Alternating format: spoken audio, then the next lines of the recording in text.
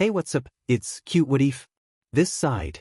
Today we will be seeing what if orphan female Deku had Quirk.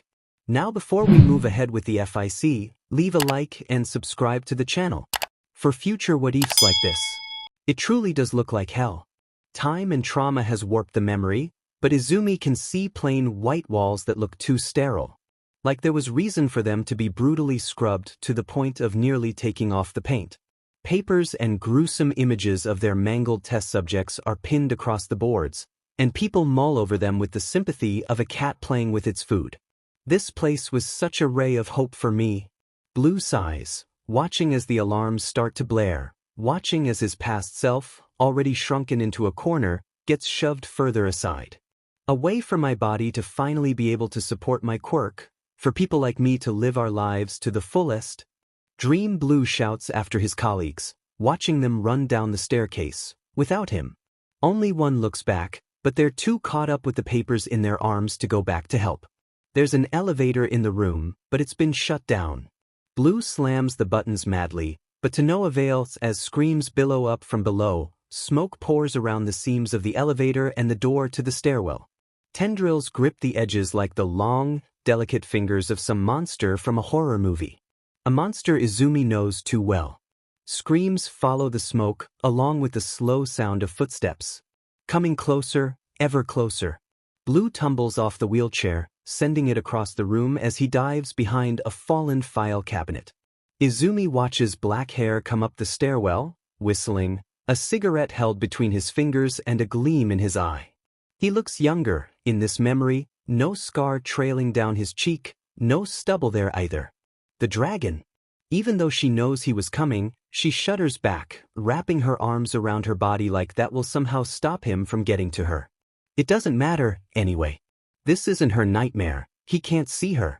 Kumo presses against her shoulder, a comforting presence.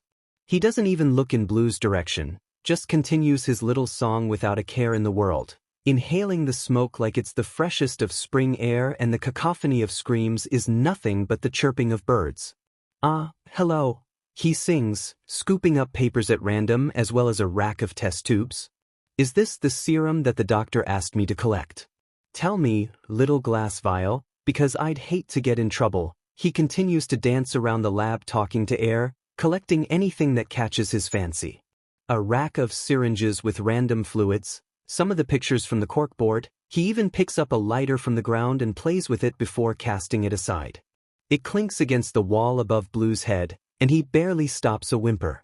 Finally, the dragon seems to get bored, and lets out a stream of fire over the tables, grinning madly as paper chars and beakers explode. He marches away as fire clambers up the walls like it's alive, feeding on peeling paint and odd chemicals. Hell on earth. Blue shudders, looking around himself.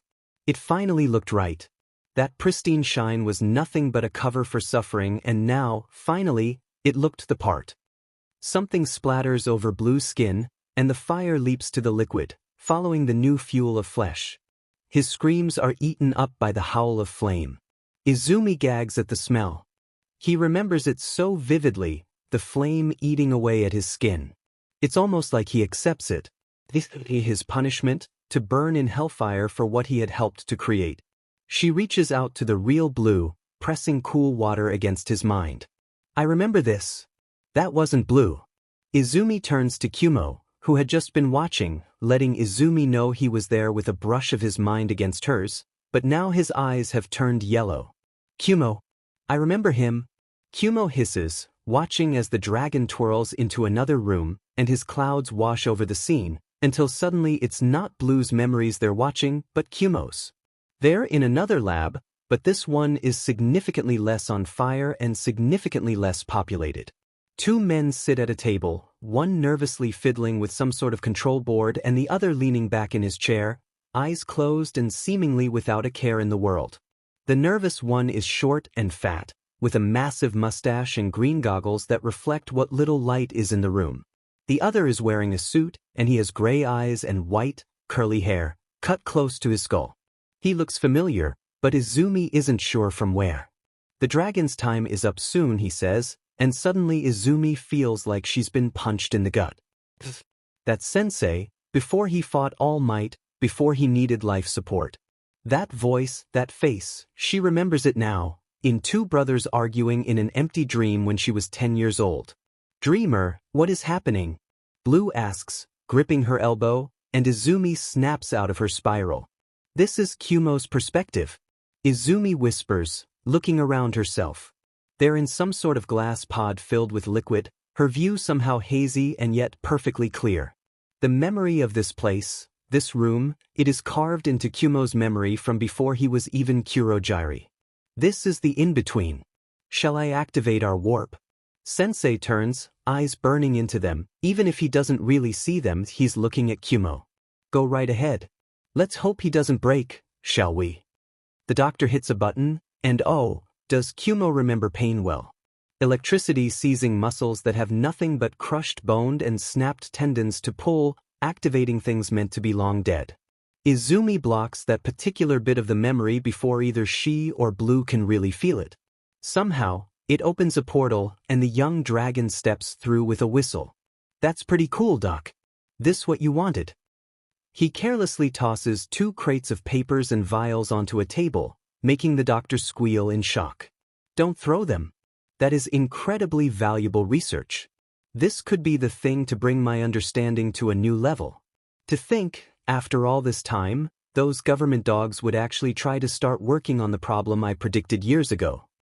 The dragon rolls his eyes, slouching into a chair and pulling out a cigarette. If you wanted no destruction, it was a horrible choice. On the contrary, Sensei hums. Your penchant for complete annihilation is exactly what we needed. They won't believe anything was taken, because you seek only the spread of your flames. Are you calling me unsophisticated? In the most complimentary way, dragon? Sensei smiles, and oh, Izumi knows that smile. She's seen it, felt it slither over her skin. How fascinating they are to him, his little dolls, his little playthings, how interesting it is to see how they react to the world. The dragon doesn't seem to care, just blows smoke out of his nose with a smile. Oh. Yes, this is it. This formula dash, the doctor has started yammering again, holding up a particularly fancy-looking file like it's made of gold. This is exactly what I was looking for. How smart. Oh, what a shame that all those minds went up in flames. What geniuses. Can't believe I didn't think of it. It is a common phenomenon. Even the most intelligent of us can spend years looking for a way to pick the lock, while another simply realizes the door was open. Sensei reassures the doctor. A different perspective. You're sure it will work? Nearly positive. The doctor nods, looking over the papers. Oh, the things I can do with this, what I can create. Those fools would have never used it to their full extent. Do what you will, doctor. Sensei hums, rolling his shoulders and standing. The two of you have done well. Thank you for your service, dragon. We shall be in touch.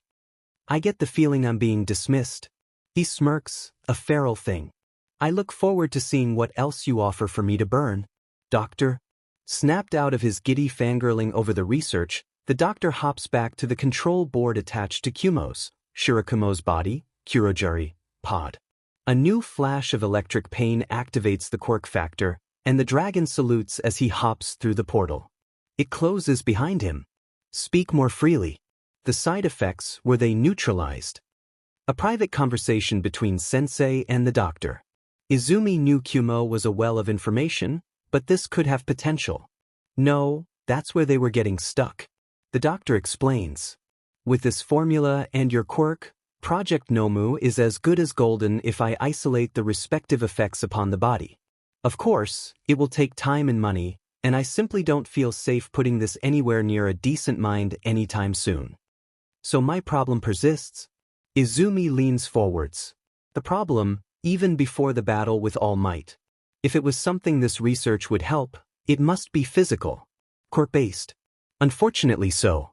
I'd need time with several proper specimens, meant to keep their intelligence. 2 different serums, based on this one. A few of the more loyal villains then. If this takes as long as we think, the dragon might be an interesting chance. The doctor makes a face. That man isn't off his rocker. He's sitting in a burning one without a care in the word, maniac. But a fascinating one, no. thanking me for driving him insane. How very curious. Sensei stands to leave, rolling his shoulders beneath his suit. Use the warp boy as well. I am unsure how long his body can withstand that fused quirk. I would hate to lose him. Understood. Sensei leaves. The doctor rustles around a bit, and Izumi watches Blue wheel round to peer at all the equipment that surrounds them. He pauses, tapping at a blurry section where Kumo's memory does not fill in the blanks. Well, warp? The doctor hums, trundling up to the base of Kumo's tank with a glint of warped curiosity in his eyes. You had best prepare for my version of this serum. I do so hope you'll take to it. The memory shorts out. Izumi has to form a new dream for them to sit in and process what just happened. She's too emotionally drained for much of anything creative right now, so it ends up a beanbag and a couch in an empty room. Shuddering, Kumo floats down to tuck himself into her lap. I'm sorry. I keep pulling you into bad things. It is my primary objective to protect you, but that hurt you. I hurt you. Patting the clouds, Izumi offers him a wry smile. It hurt, yes, but it was incredibly useful. I'm sorry I brought you into a dream that might have had connections to your past. That's it then. Izumi looks up at Blue, who has been staring at his burnt hands since they got out of the doctor's lab. That's what my hope was truly used for. It really was used to torture people, mold them into mindless slaves, used as a weapon to further a villain's goals.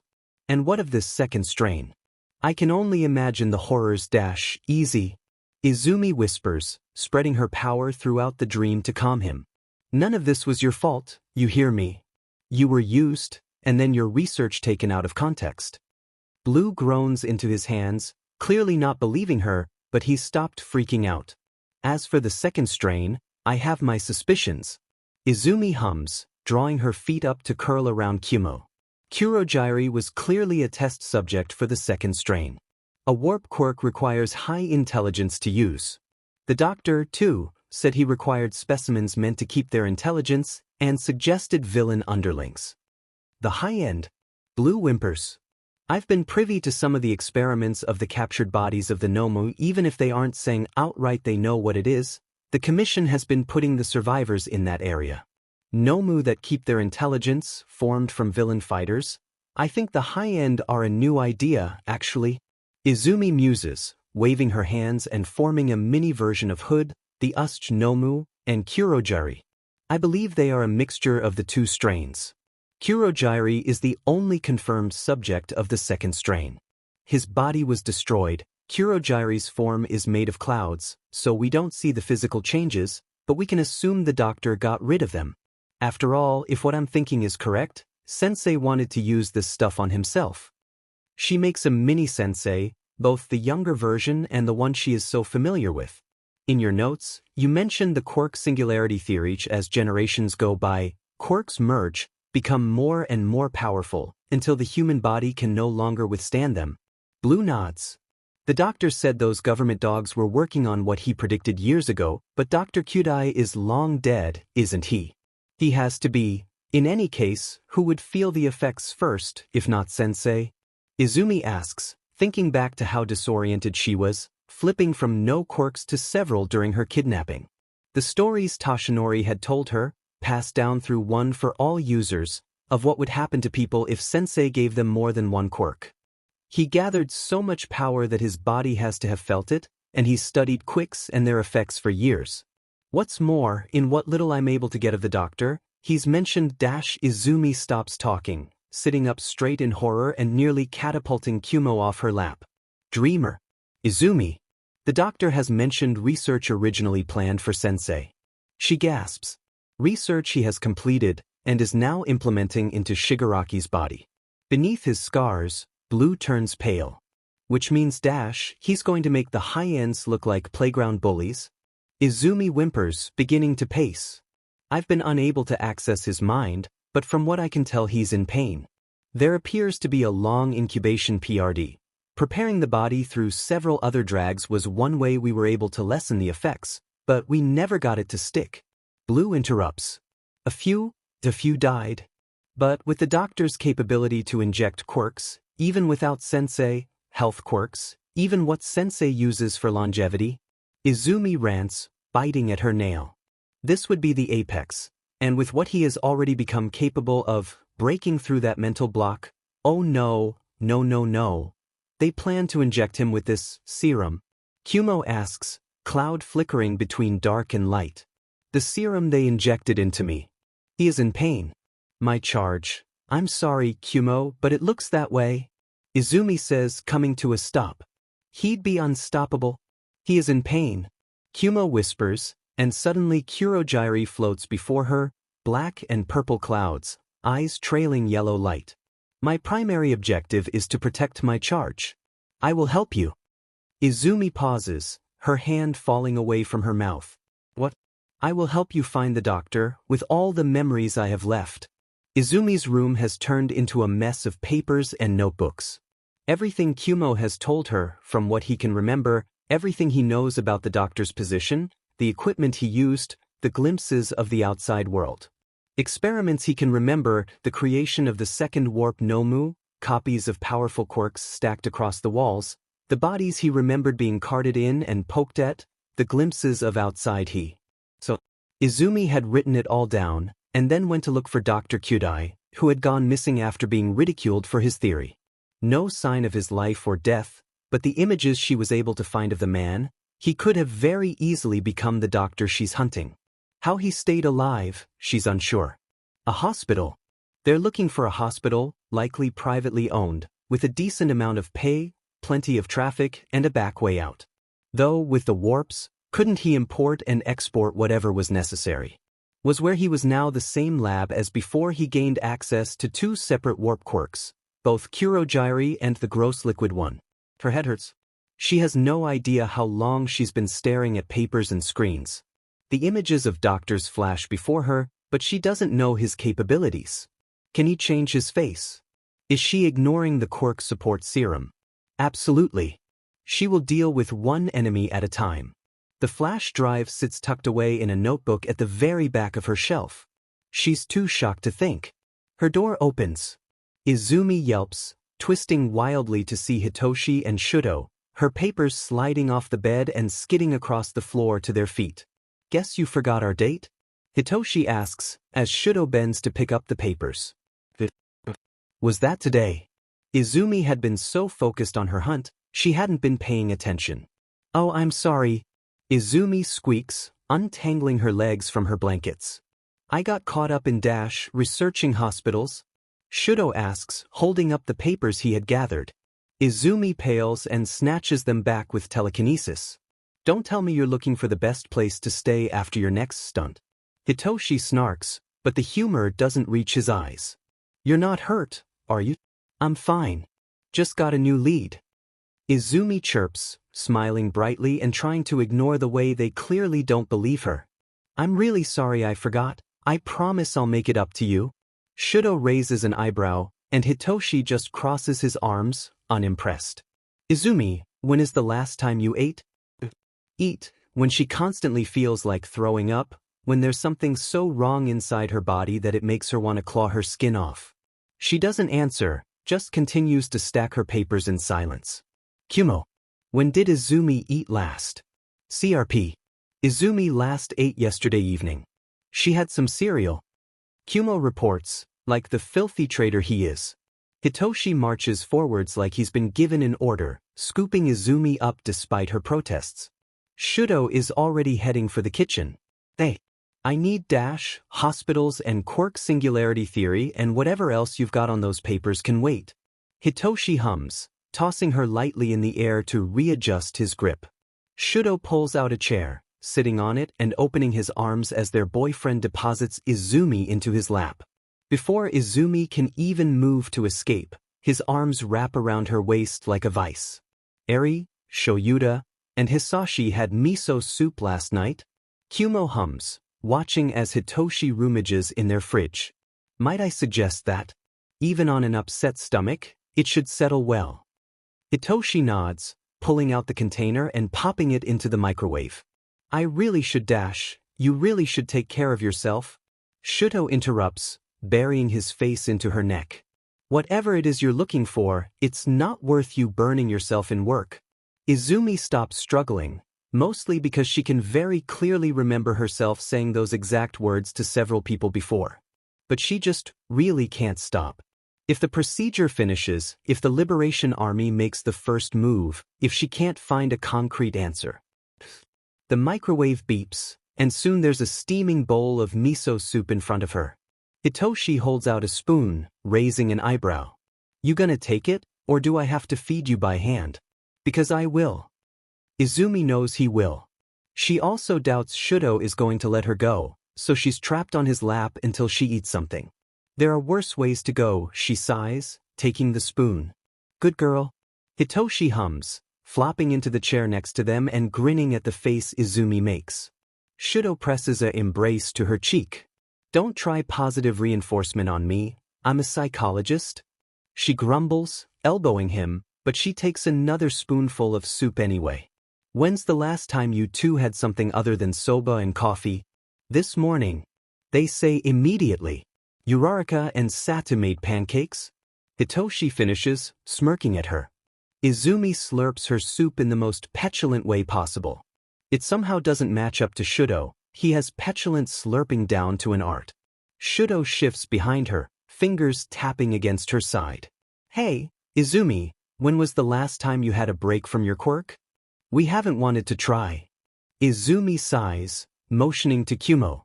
His existence is entirely dependent on my quirk's working.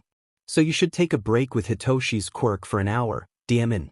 No, I really should get back to work, my glass isn't acting up, and are you sure you don't need my help?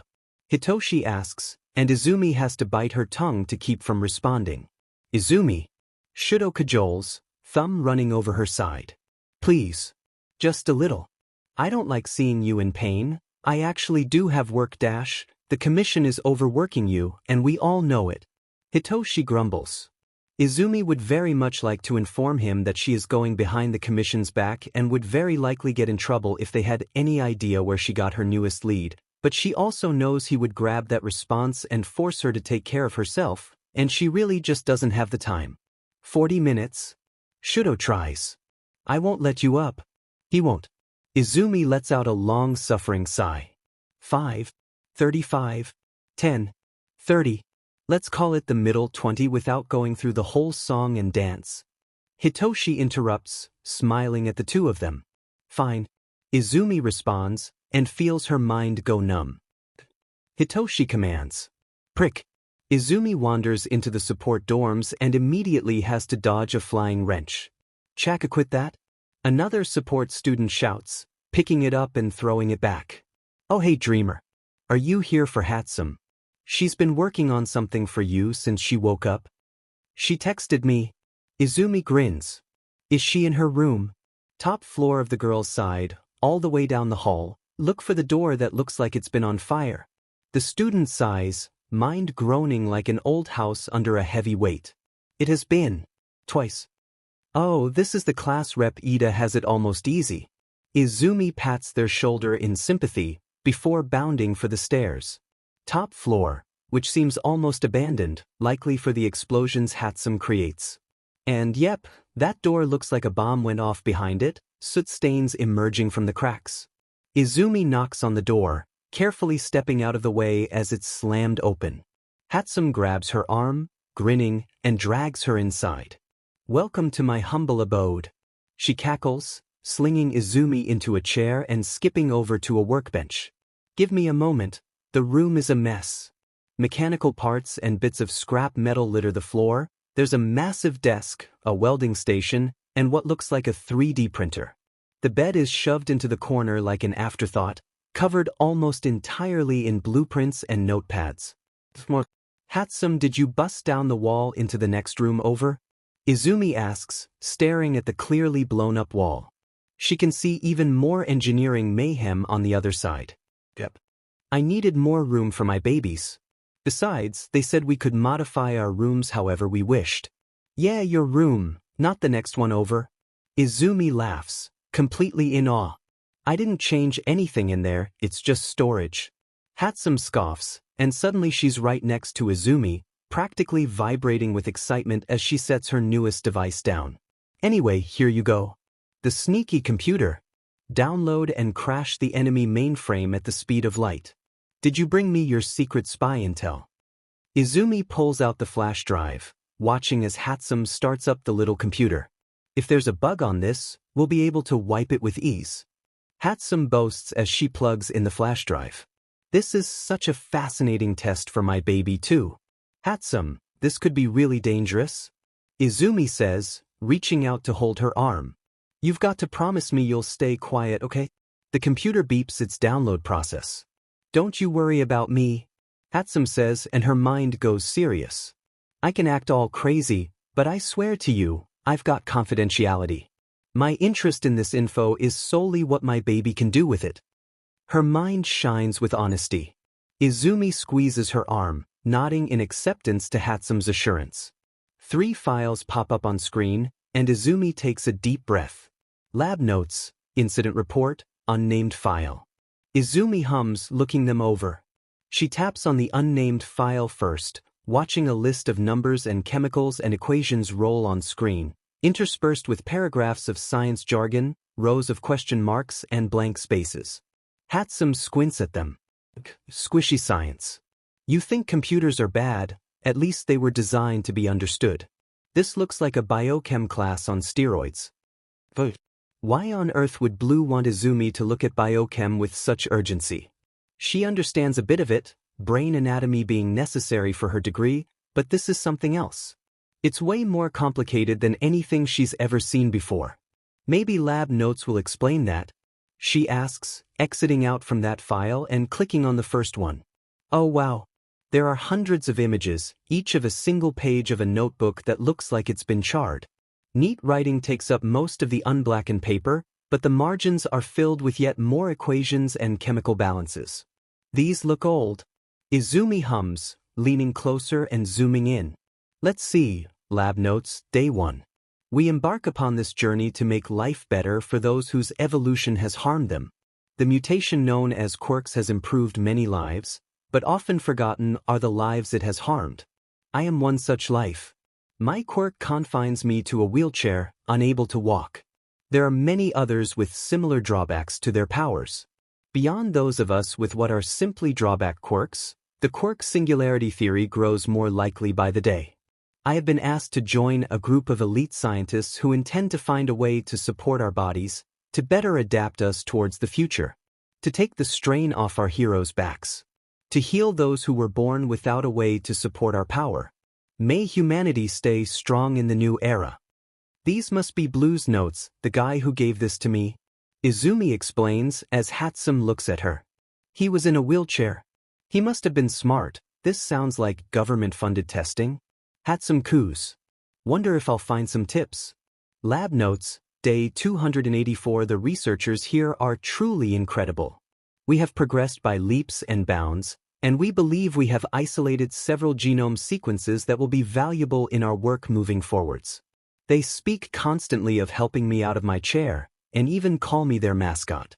It feels slightly demeaning at times, but I know they mean only the best. Our goal here is to support life moving forwards. The Quirk Support Serum shall be an achievement to be written into history. Lab notes, day 375. There is beginning to be talk of testing for the serum. I am slightly concerned about the human experimentation part of this research. However, it has been pointed out to me that there are no other beings that hold quirks, besides the ever-rare quirked animal. The recipients are to be people like me, whose quirk is debilitating to daily life. The disabled who have no choice other than this serum. Theoretically, this could improve their lives. They tested on disabled people? Izumi whispers, a little horrified. It looks like they were the ones who needed it, had some reasons, but she's looking sick. No other choice. Lab notes, day 401. It is several weeks into the testing phase now. The serum appears to be working splendidly. There are those who could never control their buzzy hands or extra-sensitive nerve endings before who have been able to walk and even dance. There was a great bit of celebration. There are some side effects, most noticeably discoloration of the skin and loss of hair, as well as some osteoporosis in the frontal and parietal cranial regions, as well as some loss of the orbicularis oris muscle, but it is a small price to pay for what we are achieving. Appearance is hardly an issue in our world today. Izumi frowns. She recognizes those symptoms. She clicks for the next page, and is suddenly greeted with a starker, messier, and shorter paragraph.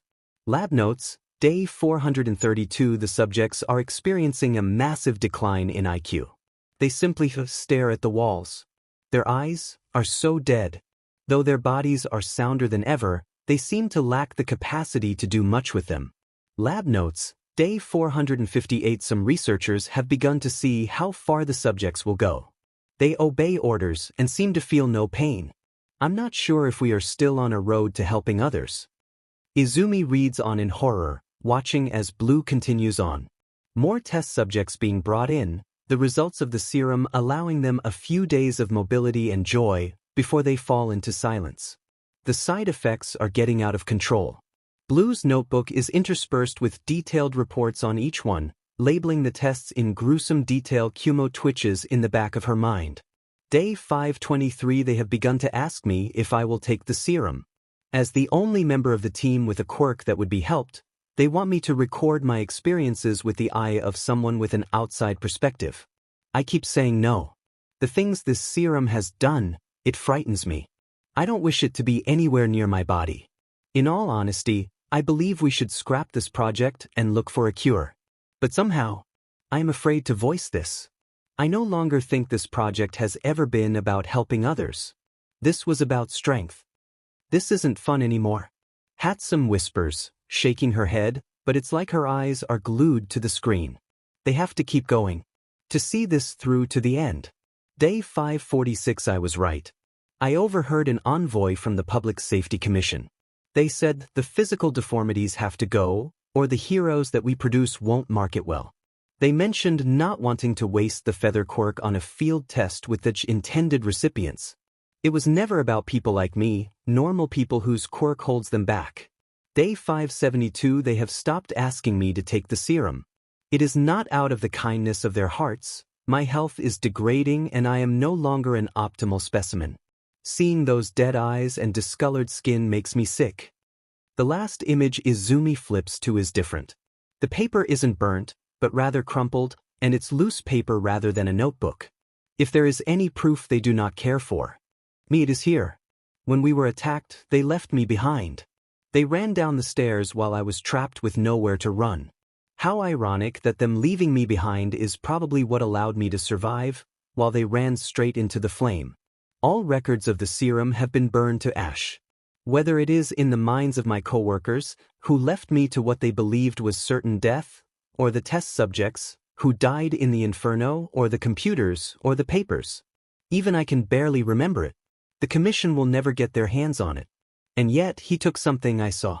The dragon walked through the lab, searching for something, and he found it. Izumi shoves the computer away in horror, literally leaping out of the chair to put distance between her and those burned images. The dragon? She gasps, clutching at her hair. The dragon? Is this no? I've seen this before. The commission funded the creation of Nomu. Hatsum whispers, hands shaking. That's what this is, right? Osteoporosis of the cranial bones, loss of lip muscle, dead eyes dash. Please stop talking. Izumi whispers, about a breath away from a panic attack. The commission was researching ways to support quirks. Make them stronger, make better heroes. Through the suffering of people who went to them for help. The feather quirk. The commission had very nearly made Hawks a Nomu. They had nearly pumped him full of a quirk-enhancing serum. What about the other kids in his program? Tuya was in that program. His quirk would have needed this. She's pacing. She didn't even notice until she tripped over a piece of scrap metal. Izumi kicks it aside, staring down at the floor, heart racing, feeling Kumo whirl inside her head, trying to comfort her. Family history. Izumi gasps, eyes blowing wide. Sensei said family history is important. I may discover something useful. First it was the Lee Bear dash. She stops herself, looking at Hatsum. Thankfully, she looks too stunned to notice her blunder. He's been leading me directly to this. Izumi mutters, gripping her hair just to do something with her hands. The sudden switch from his chaotic days to working under Sensei, the attacks on government research bases so outside of his normal MO, it was right in front of me. That's how the League got a hold of the Quirk supporting serum. Had some nods. And then they used it with All for One's Quirk and they made no more. Izumi sinks to the floor, unable to support her weight anymore. The hell is she supposed to do with this? What in the absolute hell is she supposed to do? Confront the commission? They might actually lock her up. Tell someone. They'd want to do something and they can't do anything, not while the army is still out there. The threat is too huge to go against even a tentative ally. Keep quiet about something this huge. The commission definitely knows about this. They know that some of their work fell into even worse hands. And that stuff, it was in Kurogiri. And now it's in her. Izumi isn't sure how she made it back to her house. The incident report file on the hard drive looked like the uncensored version of the report she had found online back when she was looking for the dragon's crimes. The location matched up, the time, just not the death toll. Not the true extent of what that building was. That report was way more detailed and left no room for doubt as to the commission's involvement. As soon as they finished reading, they had nearly ripped out the flash drive and wiped the computer. They hadn't wanted to look at the formulas again. Afraid of what it could be, of what it could mean. Now she's laid out flat on the floor of her room. Face down, unmoving, too confused at whatever is happening as Kumo flies circles around her head like a cartoon bird. She needs to talk to Blue. Maybe he has answers he couldn't put in the flash drive. Probably. But it was still the middle of the day. And he was definitely awake. So now she's just stewing in confusion and disgust and she really, really wants to throw up because it's inside her and she doesn't know what it's gonna do but she can't freak out, she can't freak out, she can't freak out. Izumi. Are you alright? She's freaking out. I'm fine.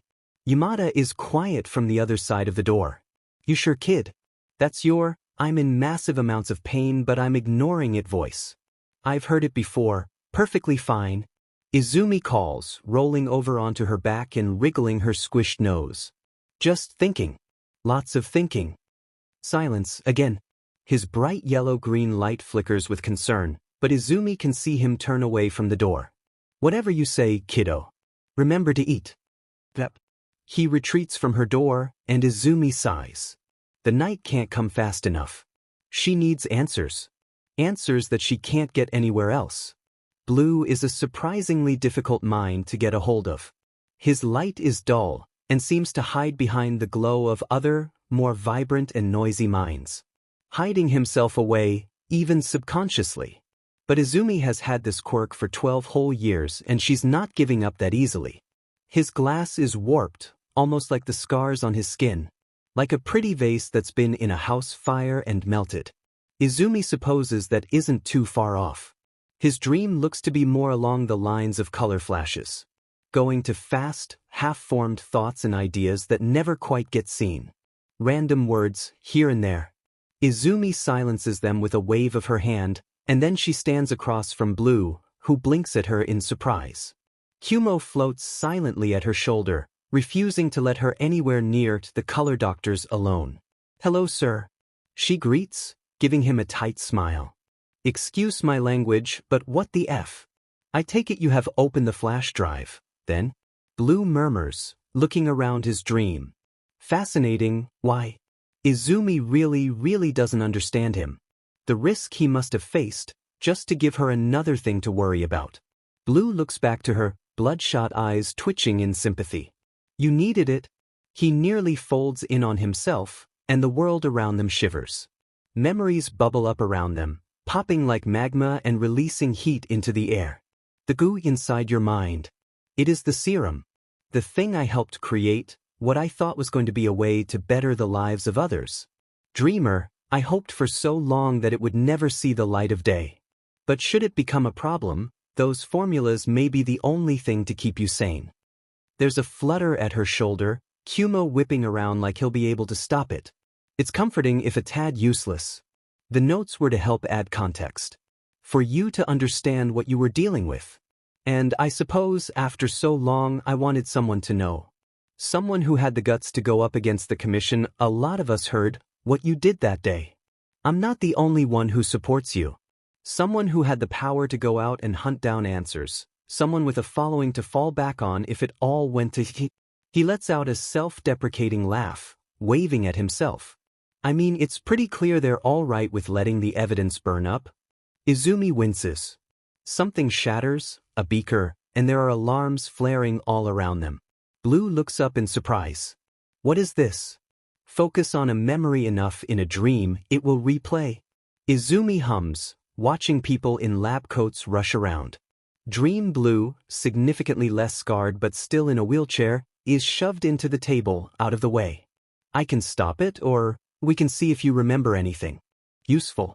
Blue scans the memory, shuddering. Welcome to hell, dreamer. It truly does look like hell.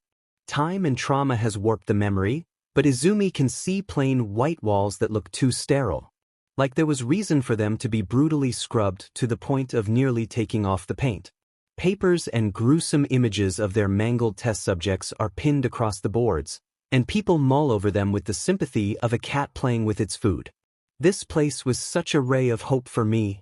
Blue sighs, watching as the alarms start to blare, watching as his past self, already shrunken into a corner, gets shoved further aside. A way for my body to finally be able to support my quirk, for people like me to live our lives to the fullest. Dream Blue shouts after his colleagues, watching them run down the staircase, without him. Only one looks back, but they're too caught up with the papers in their arms to go back to help. There's an elevator in the room, but it's been shut down. Blue slams the buttons madly, but to no avail as screams billow up from below, smoke pours around the seams of the elevator and the door to the stairwell. Tendrils grip the edges like the long, delicate fingers of some monster from a horror movie. A monster Izumi knows too well. Screams follow the smoke, along with the slow sound of footsteps. Coming closer, ever closer. Blue tumbles off the wheelchair, sending it across the room as he dives behind a fallen file cabinet. Izumi watches black hair come up the stairwell, whistling, a cigarette held between his fingers and a gleam in his eye. He looks younger, in this memory, no scar trailing down his cheek, no stubble there either. The dragon.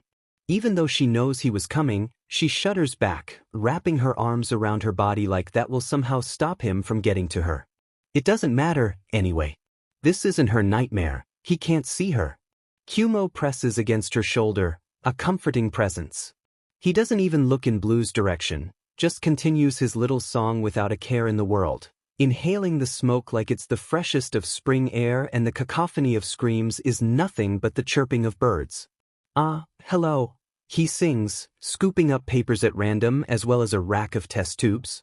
Is this the serum that the doctor asked me to collect? Tell me, little glass vial, because I'd hate to get in trouble. He continues to dance around the lab talking to air, collecting anything that catches his fancy. A rack of syringes with random fluids, some of the pictures from the corkboard. He even picks up a lighter from the ground and plays with it before casting it aside. It clinks against the wall above Blue's head, and he barely stops a whimper. Finally, the dragon seems to get bored, and lets out a stream of fire over the tables, grinning madly as paper chars and beakers explode. He marches away as fire clambers up the walls like it's alive, feeding on peeling paint and odd chemicals. Hell on earth. Blue shudders, looking around himself. It finally looked right. That pristine shine was nothing but a cover for suffering, and now, finally, it looked the part. Something splatters over Blue's skin, and the fire leaps to the liquid, following the new fuel of flesh. His screams are eaten up by the howl of flame. Izumi gags at the smell. He remembers it so vividly, the flame eating away at his skin. It's almost like he accepts it. This is his punishment, to burn in hellfire for what he had helped to create. She reaches out to the real Blue, pressing cool water against his mind. I remember this. That wasn't Blue. Izumi turns to Kumo, who had just been watching, letting Izumi know he was there with a brush of his mind against hers, but now his eyes have turned yellow. Kumo. I remember him. Kumo hisses, watching as the dragon twirls into another room, and his clouds wash over the scene, until suddenly it's not Blue's memories they're watching, but Kumo's. They're in another lab, but this one is significantly less on fire and significantly less populated. Two men sit at a table, one nervously fiddling with some sort of control board and the other leaning back in his chair, eyes closed and seemingly without a care in the world. The nervous one is short and fat, with a massive mustache and green goggles that reflect what little light is in the room. The other is wearing a suit, and he has gray eyes and white, curly hair, cut close to his skull. He looks familiar, but Izumi isn't sure from where. The dragon's time is up soon, he says, and suddenly Izumi feels like she's been punched in the gut. That's Sensei, before he fought All Might, before he needed life support. That voice, that face, she remembers it now, in two brothers arguing in an empty dream when she was 10 years old. Dreamer, what is happening? Blue asks, gripping her elbow, and Izumi snaps out of her spiral. This is Kumo's perspective. Izumi whispers, looking around herself. They're in some sort of glass pod filled with liquid, her view somehow hazy and yet perfectly clear. The memory of this place, this room, it is carved into Kumo's memory from before he was even Kurogiri. This is the in-between. Shall I activate our warp? Sensei turns, eyes burning into them. Even if he doesn't really see them, he's looking at Kumo. Go right ahead. Let's hope he doesn't break, shall we? The doctor hits a button, and oh, does Kumo remember pain well. Electricity seizing muscles that have nothing but crushed bone and snapped tendons to pull, activating things meant to be long dead. Izumi blocks that particular bit of the memory before either she or Blue can really feel it. Somehow, it opens a portal, and the young dragon steps through with a whistle. That's pretty cool, Doc. This what you wanted? He carelessly tosses 2 crates of papers and vials onto a table, making the doctor squeal in shock. Don't throw them. That is incredibly valuable research. This could be the thing to bring my understanding to a new level. To think, after all this time, those government dogs would actually try to start working on the problem I predicted years ago. The dragon rolls his eyes, slouching into a chair and pulling out a cigarette. If you wanted no destruction, it was a horrible choice. On the contrary, Sensei hums, your penchant for complete annihilation is exactly what we needed. They won't believe anything was taken, because you seek only the spread of your flames. Are you calling me unsophisticated? In the most complimentary way, dragon? Sensei smiles, and oh, Izumi knows that smile. She's seen it, felt it slither over her skin. How fascinating they are to him, his little dolls, his little playthings, how interesting it is to see how they react to the world. The dragon doesn't seem to care, just blows smoke out of his nose with a smile. Oh, yes, this is it. This formula dash, the doctor has started yammering again, holding up a particularly fancy-looking file like it's made of gold. This is exactly what I was looking for. How smart. Oh, what a shame that all those minds went up in flames. What geniuses. Can't believe I didn't think of it. It is a common phenomenon. Even the most intelligent of us can spend years looking for a way to pick the lock, while another simply realizes the door was open. Sensei reassures the doctor. A different perspective. You're sure it will work? Nearly positive. The doctor nods, looking over the papers. Oh, the things I can do with this, what I can create. Those fools would have never used it to their full extent. Do what you will, doctor. Sensei hums, rolling his shoulders and standing. The two of you have done well. Thank you for your service, dragon. We shall be in touch. I get the feeling I'm being dismissed. He smirks, a feral thing. I look forward to seeing what else you offer for me to burn. Doctor. Snapped out of his giddy fangirling over the research, the doctor hops back to the control board attached to Shirakumo's body, Kurogiri, pod. A new flash of electric pain activates the quirk factor, and the dragon salutes as he hops through the portal. It closes behind him. Speak more freely. The side effects, were they neutralized? A private conversation between Sensei and the doctor. Izumi knew Kumo was a well of information, but this could have potential. No, that's where they were getting stuck. The doctor explains. With this formula and your quirk, Project Nomu is as good as golden if I isolate the respective effects upon the body. Of course, it will take time and money, and I simply don't feel safe putting this anywhere near a decent mind anytime soon. So my problem persists? Izumi leans forwards. The problem, even before the battle with All Might. If it was something this research would help, it must be physical. Quirk-based. Unfortunately so. I'd need time with several proper specimens, meant to keep their intelligence. 2 different serums, based on this one. A few of the more loyal villains then. If this takes as long as we think, the dragon might be an interesting chance. The doctor makes a face. That man isn't off his rocker. He's sitting in a burning one without a care in the word, maniac. But a fascinating one, no. Thanking me for driving him insane. How very curious. Sensei stands to leave, rolling his shoulders beneath his suit. Use the warp boy as well. I am unsure how long his body can withstand that fused quirk. I would hate to lose him. Understood. Sensei leaves.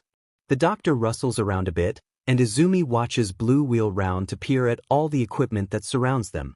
He pauses, tapping at a blurry section where Kumo's memory does not fill in the blanks. Well, warp? The doctor hums, trundling up to the base of Kumo's tank with a glint of warped curiosity in his eyes. You had best prepare for my version of this serum. I do so hope you'll take to it. The memory shorts out. Izumi has to form a new dream for them to sit in and process what just happened. She's too emotionally drained for much of anything creative right now, so it ends up a beanbag and a couch in an empty room. Shuddering, Kumo floats down to tuck himself into her lap. I'm sorry. I keep pulling you into bad things. It is my primary objective to protect you, but that hurt you. I hurt you. Patting the clouds, Izumi offers him a wry smile. It hurt, yes, but it was incredibly useful. I'm sorry I brought you into a dream that might have had connections to your past. That's it then. Izumi looks up at Blue, who has been staring at his burnt hands since they got out of the doctor's lab. That's what my hope was truly used for. It really was used to torture people, mold them into mindless slaves, used as a weapon to further a villain's goals. And what of this second strain? I can only imagine the horrors. Easy. Izumi whispers, spreading her power throughout the dream to calm him. None of this was your fault, you hear me? You were used, and then your research taken out of context.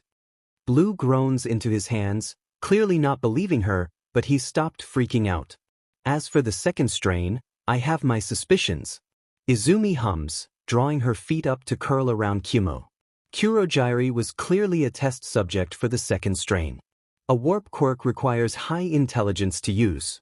The doctor, too, said he required specimens meant to keep their intelligence and suggested villain underlings. The high-end. Blue whimpers. I've been privy to some of the experiments of the captured bodies of the Nomu. Even if they aren't saying outright they know what it is, the Commission has been putting the survivors in that area. Nomu that keep their intelligence, formed from villain fighters. I think the high-end are a new idea, actually. Izumi muses, waving her hands and forming a mini version of Hood, the Usch Nomu, and Kurogiri. I believe they are a mixture of the 2 strains. Kurogiri is the only confirmed subject of the second strain. His body was destroyed. Kurogiri's form is made of clouds, so we don't see the physical changes, but we can assume the doctor got rid of them. After all, if what I'm thinking is correct, Sensei wanted to use this stuff on himself. She makes a mini-sensei, both the younger version and the one she is so familiar with. In your notes, you mentioned the Quirk singularity theory. As generations go by, Quirks merge, become more and more powerful, until the human body can no longer withstand them. Blue nods. The doctor said those government dogs were working on what he predicted years ago, but Dr. Kudai is long dead, isn't he? He has to be. In any case, who would feel the effects first, if not Sensei? Izumi asks, thinking back to how disoriented she was, flipping from no quirks to several during her kidnapping. The stories Toshinori had told her, passed down through one for all users, of what would happen to people if Sensei gave them more than one quirk. He gathered so much power that his body has to have felt it, and he's studied quirks and their effects for years. What's more, in what little I'm able to get of the doctor, he's mentioned. Izumi stops talking, sitting up straight in horror and nearly catapulting Kumo off her lap. Dreamer. Izumi. The doctor has mentioned research originally planned for Sensei. She gasps. Research he has completed, and is now implementing into Shigaraki's body. Beneath his scars, Blue turns pale. Which means he's going to make the high-ends look like playground bullies? Izumi whimpers, beginning to pace. I've been unable to access his mind, but from what I can tell he's in pain. There appears to be a long incubation PRD. Preparing the body through several other drags was one way we were able to lessen the effects, but we never got it to stick. Blue interrupts. A few died. But with the doctor's capability to inject quirks, even without sensei, health quirks, even what sensei uses for longevity, Izumi rants, biting at her nail. This would be the apex, and with what he has already become capable of, breaking through that mental block, oh no. They plan to inject him with this serum. Kumo asks, cloud flickering between dark and light. The serum they injected into me. He is in pain. My charge. I'm sorry, Kumo, but it looks that way. Izumi says, coming to a stop. He'd be unstoppable. He is in pain. Kumo whispers, and suddenly Kurogyri floats before her, black and purple clouds, eyes trailing yellow light. My primary objective is to protect my charge. I will help you. Izumi pauses, her hand falling away from her mouth. What? I will help you find the doctor, with all the memories I have left. Izumi's room has turned into a mess of papers and notebooks. Everything Kumo has told her, from what he can remember, everything he knows about the doctor's position, the equipment he used, the glimpses of the outside world. Experiments he can remember, the creation of the second warp Nomu, copies of powerful quirks stacked across the walls, the bodies. He remembered being carted in and poked at, the glimpses of outside he saw. Izumi had written it all down, and then went to look for Dr. Kyudai, who had gone missing after being ridiculed for his theory. No sign of his life or death, but the images she was able to find of the man, he could have very easily become the doctor she's hunting. How he stayed alive, she's unsure. A hospital. They're looking for a hospital, likely privately owned, with a decent amount of pay, plenty of traffic, and a back way out. Though, with the warps, couldn't he import and export whatever was necessary? Was where he was now the same lab as before he gained access to two separate warp quirks, both Kurogyri and the gross liquid one. Her head hurts. She has no idea how long she's been staring at papers and screens. The images of doctors flash before her, but she doesn't know his capabilities. Can he change his face? Is she ignoring the quirk support serum? Absolutely. She will deal with one enemy at a time. The flash drive sits tucked away in a notebook at the very back of her shelf. She's too shocked to think. Her door opens. Izumi yelps, twisting wildly to see Hitoshi and Shudo, her papers sliding off the bed and skidding across the floor to their feet. Guess you forgot our date? Hitoshi asks, as Shudo bends to pick up the papers. Was that today? Izumi had been so focused on her hunt, she hadn't been paying attention. Oh, I'm sorry. Izumi squeaks, untangling her legs from her blankets. I got caught up in researching hospitals. Shudo asks, holding up the papers he had gathered. Izumi pales and snatches them back with telekinesis. Don't tell me you're looking for the best place to stay after your next stunt. Hitoshi snarks, but the humor doesn't reach his eyes. You're not hurt, are you? I'm fine. Just got a new lead. Izumi chirps, smiling brightly and trying to ignore the way they clearly don't believe her. I'm really sorry I forgot. I promise I'll make it up to you. Shudo raises an eyebrow, and Hitoshi just crosses his arms, unimpressed. Izumi, when is the last time you ate? Eat, when she constantly feels like throwing up, when there's something so wrong inside her body that it makes her want to claw her skin off. She doesn't answer, just continues to stack her papers in silence. Kumo. When did Izumi eat last? CRP. Izumi last ate yesterday evening. She had some cereal. Kumo reports, like the filthy traitor he is. Hitoshi marches forwards like he's been given an order, scooping Izumi up despite her protests. Shudo is already heading for the kitchen. Hey. I need hospitals and Quirk singularity theory and whatever else you've got on those papers can wait. Hitoshi hums, tossing her lightly in the air to readjust his grip. Shudo pulls out a chair, sitting on it and opening his arms as their boyfriend deposits Izumi into his lap. Before Izumi can even move to escape, his arms wrap around her waist like a vice. Eri, Shoyuda, and Hisashi had miso soup last night. Kumo hums, watching as Hitoshi rummages in their fridge. Might I suggest that, even on an upset stomach, it should settle well? Hitoshi nods, pulling out the container and popping it into the microwave. I really should dash, you really should take care of yourself. Shuto interrupts, burying his face into her neck. Whatever it is you're looking for, it's not worth you burning yourself in work. Izumi stops struggling, mostly because she can very clearly remember herself saying those exact words to several people before. But she just really can't stop. If the procedure finishes, if the Liberation Army makes the first move, if she can't find a concrete answer. The microwave beeps, and soon there's a steaming bowl of miso soup in front of her. Hitoshi holds out a spoon, raising an eyebrow. You gonna take it, or do I have to feed you by hand? Because I will. Izumi knows he will. She also doubts Shuto is going to let her go, so she's trapped on his lap until she eats something. There are worse ways to go, she sighs, taking the spoon. Good girl. Hitoshi hums, flopping into the chair next to them and grinning at the face Izumi makes. Shuto presses an embrace to her cheek. Don't try positive reinforcement on me, I'm a psychologist.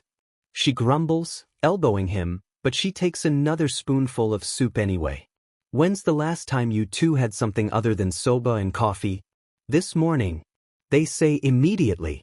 Uraraka and Sata made pancakes? Hitoshi finishes, smirking at her. Izumi slurps her soup in the most petulant way possible.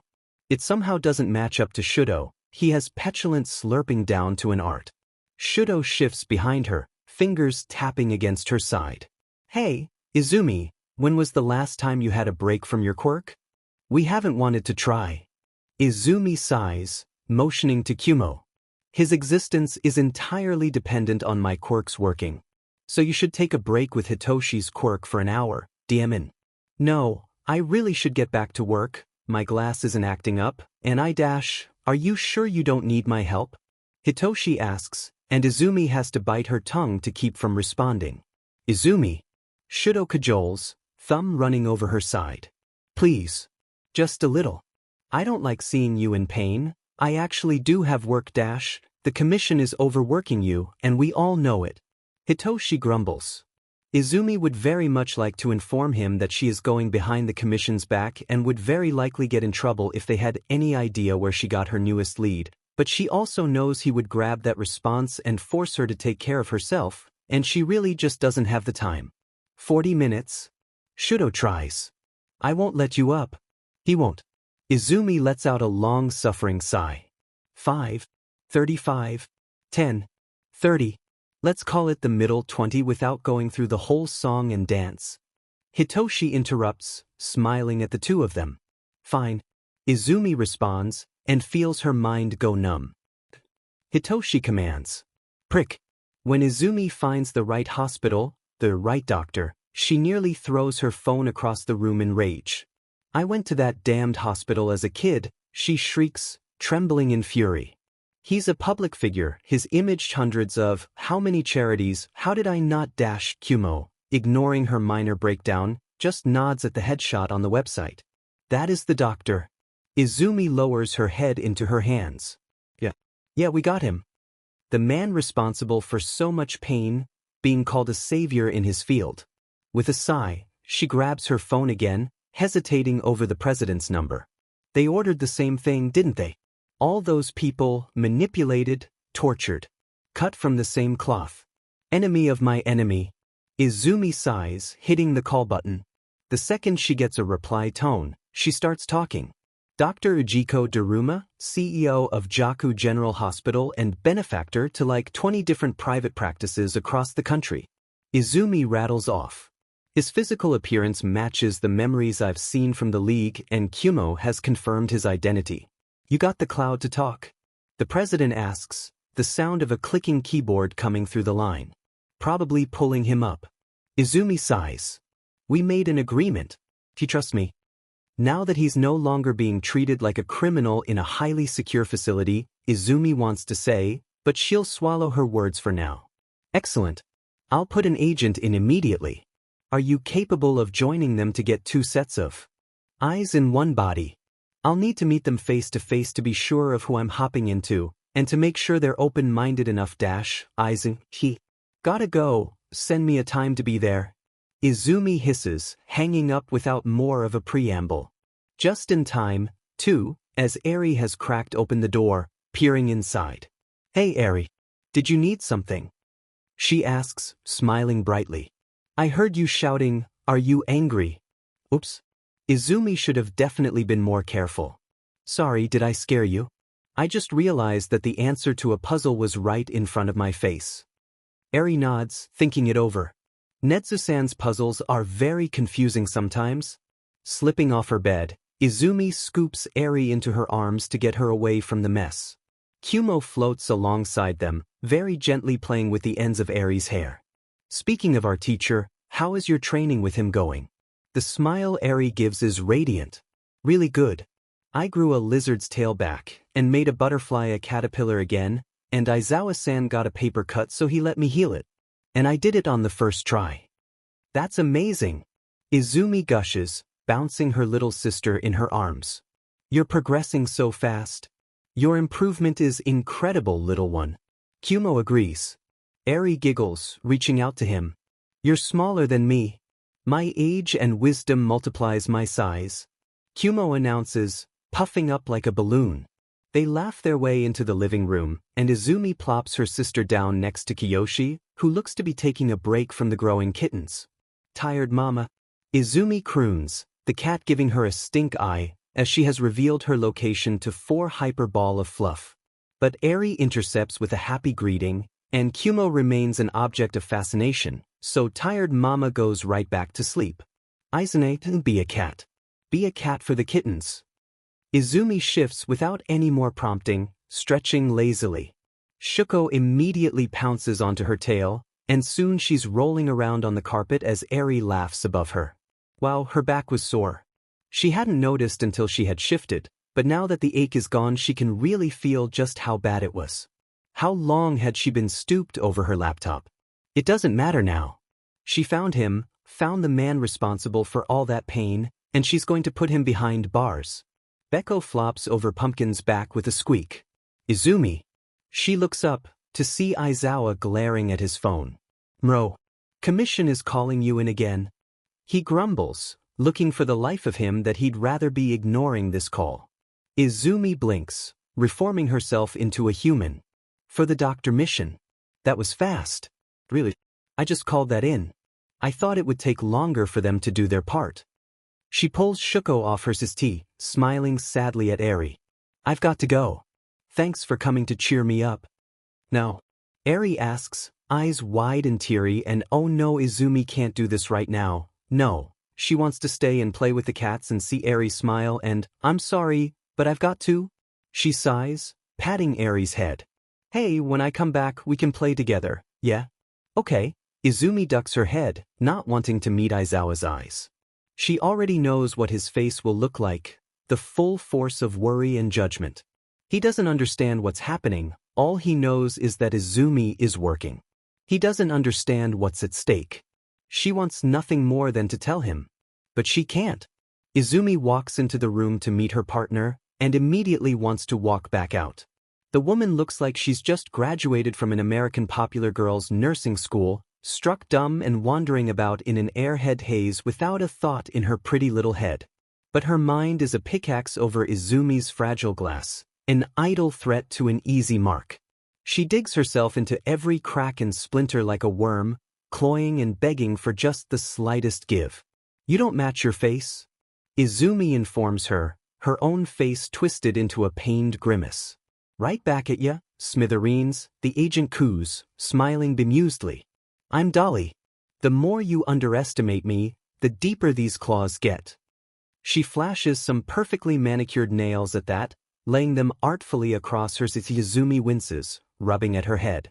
Those that put their guard up around you can actually keep you at bay, but my barriers are too weak.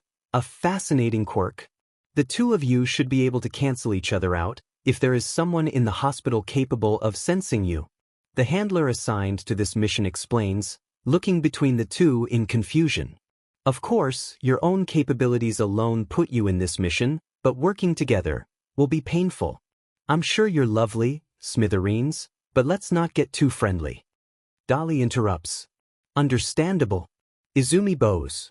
Get to the location, I'll join you there. I've gotten enough of your brain. Drive slow, boss, I'm not looking forward to it.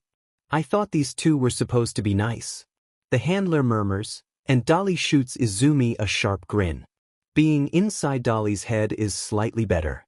Still awful, and the first thing Izumi sees from the woman's eyes is her banging her head against the car seat. I hate this, smithereens. How do you live like this? She groans, before straightening back up and popping open a pocket mirror. Color-correcting contacts seem to work.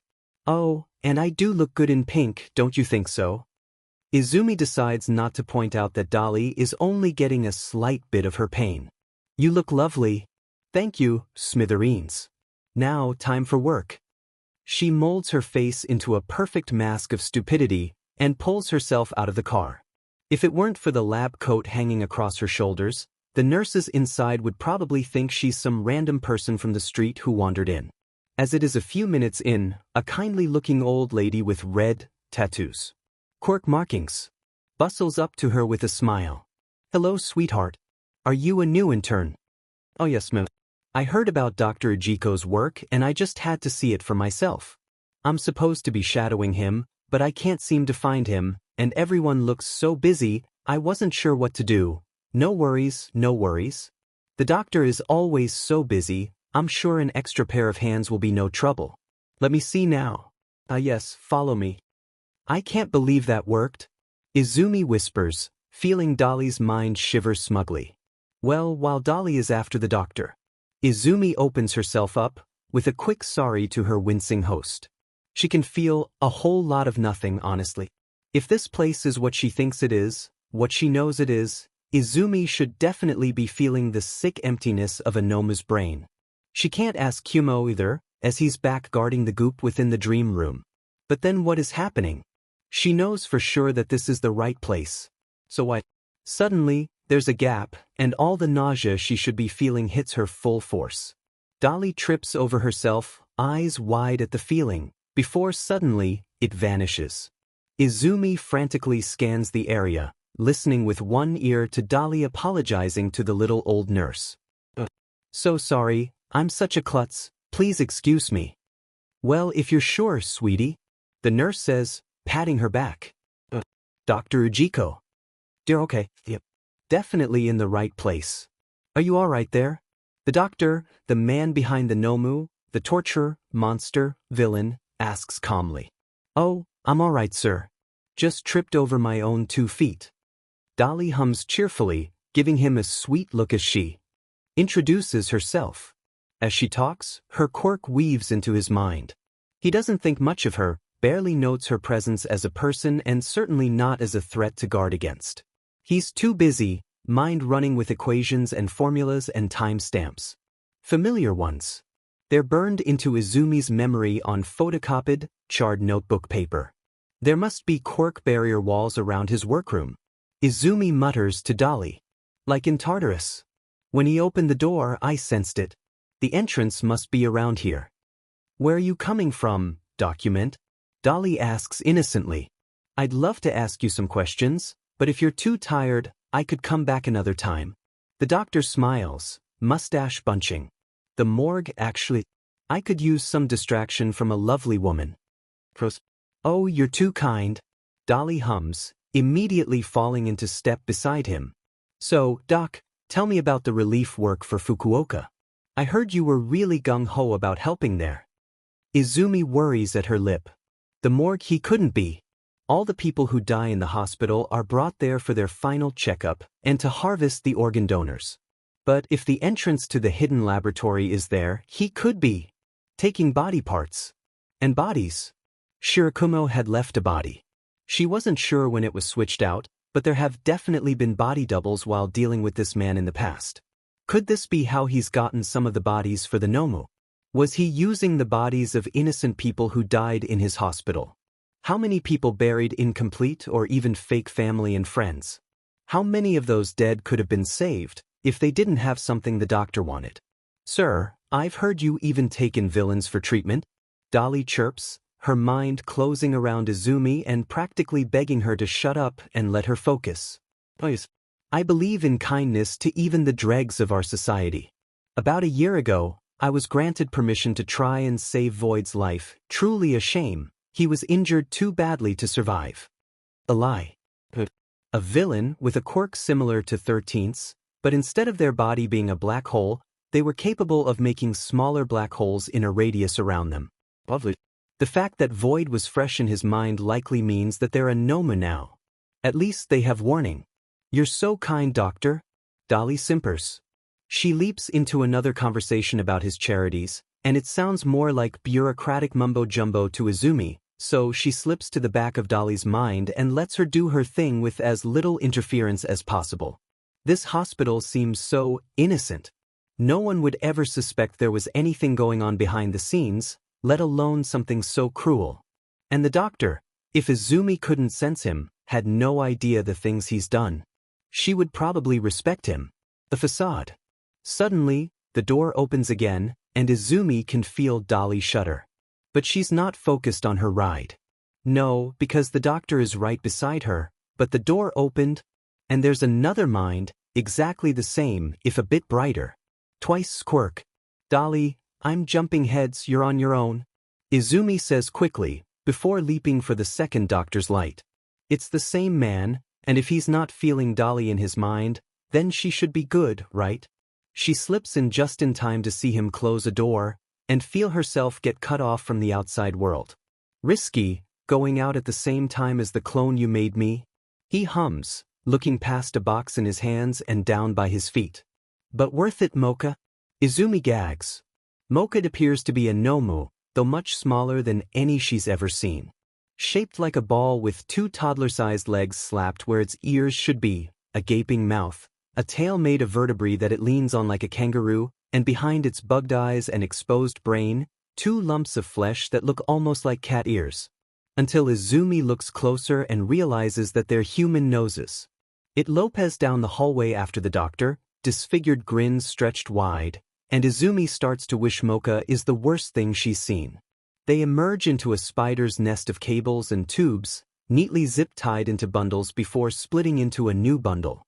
They cover the entire floor, walls, and ceiling, woven into the meat of this room like vines in an ancient temple, except the god here seems to worship the stench of chemicals on flesh. The cables converge around 8 altars of greenish liquid, set alight by fluorescent bulbs set into the tops and bottom of massive glass capsules. Wires sink into the fluid and burrow into the skin of 10 twisted monsters. Nomo. Hiya Nomo. Asleep, for now, but Izumi can feel the filth within them bubbling, craving BLD, just waiting to be set free.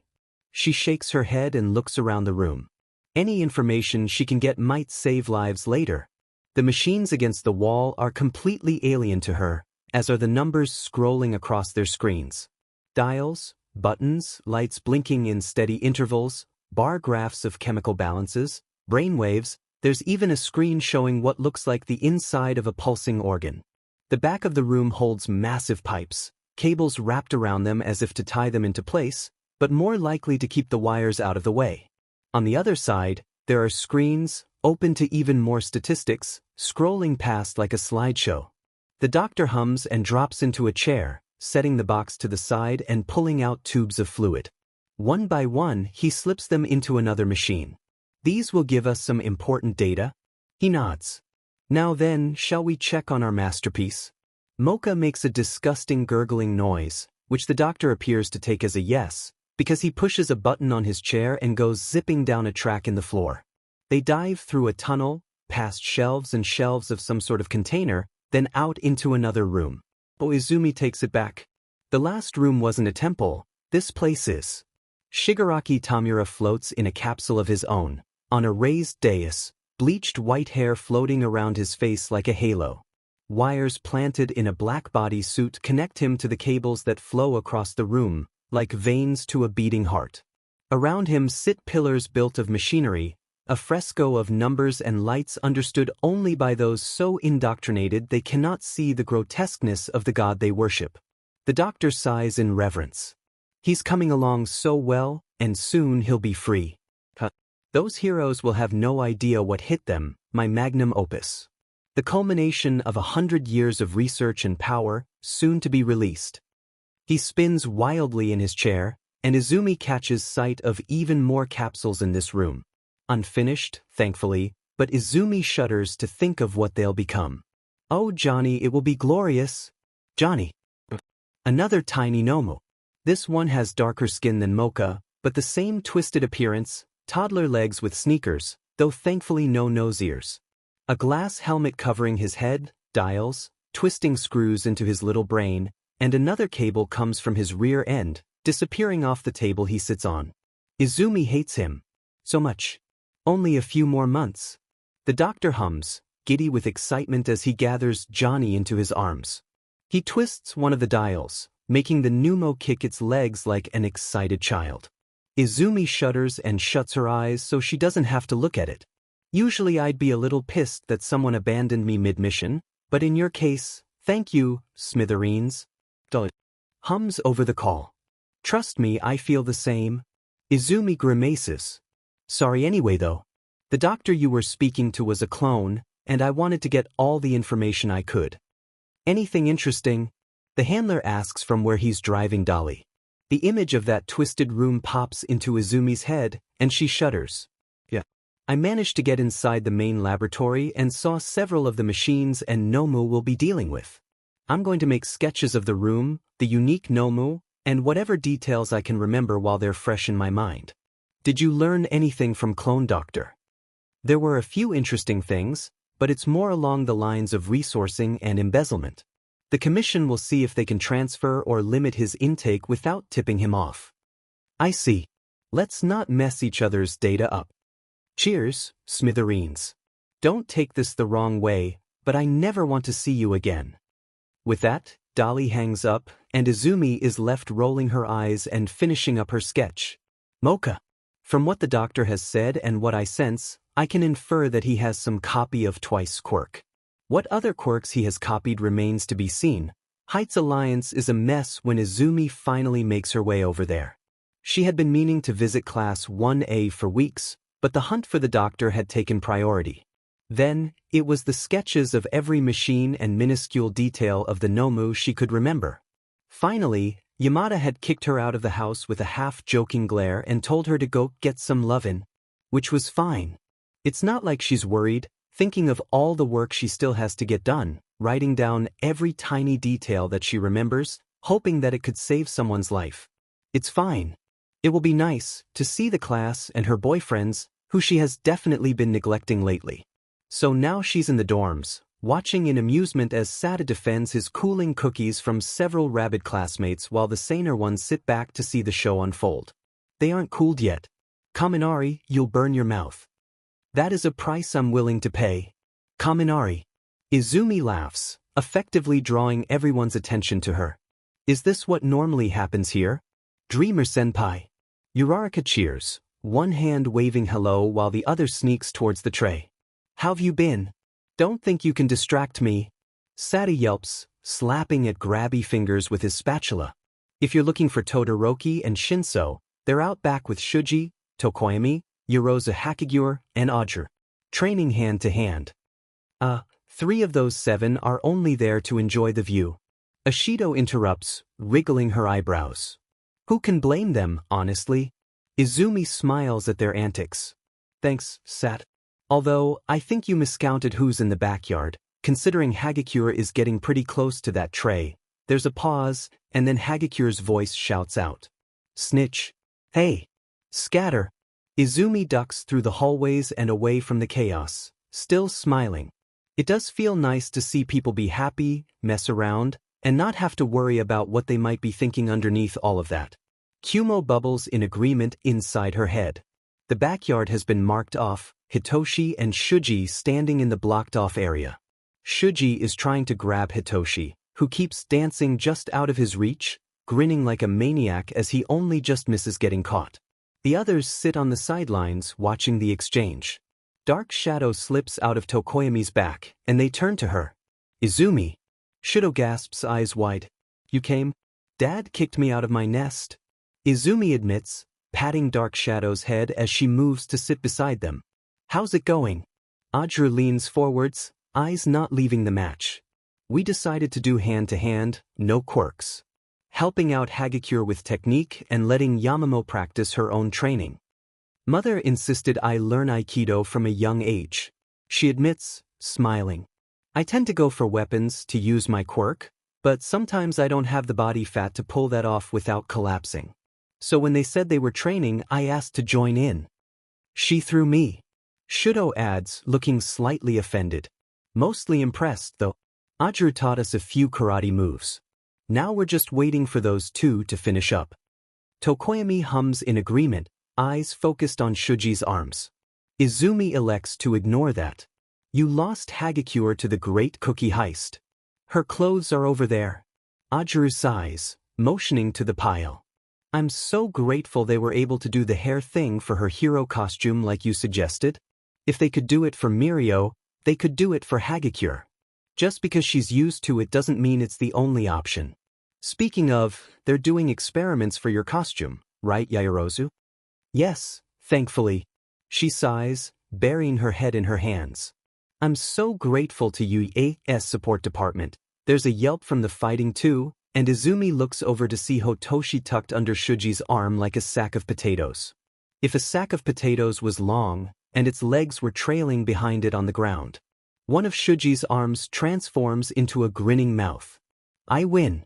You sure do, bud. Hitoshi grumbles. Put me down, please. Shuji lets him down, and he groans as though he'd been beaten half to death. So much pain, and in front of my partners too. If only there was some way to heal my broken pride. Shudo frowns, holding up a frosted hand. I didn't see you get hit too badly. Where does it hurt? He wants kisses, not an ice pack, Shochan. Izumi laughs. Oh. He hums, a bit confused, but ducks his head to the side to embrace Hitoshi's cheek. You two are cute. Hagakure chirps, making Yaoyorozu and Tokoyami jump. Not Dreamer-senpai, she's a snitch. Ajuru throws her shirt in her general direction. Put your clothes back on, Toru. You put your clothes on. Hagakure grumbles, to a very much clothed Ajuru. I didn't get any victory cookies. Who's up next? Well, Shudo and Yaoyorozu fought, Hagakure and Tokoyami, me and Shuji. Izumi, you want to spar with Ajuru? Hitoshi asks, leaning back on his hands to look up at her. The number 10 hero. Ajuru asks, eyes wide and looking slightly concerned. Number 1 lazy, but when's the last time you trained, Aizu? Izumi rolls her eyes, but pulls her phone out of her pocket and takes off her necklace, handing both to Shudo before walking into their makeshift fighting ring. Aizawa is my dad. I may be spending all my time on my project, but I'm not getting out of our weekly spar. Lovely. Ajuru hums, the two of them sinking into a fighting stance. Should she be trying to read his mind? Probably not. She won't be able to block him out completely, but the others weren't using their quirks. This is a hand-to-hand fight only, and she's probably screwed. It's Ajuru's speciality, after all. Tokoyami stands off to the side, hand raised to cleave the air between them. 3, 2, 1, fight. Ajuru's palm swings towards her face, and Izumi ducks. He's going slow, testing her capability. How many years has he been training for again? Definitely longer than Izumi. She sidesteps a kick, tries to use his shift and weight to take him down, but he just hops back and strikes again. Izumi completely ignores it, smiling slightly at her sparring partner. Those really don't work on you at all. He hums, shifting lightly on his feet. Even if it's in your face. I know what's coming. Izumi admits, faking her own punch and letting him flinch into a defensive position. Can I block it is another matter. He nods and their fight picks up. Izumi is forced to spend most of her time on the offensive, as Ajuru tests her intuition with the kind of practice that years of training gives. She's always tended to fight more on instinct. Good instinct, supplemented by Aizawa teaching her to get out of nearly any situation, but instinct nonetheless. Ajuru is fun to fight, she decides. He's good enough to keep nearly hitting her, but projects his moves to the point where she always has a second or two of warning. At the same time, even if he isn't using his tail, the weight of it makes him move differently than other people she's fought. Her fingers ache for her notebooks. She kicks at his side, then ducks under his punch, regaining her balance faster than he thought she could, if his eyes going wide is any indicator. Under his guard, she aims for his face, going in, kill him. Izumi freezes, and his knee hits her face with a sharp crack. She trips to the ground, more in shock than in pain, feeling blood dribble out of her nose while the worm at the back of her mind wriggles and falls silent. Kumo is freaking out, poking at her senses, but thankfully not coming out into the real world. Dreamer-san. Are you okay? I thought you would dodge that. Ajuru gasps. Shuto, Hitoshi, and the others crowd around her, minds washing over her with concern. No, I'm okay, I just got distracted. Izumi reassures them, but her voice sounds floaty even to herself. Hitoshi grabs one shoulder, and she realizes she was leaning to the side. Nice defense. What was that? It wasn't anyone else's mind, it felt like her. She had gotten under Ajuru's guard and was immediately overwhelmed with a longing to kill.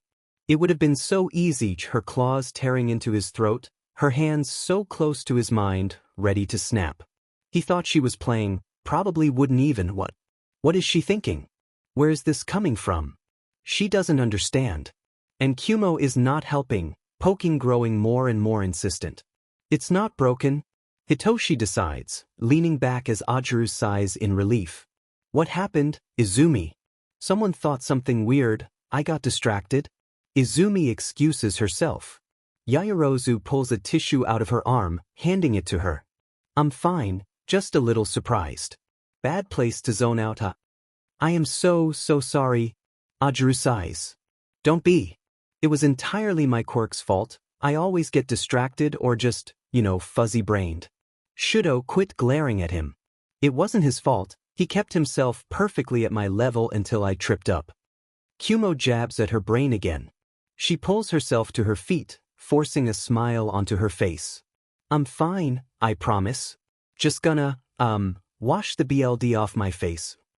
She runs. The second she locks the bathroom door, Kumo spills into existence, clouds a dark gray. The goo moved. He reports, the edges of his cloud raggedy, like he's been floating in a leaf blower. It sank into your barrier, and it was wriggly, and I remember horrible things. How long was it moving? Izumi asks, shaky herself. Get the facts, then act. A few seconds, the first time. It went in like a leech. Or an algae spot.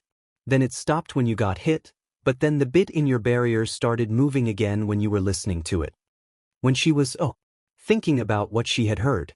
Even now, she can feel her thoughts floating to it, like a horrible memory she can't help but remember, a ship in an unending current.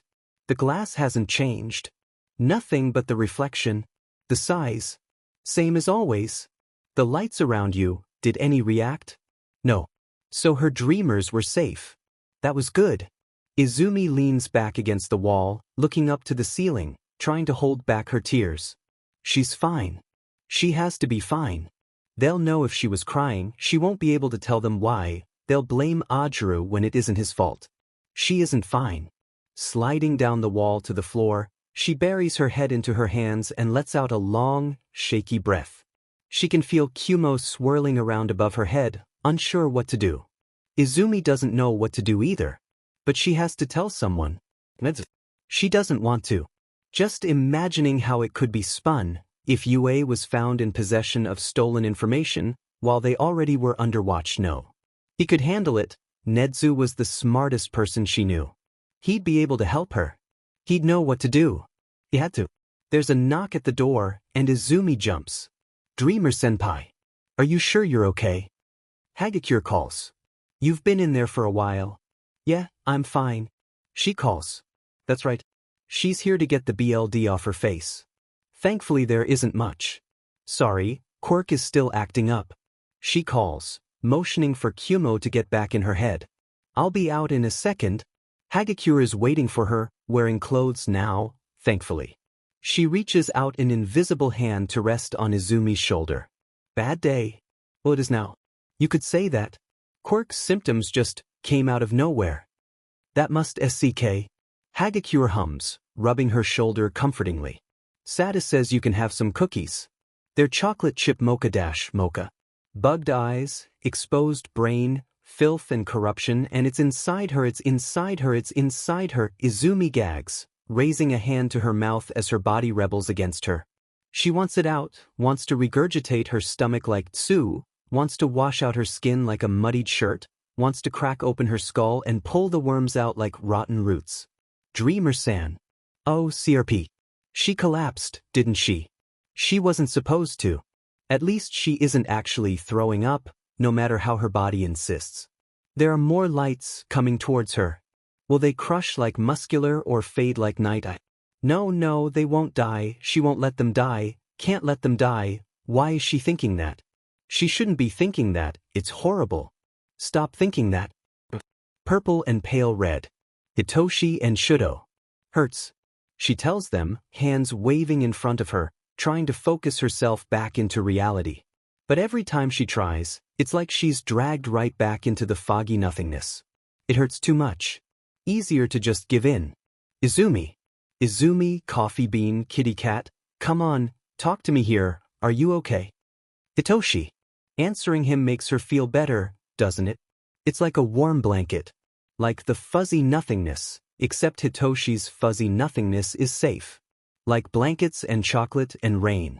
This fuzzy nothingness feels like it's spiderwebs, wrapped like steel around her limbs, but her feet are dangling above an abyss and there's nothing she can do but wait for them to snap and drop her.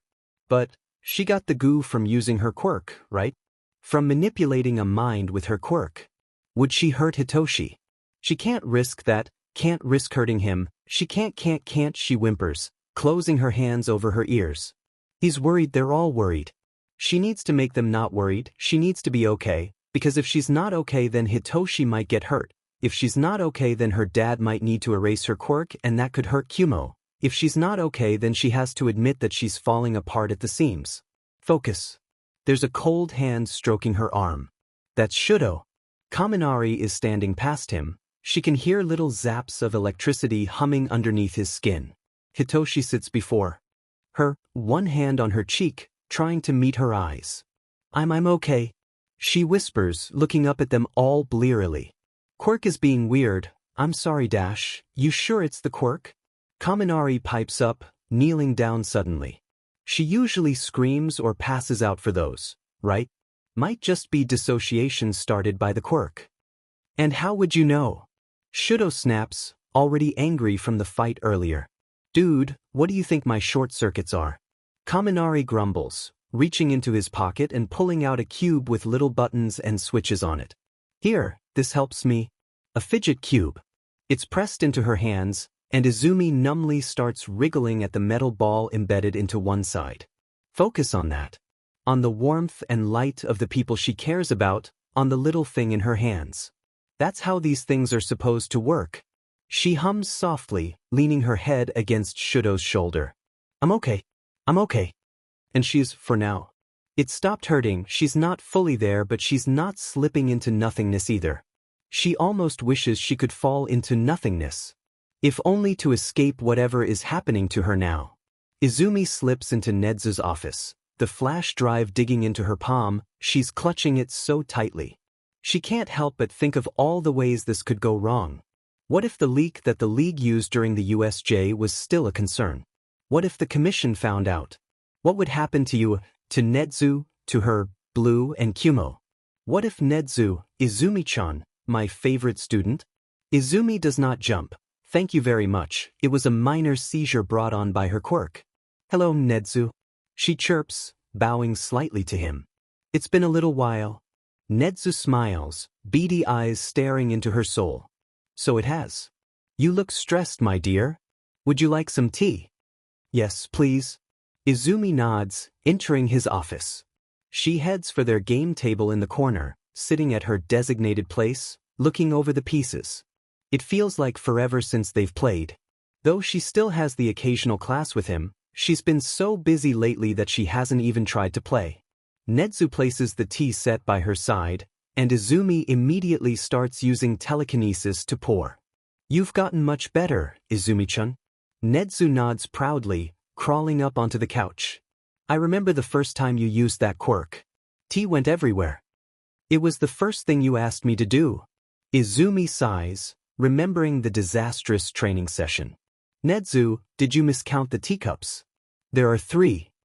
Well, I figured our little friend may not be able to drink, but to give him a cup is polite, no. But Kumo, he's still watching the goo. She doesn't want to take him away from that job, but she nudges him with a thought, and he spills into existence, tilting his body at the tea. Thank you, sir. No trouble at all, Kumo. Nedzu hums, sipping his own cup.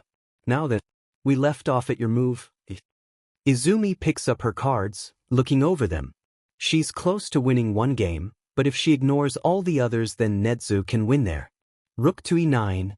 From there, Izumi doesn't really think much about the real world, the nonsense game taking up too much of her headspace. Kumo has gone from playing in the tendrils of steam rising from his cup to staring in utmost confusion. No.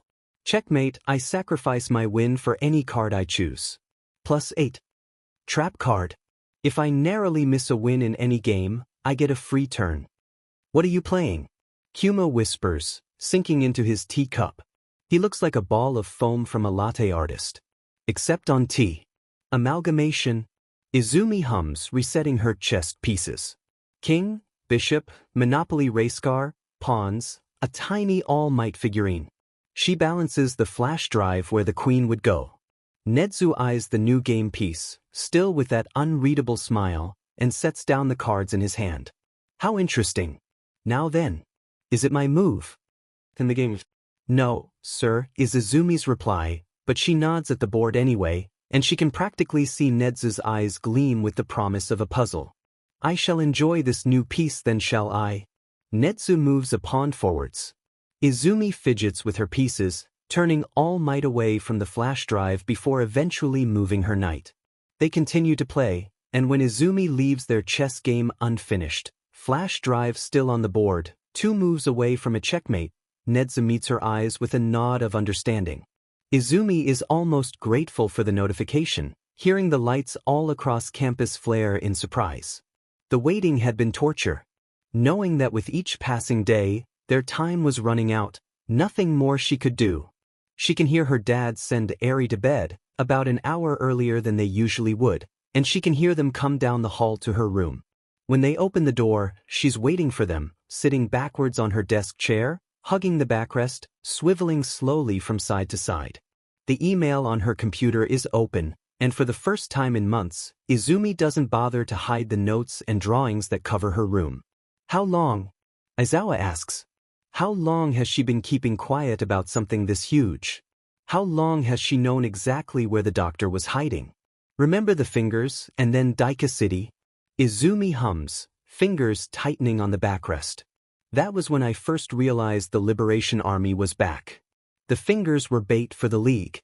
They were supposed to be killed in the Resurrection Festival.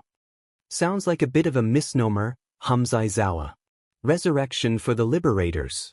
Instead, the League won and took over the army. Izumi explains. After knowing what to look for, it was surprisingly easy to find them. All 116,517. Yamada whistles at the number. The doctor was harder. We would have figured it out eventually, I'm sure, but she trails off. Kurogyri, and then Blue, and the dragon, and Kumo. More secrets. Shaking off the lingering guilt, she smiles dryly up at them, shifting her weight so that she's no longer draped over the back of her chair. You're coming with me, right? The grins she gets back are sharp, predators that finally caught wind of a scent. We'd be going after the doctor even if they hadn't placed us on your team, little listener. Yamada announces, stepping forwards to ruffle her hair. We're in your hands, kid. On the screen behind her, in bold, sit the words, Raid Leaders, Detective Nao Mesa Tsukachi, Pro-Hero Dreamer. She's called in the day before everyone else, meeting with Detective Nao Mesa. The final day of planning, watching little blinking dots that signify the movements of almost every hero across Japan, closing in on 2 locations. Team A, led by Edgeshot, headed for Gunga Mountain Villa to fight the majority of the army. Hawks on the inside. Team B, led by her and the detective, charged with ending the Nomu once and for all.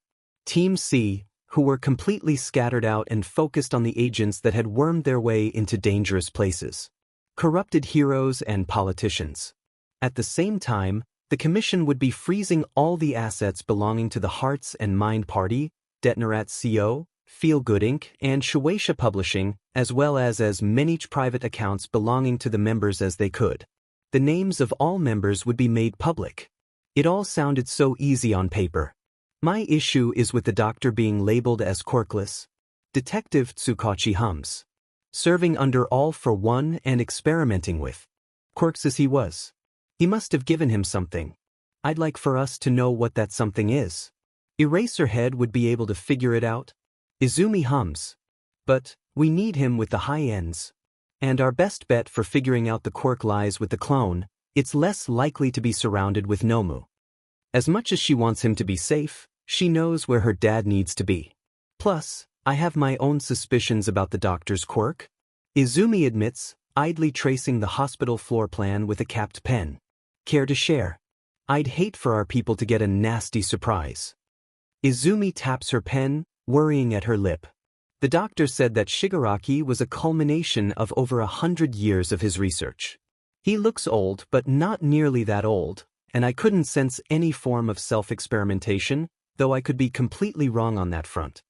You believe he has a quirk that would expand his lifespan? Izumi nods.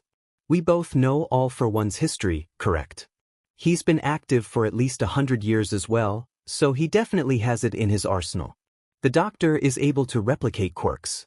And something about the doctor? Have you heard of the quirk singularity theory? Tsukachi hums. I have. As the generations go on, quirks will eventually get too strong for the human body. Izumi mutters. The original creator of the theory vanished off the face of the earth when people mocked him, but more recently there's been proof of the theory's validity. Myself, for example. And if anyone saw the warning signs, it would be All for One. Tsukachi nods. You believe he is Kudai Garaki? Your quirk allows you to know if someone is telling the truth.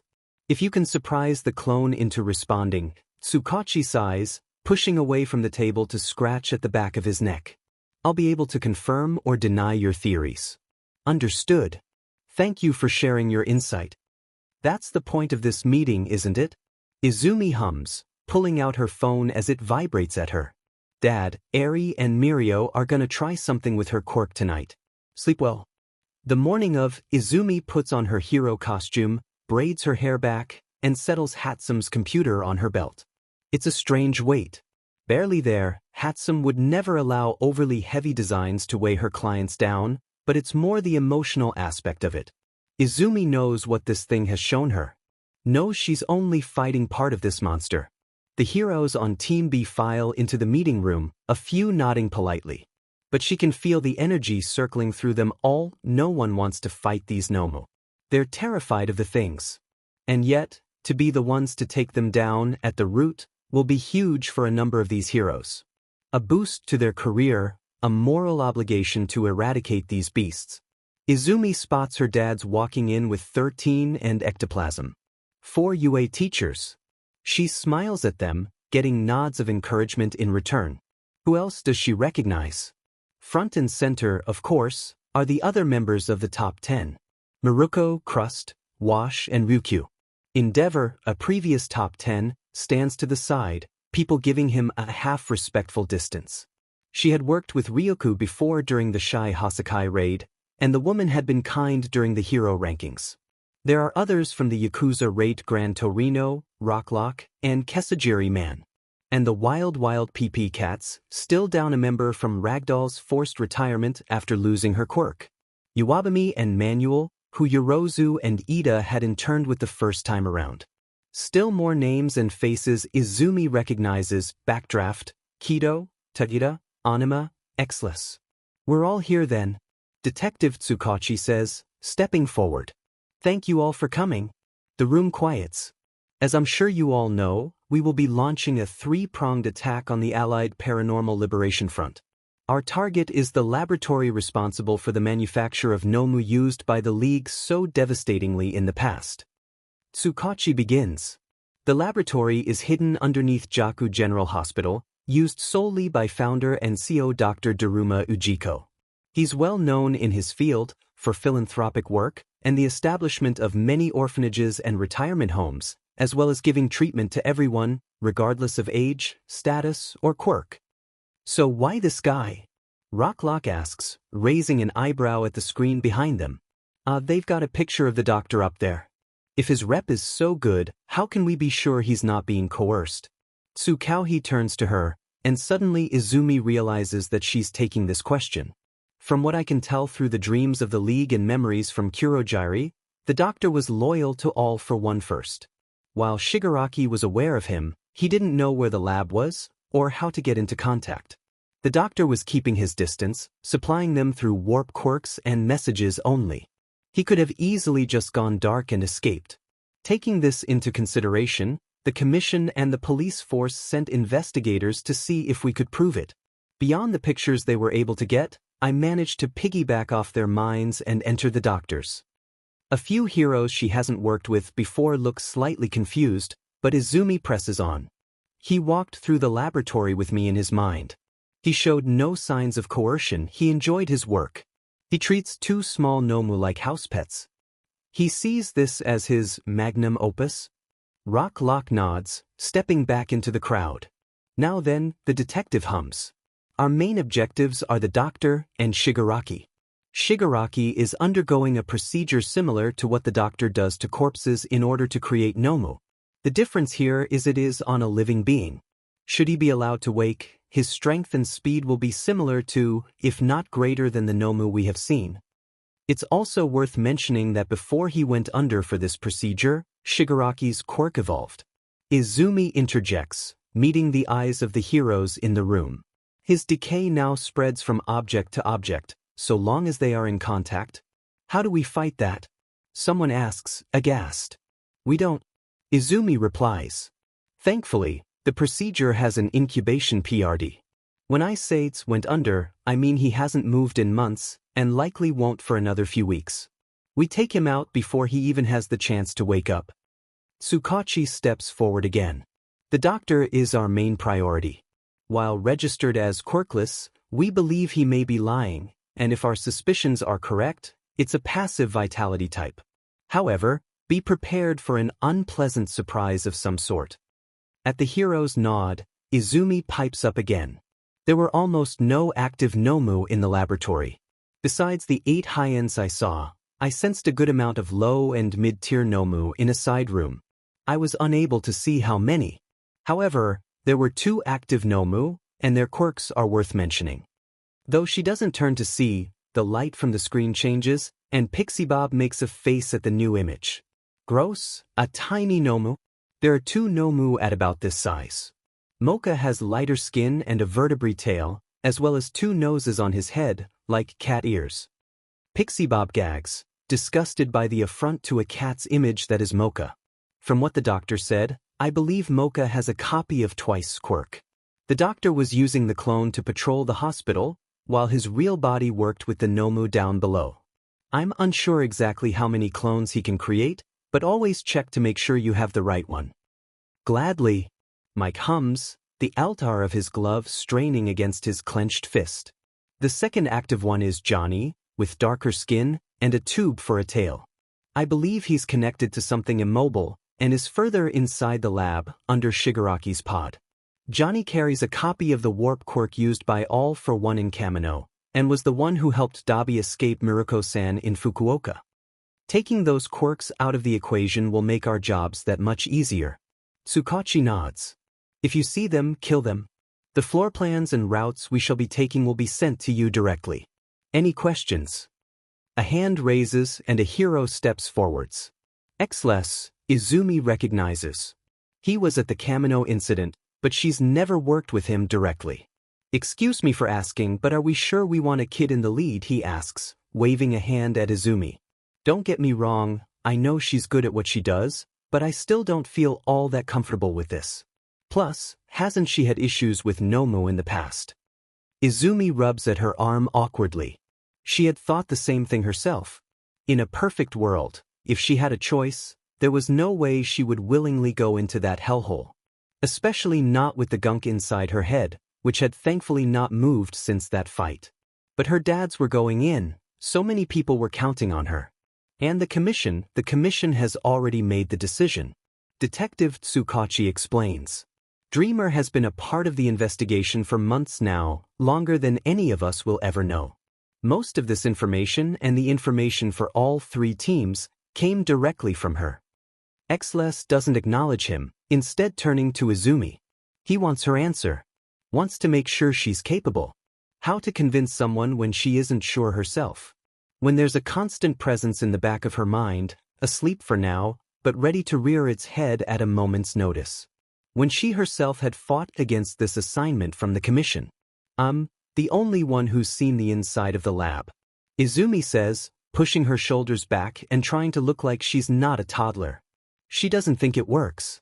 No one else has seen the things he's capable of. I have the most experience fighting Nomu, and while I admit I viscerally dislike them, I know my limits. I've had some exposure recently. I'm capable of leading this team. Xles doesn't look convinced. I've worked with her before. Rocklock says suddenly, looking over his shoulder at Xles. She was a raid leader in all but name during the Shai Hasaikai deal. I'd be dead twice over if it wasn't for her. That makes Xles back down, and Izumi lets out the tiniest sigh of relief. She needs to thank him later. If that's all, then here's the plan. Your interns and rescue heroes will be evacuating the surrounding city, while others, under the guise of a publicity event, go over the hospital grounds and remove patients. Meanwhile, some of us will use ambulances and a police SERT to arrive somewhat quietly. Hitoshi, Aizu, how many coffee stains are there? Hitoshi, whole gallon of coffee spilled. Izumi, you're really taking this and rolling with it. Hashudo, we sound cool. Izumi, you sure do. Izumi, a lot. So much. I'm sorry I couldn't talk about it. Forgive me. Shudo, there's nothing to forgive. Hitoshi, as much as we play at spies, we aren't professionals yet. You did your job. Izumi, thanks guys. Hitoshi, we haven't been told much except that there's Nomu around here and that we're evacuating everyone. Hitoshi, you gonna be okay? Izumi, they've got no idea what's coming to them. Hitoshi, whatever you say. Shudo, stay safe. Aizu. Izumi, you too. See you when it's all over. Hitoshi, it's a date. Texting someone. Izumi squeaks, ducking away from a smirking Miruko. Yeah, so, that's cute. Kit, the number 4 hero cackles. Kit, like a baby bunny. DMN, but it's cramped in here. They're crammed into an ambulance, as many as can fit. Nearly 8 in this one alone. Izumi can hear a few others outside loading up as well, in their own ambulances. A quick and easy ride into the hospital with little to no suspicion. I'm just grateful I'm not riding with Endeavor. Pick up a sweat during the fight, not before, am I right? Miruko teases, rotating her shoulder. He'd turn off the flames, right? Izumi asks, concerned now. Right? Miruko shrugs. Might need a real ambulance before we even get in there. Izumi can't help but laugh at that. Despite the looming threat, Miruko's easy confidence and teasing make it all seem so small. The other heroes are smirking under their masks, minds sharp and ready. She makes it all seem so easy, inspiring others to move forwards as well, despite so rarely working alongside partners. She's earned her spot in the top 10. That aside, Miruko hums, stretching as much as she can in the cramped space. You were a huge part of this whale shebang. The Liberators as much as this. Izumi blinks. Yes. So around Christmas, right? I didn't really think you were a member, but we had to check everyone, and I really did think that you would be a good teacher for Kaken Dash, huh? I'm not mad, Kit, I'm impressed. You just straight up asked me how I felt about the Liberation Army and I didn't even notice. Miruko grins, patting her back. You've got skills, both on the battlefield and off. Don't let anyone tell you you're not capable. Izumi thinks Miruko might be her new favorite hero. She gives her a big grin and nods. Thank you, Miruko-san. I'll do my best to live up to those words. There's a bang of a door opening and closing, and the ambulance starts to move. Usually these are taking us away from fights. One of the heroes stuck the ambulance with them grumbles. Be open to new things. Someone else grumbles right on back. Izumi takes a deep breath, settling into her mind. Each shard, purring beneath her attention, slotted into place. The lights that surround her are barred with steel, all ready in their own right. Kumo, ever watchful, hums reassuringly. The goop is silent. Izumi hopes it stays that way. At 11 o'clock on a sunny day in April, the streets are bare of heroes, except for a few confused wanderers. At 11:05, the few that wander are arrested by their peers. At 11:08, the mountain villa hideout of the Paranormal Liberation Army is torn apart, Cementos melting the walls and rending a hole into their sanctuary. At 11:10, a crowd of heroes hops out of a line of ambulances, shocking a group of EMTs in Jaka Hospital. Everyone outside. Mandalay shouts, her quirk boosting her words. We have reason to believe this place may become a battlefield. Izumi closes her eyes and lets her awareness wash over the hospital, before turning to a group of heroes beside her. The clone doctor is a floor up. Take the stairs on your right, walking away from you. Detective Tsukachi is immediately off, mind sharp and determined. Miruko darts forwards, faster than anyone else, bounding into the depths of the hospital as Izumi leads the slower heroes in after her. Oh, she hopes she memorized the floor plan right. Endeavor's mere presence is enough to get the doctor's parting way, a few evacuation heroes splitting off to explain the situation. They reach the morgue in no time at all, marching past the smell of BLD and antiseptic to their goal. Miruko has helpfully smashed the door in. With the quirk barrier gone, Izumi can feel the wave of nausea coming from the entrance. He's seen us on security cams, and is waking up the gnome. She relays to the team, already rushing through the hall. And he's scared. Good. Mike growls, mind sharp with purpose as he marches in behind Eraserhead. Izumi turns to those behind her.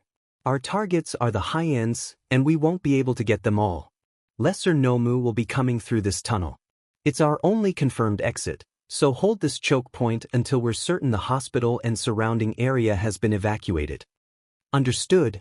Turning back to the entrance, Izumi takes a deep breath, fighting back the bile in the back of her throat. Plus ultra. She sighs, rushing in after her dads and the other heroes. Izumi remembers when she was contacted about being the raid leader. She had argued, for much the same reasons that Xles had mentioned. She was young and a support hero. She could handle a couple humans, sure. She could send them to sleep, incapacitate via HNDCFFS or rope, throw them off guard with speed and martial arts. But no, they were strong and fast, and healed too quickly. Her quirk wouldn't work well on them. Took too long to send them to sleep. But well, you said there were quirk repressing walls? The president had said. You're the only one who has been inside. We cannot risk leaving the other heroes abandoned with no direction. We've already been drawing up maps. Izumi points out. I'm a support hero. If you send me in, I'll be nothing but a liability. You intend to shirk the danger of the laboratory, directing from a distance? Another person in a suit who looks like he's never had anything but a desk job a day in his life had asked. You're the number 10 hero. They will not respect you. The information must be immediate, not relayed through whoever you possess. What's more, there is the risk they will not be capable of opening up to you. Izumi stands in disbelief, watching everyone nod along. Your parents will be in the direct danger zone. The president points out, and Izumi very carefully does not punch her in the face. You wish to abandon them? I am expressing my concerns. Izumi mutters, looking evenly around the room. My reactions to Nomu are problematic. I will be able to sense and enter the laboratory so long as the door is not closed, and we will likely be breaking it down. The president thinks that over, but Izumi can tell. It's beyond logic. They want her in that laboratory and they don't care if it's the best tactical decision. You will lead the raid on the hospital, and you will do so in person. The president had said, strong eyes glaring straight into Izumi's soul. Nothing she says will change that decision. So Izumi doesn't bother disagreeing. Now, Izumi is reminded why it was such a bad idea. Izumi emerges from the tunnel and immediately has to duck a claw, slashing a knife across the Nomu's stomach as she goes. She dives behind some rubble, trying to make some sense of what's going on. The Nomu, all low level so far, are stumbling about, unsure with their new bodies. Quirks offline from Eraserhead's meddling and disoriented further by the hero's quirks. Scattered bits of Nomu, burned, crushed, and sliced by the heroes, litter the floor, and yet swarms of them still cover the lab in muted, inhuman skin tones. Miruko dodges a projectile and crushes a Nomu's head with her thighs before darting out of view, the squealing of the doctor echoing even though the sounds of fighting. Dreamer-san, a voice from her earpiece shouts, muffled shouting in the distance. The detective says your hypothesis was right. The doctor had a longevity quirk. Gotcha. Izumi grunts, tugging one of the now empty vats down on a Nomu's head. How are things up there? Mike, your left. The bleached Nomu goes careening past her dad, slamming into the wall above Izumi, and she quickly rolls on top of it, digging in her heels to rip out the metal frame on its head, sending it squealing to the grave. Most civilians are out of the way, but a wall has been breached and we've got a bunch of Nomu up here. They crushed the clone, so Mocha might be able to make a new one. I'll be on the lookout. Keep it up. Izumi huffs, before cutting off the connection. The tiny Nomu are still an issue, but at least the doctor won't pop up with some sort of nasty surprise. She hops over the rubble, heading deeper into the laboratory. The doctor will be headed for Mocha and Shigaraki, his main priority. Miruko went after them, but everyone. The high-ends are waking up. Destroy them before they gain their footing. Izumi shouts. The high-ends and Shigaraki are your target. Pass over the smaller Nomu if you can. Men. Follow her lead. Crust shouts, smacking a Nomu away with a shield. Miruko is ahead. We must dash, bang. Miruko crashes through the wall and slams into some pipes. High-ends. Izumi shouts as they come through the hole, and Miruko bounces right back up, a grin on her face. I smashed the warp rat. She crows and everything falls to chaos. 6 high-ends charge in after Miruko, long hair, rolls of fat, metal plating and muscle. Heroes. Endeavor slaps away a swarm of burning lower levels and launches himself forward. Miruko cackles as she bounces here and there, white fur stained black and red. Crust uses his shields to cut into a particularly wide one. Izumi catches sight of Present Mike screaming into a Nomu's ear, blowing the thing's head up in a wave of BLD. It spills across the floor, red and gray and black and purple. Filth everywhere. Crawling up the walls, swirling inside these monsters, splattered against every surface. The lifeblood of these abominations that Izumi wishes she was still numb to, wishes it was still empty space, like all those months ago when she had first seen a Nomu. She knows better now. It is alive and it is inside her, bubbling with glee even as she kicks and stabs and tugs implants out of its kin, flowing out of the wounds and washing over the ground in a flood of rotting sewage and BLD. It is alive and it latches on, forcing Izumi to feel as one of the high-ends holds out a twitching hand, and a black hole opens, swallowing someone whole. Izumi tries to ignore the scream. Tries to ignore the light twist and shatter before it is no more. That's Void's Nomu. She shouts, trying to ignore the rise of bile. Eraserhead. Busy. Heroes. Miruko leaps forwards, a crazy grin on her face, straight past another black hole as it opens and rips into the flesh of her arm. She latches onto Void's head with her thighs. You've been hanging back, buddy. Not so good at close range. With a grunt of effort, she twists her body and throws Void to the floor, popping the head off the body. It rolls towards Izumi, jaw popping as it tries to say words, but it has no lungs, vocal cords crushed. All Izumi can hear is the creaky sound of warped sinew and bone. And a small, tinny sound, like a soft scratching on glass. A whisper that Izumi recognizes. Help me, she knows it, muffled by mud and BLD, had heard it first while surrounded by fire. Heard it again while lost in dark clouds. Izumi, no. Kumo hisses, but Izumi doesn't listen. She reaches out, pressing her hands to the exposed brain, fingers digging into gray matter. Disgusting. Quirk-wise, body-wise. Izumi wants to dive into a pool of bleach. And dissolve. Forever. But the relieved little whimper from the fragment she pulls out is worth it, nestling into her Quirk. What are you doing with that decapitated head? Izumi jolts, looking up to Xless.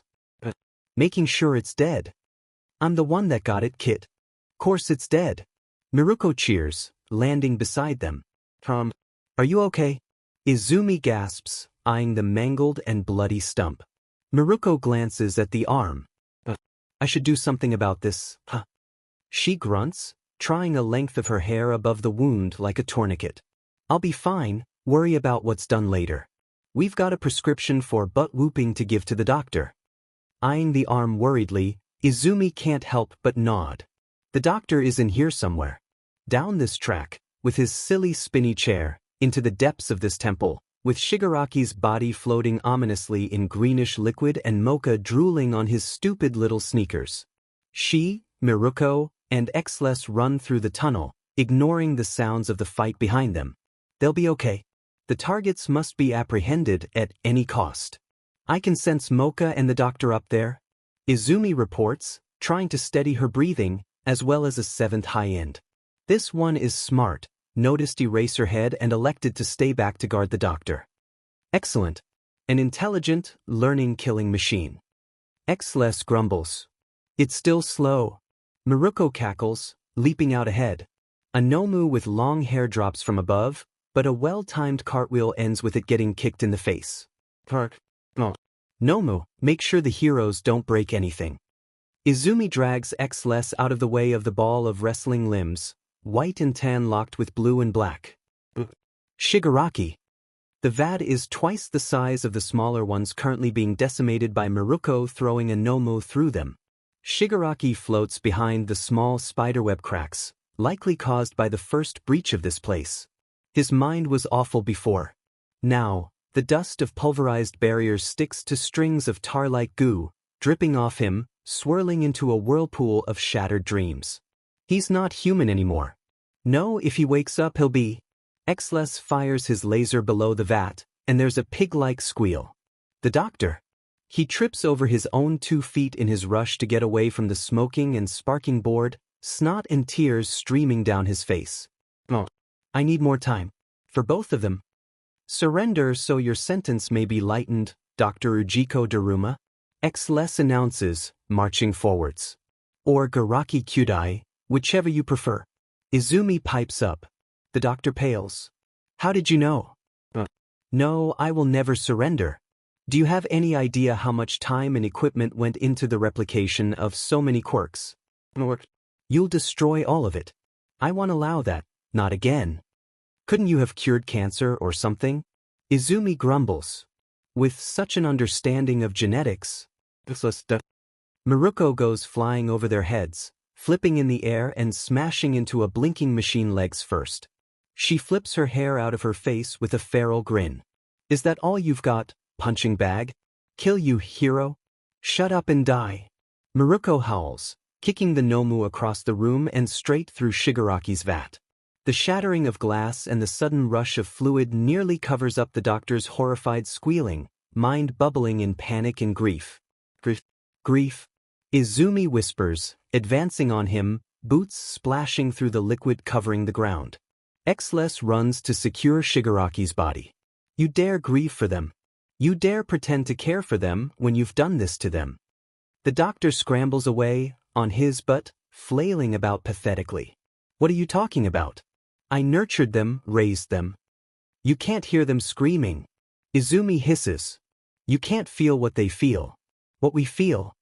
Kumo shivers into existence, looking down at his creator, eyes wide, before flickering to yellow slits. The doctor gasps. Kurogyri. Kumo hums, tilting. Remember. You hurt me. You killed me. I didn't. I granted you a new life.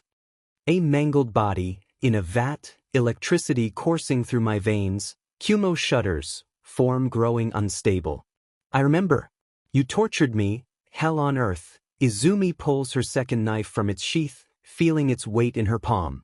For anyone else, he would be undetectable. For her, she can feel Mocha all too well. It launches itself at her, mouth open wide and vomiting gray goop, so like twice Quirk but not, forming a pitch-black Nomo hand. The fat one. It latches onto Izumi, but before it can be fully formed, she dives forwards and digs her knife into Mocha's stomach. Its little mind pops like a particularly nasty pimple. No. A lurch of rage and intent, and the doctor grabs her other arm, wheezing, hot breath and flying bits of spittle hitting Izumi's skin as he pulls her closer. His mind roils in a stew pot of emotions, grief and confusion and denial and rage. Make her suffer, get off me. She shouts, but the half-formed, half-melted clone has her knife hand trapped and the doctor is heavy. If it's such hell, I'll make you suffer too. The doctor hisses, tugging at her collar, a glint of metal sparkling in his fist. Just like Sensei asked of me. To push the legacy to new heights. The syringe digs into Izumi's flesh, cold horror erupting from her stomach as she feels the liquid pour into her bloodstream. I'll make you suffer too. Get off. She shrieks, panicking now, but it's like her arms are being filled with lead weight as the serum flows through her veins. Get off, get off, get off. Just like Sensei asked of him. The hand finally melts, and Izumi has the leverage to rip herself away, the syringe dangling awkwardly out of her skin before she reaches up to tug it out. It's empty. It's also labeled. For Izumi, the second legacy. 2 prodigies, 2 legacies. He had said that, hadn't he? So long ago, in a cold jail cell, bound to a chair with a smug grin on his face, dangerous despite the foot-thick wall of glass between them. Where will you and Tamura lead each other? Izumi can feel her breathing speed up, can feel the serum in her veins like slugs under her skin, digging into her cells and infecting her very being. How fascinating, a cold voice, smug in the back of her mind. A voice she shouldn't be hearing, never wanted to hear again. Time to wake up, children. Miruko drops down beside her, one ear bleeding. You all right? No, Izumi is not all right. The fragment from Mocha perks up, joining the dripping flow of filth on the floor, feeling the new host, prepped and ready. Planned. This was planned. Maybe not so early, maybe not so violently, and with developments no one could have ever prepared for. What did you do to her, you piece of a... Miruko shouts, grabbing the sniveling doctor by the front of his shirt. What's wrong with her? The foreign shard slips in among Izumi's. In the corner of the room, a monstrous mind stirs. She rolls over and vomits black sludge. Kit. Exless. Izumi gasps when she can breathe again, spitting the last of the black liquid onto the floor. Get Exless. He's not dead. Shigaraki isn't Exless. She stumbles, a bit, when she gets up, putting a hand to her earpiece as she leaps over a pile of cords.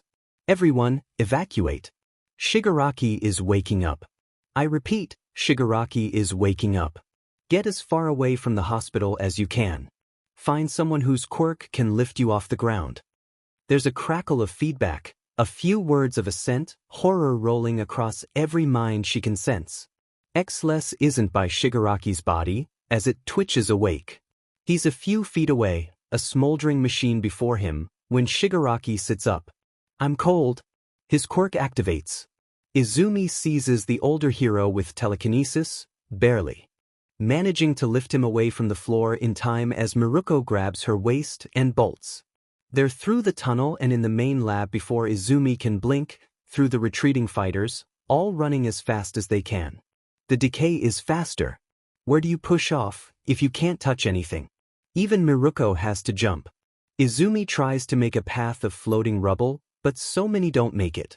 Ryukyu can only carry so many. Izumi's telekinesis has a limit. Endeavor isn't the best flyer. She can feel the minds split and shatter and die. The goop roars in excitement. Every nerve in her body is on fire. Decay. Chaos. Destruction. A Nomu reaches up, grabbing Miruko's leg. Izumi's hand moves without thinking. Like a magnet, except attracted to itself, the goop swirls around this other mind and drags it in. A fourth fragment. The Nomo falls away, dead, its body dissolving on the ground. Dust, pain, filth. Planned. From the very beginning. Izumi goes limp. Dreamer-san. Izumi is placed on the ground, dust swirling and sticking to her clammy skin. Panicked minds surround her. They smell like BLD. She can hear the whoosh of flames in the distance, too far. She shouldn't be able to hear that. Her head is a mess. Kumo flies back and forth, bouncing in her brain and pushing away tendrils off goo, the other 3 fragments meandering around like lost cats, bumping thoughts and shards out of order. Save people. Xless is dead. Her dads are dead. What happened to her? Wrongness. Wrong. She's wrong, she's infected, diseased. I think the doc stuck her with some needle. I don't know what it was, all of a sudden she was vomiting black gunk. Miruko. Confused, concerned. She smells like BLD and animal sweat. Her heart is beating faster than normal people's. She started calling for me. I thought Shigaraki was dead, his heart had stopped. But he wasn't. Xless. He survived, he's not dead. He smells like burnt plastic and metal. His laser. Black, oh no. Not dead. The goop is lying to her, showing her bloody purple hair, a scarred eye open and unseeing, broken headphones. Izumi opens blurry eyes, focusing in on the familiar face in front of her, holding her shoulders with black Eltar gloves. His hair is falling down, past his completely intact headphones. He's scared. Watching over her, even now, scared of the last time he saw black gunk, but he's alive, her head is lying to her. They were ready for me. She gasps. They had a syringe and it had dash, she laughs, disbelieving. It had my name on it. Isn't that nice? Mike looks terrified. Endeavor, coming in. Someone's earpiece sparks, damaged in the fight. They throw it to the ground with a yelp. I am currently in battle with Shigaraki at the hospital ruins. Anyone who can mobilize without touching the ground, come form a perimeter dash. His voice cuts off with a grunt of effort. Endeavor. Izumi grimaces. She can feel them even this far away. Her quirk is spazzing out. Every thought, feeling, emotion, she can tell Endeavor didn't get hit. She can also tell Shigaraki didn't even try. Their communication devices crackle again. He's using the same quirks as All for One. Endeavor shouts. I can assume he has the original quirk. I believe he is after Dreamer, to reclaim the quirks she stole, as well as something called One for All. Oh yeah. Izumi groans. Headed your direction. There's a flare of thought around them.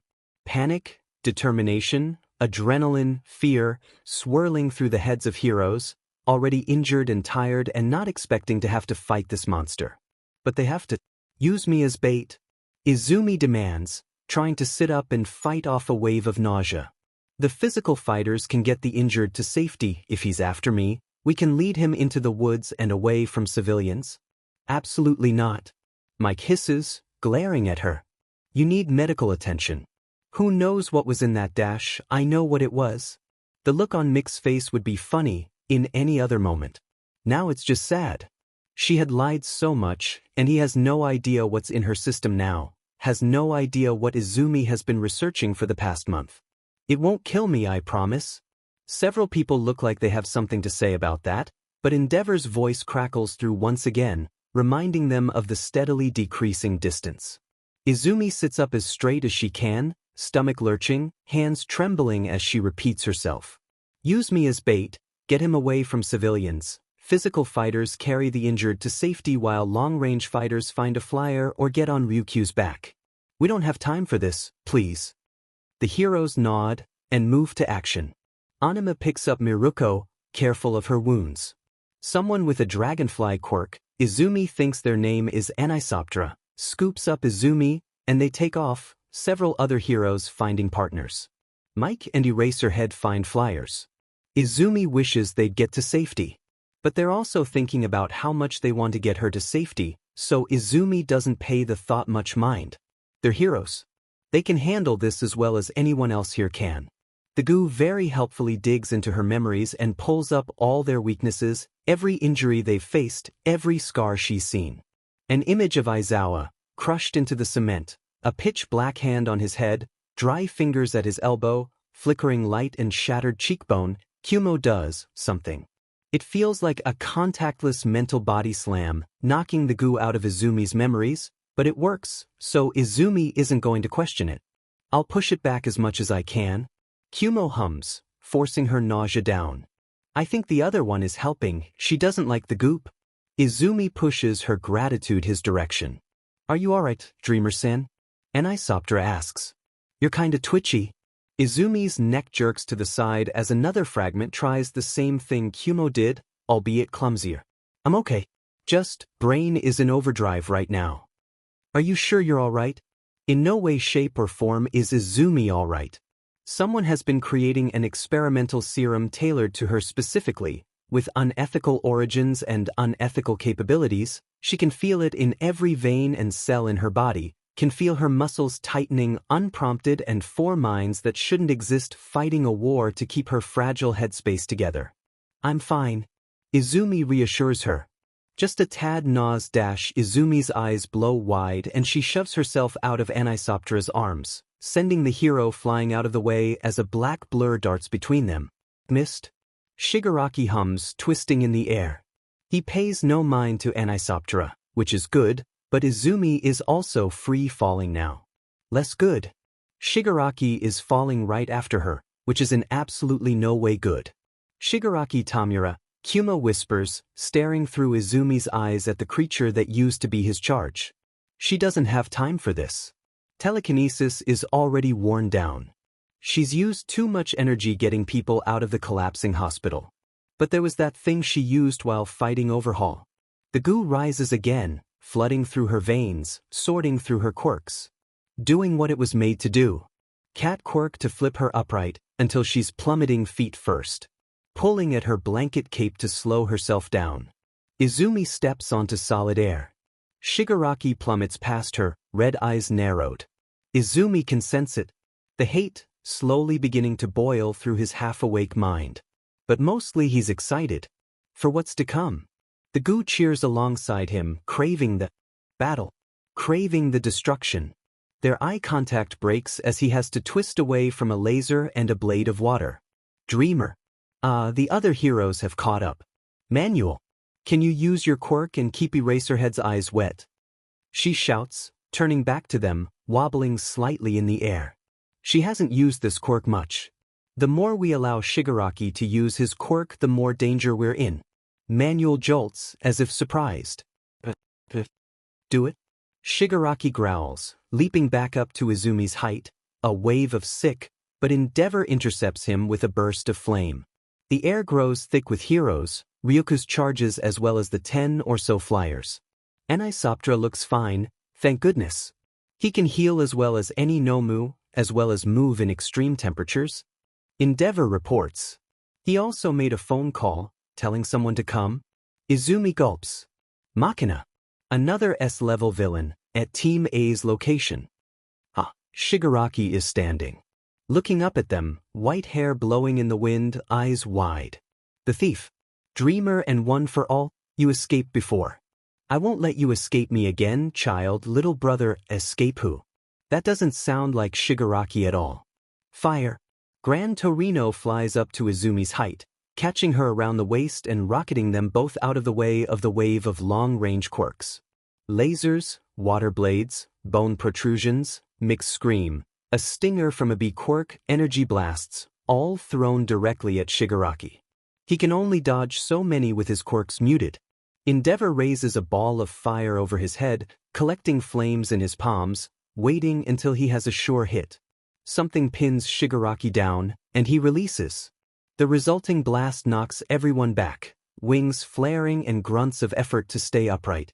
Someone falls off Ryukyu's back, but is instantly returned. This is insanity.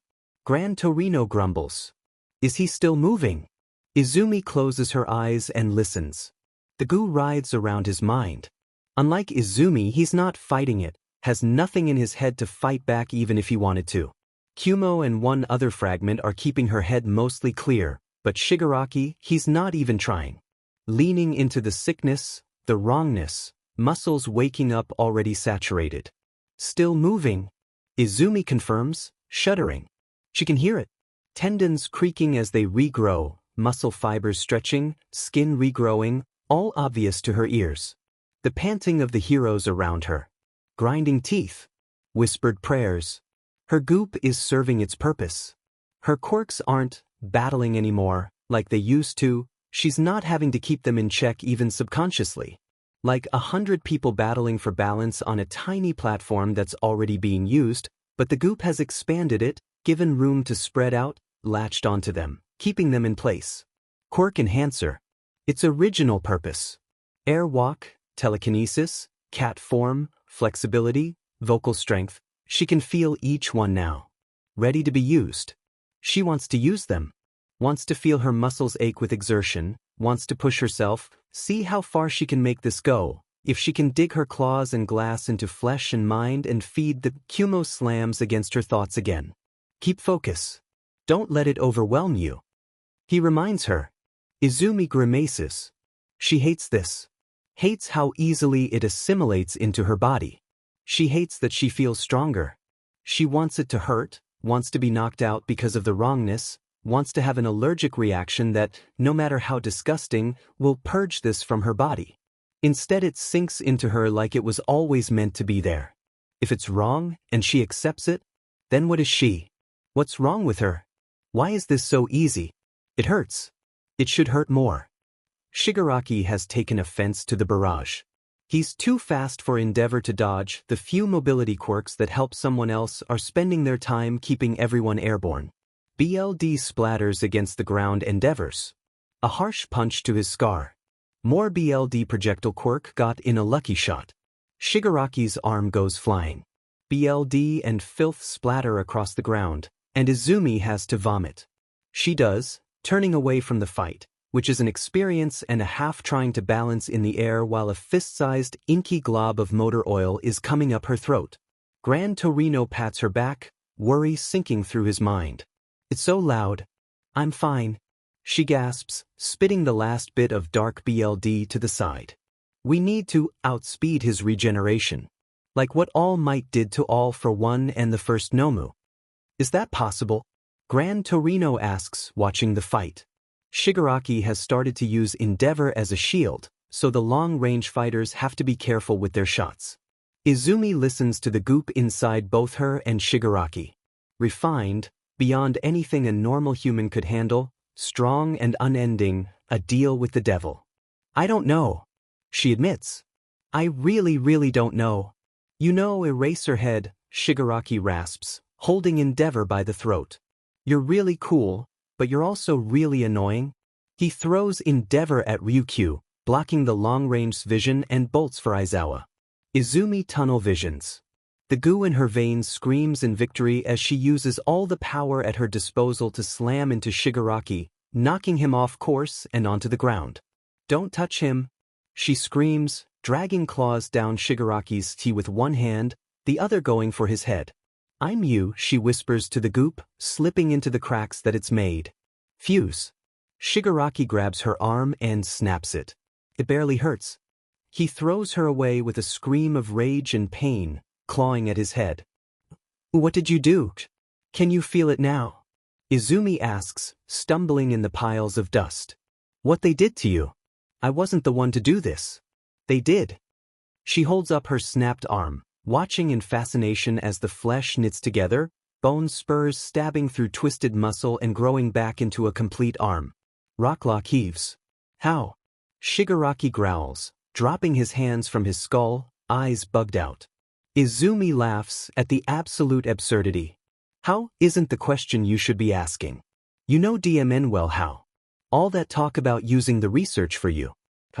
Sensei and the doctor set some aside for me as well. Believe me, I sure didn't ask for this. Endeavor and Burnin are setting up another attack, the long-range heroes as well. Keep him distracted. You should be asking why. Izumi says, spreading out her arms. Why give you this trump card, and then also give it to an enemy? You want to know why? Because Sensei doesn't care about you. Shigaraki's mind flares. She's got his attention, all right. I'm not any different than you. She sighs, rolling her eyes. He doesn't care about me either.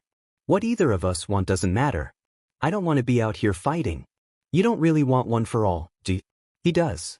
He's just using you. He wants to see how far he can push us. We are nothing but another couple of test subjects, an experiment. Shut up.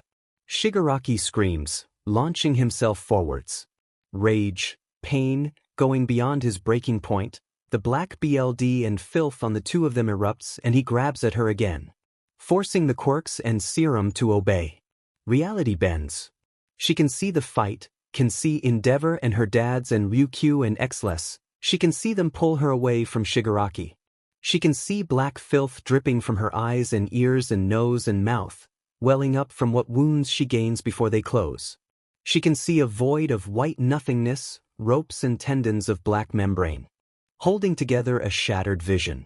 She and Shigaraki stand on a tattered TV screen of forgotten memories, locked away. Burning homes and crumbling faces, disembodied hands and red eyes. The dream room, but not the dream room. It's not hers. And they aren't alone. People, some blurrier than others. Hands gripping Shigaraki, lights swarming around Izumi. Kumo, the new helpful one, the two confused ones. Blurry half-images of people swarming around them. Dreamer, you wake up? Rocklock shouts. Are you okay? I'm awake, she says in two realities. I'm using my quirk. Shigaraki looks up at her, glaring. Aizawa can't look at her, his eyes are focused on Shigaraki's real body, water warping Izumi's sight. But his hand is on her hair, comforting. The hands on Shigaraki's neck are clenched, white-knuckled. A young girl, a hero Izumi recognizes, a kind-faced woman, a granny and an old man. Holding him back, begging him to stop. He doesn't seem to notice or care. I know you're worried about Kumo, but if you need me to erase your quirk, tell me. Aizawa hisses. I mean it, kid. Endeavor is losing too much BLD again. Anisoptera squeals as a rib cracks. I promise. Izumi lies, knowing she will do no such thing. Stop hiding over there. Shigaraki growls, glaring at her, unable to move in this world, the hands holding him back. Stop hiding behind Eraserhead and all these heroes. The heroes let loose, 100 charged attacks blasting into Shigaraki, his body regenerating only to be destroyed again. Look how you've grown. A third. Not a fragment or a memory. An imprint, pressed into every quirk flowing through their veins, gathered and absorbed by the goo like a puzzle until Sensei stands between them, suit immaculate, a smile on that stupid scarred head. Perfect, Shigaraki Tamura. Look at you. Come, let me guide you to victory. You've been woken far earlier than we expected. Sensei calls. Shut up. Shigaraki growls, eyes flicking between the two of them far too fast. Shut up. I could hear him too before. Izumi admits. He's in our heads. Using us. Earlier, you said me and One for All escaped you, but we didn't, we escaped him. So, did you say that? Or did he? The memories surrounding him lean in, whispering into his ears, begging him to stop, calling him Tenko. Shut the hell up. Shigaraki roars, and the faces dissolve like chalk. I'm in control. This is my will.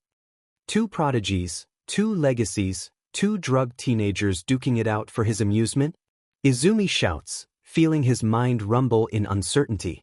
Open your eyes. He's using you. You have never had any control over this situation.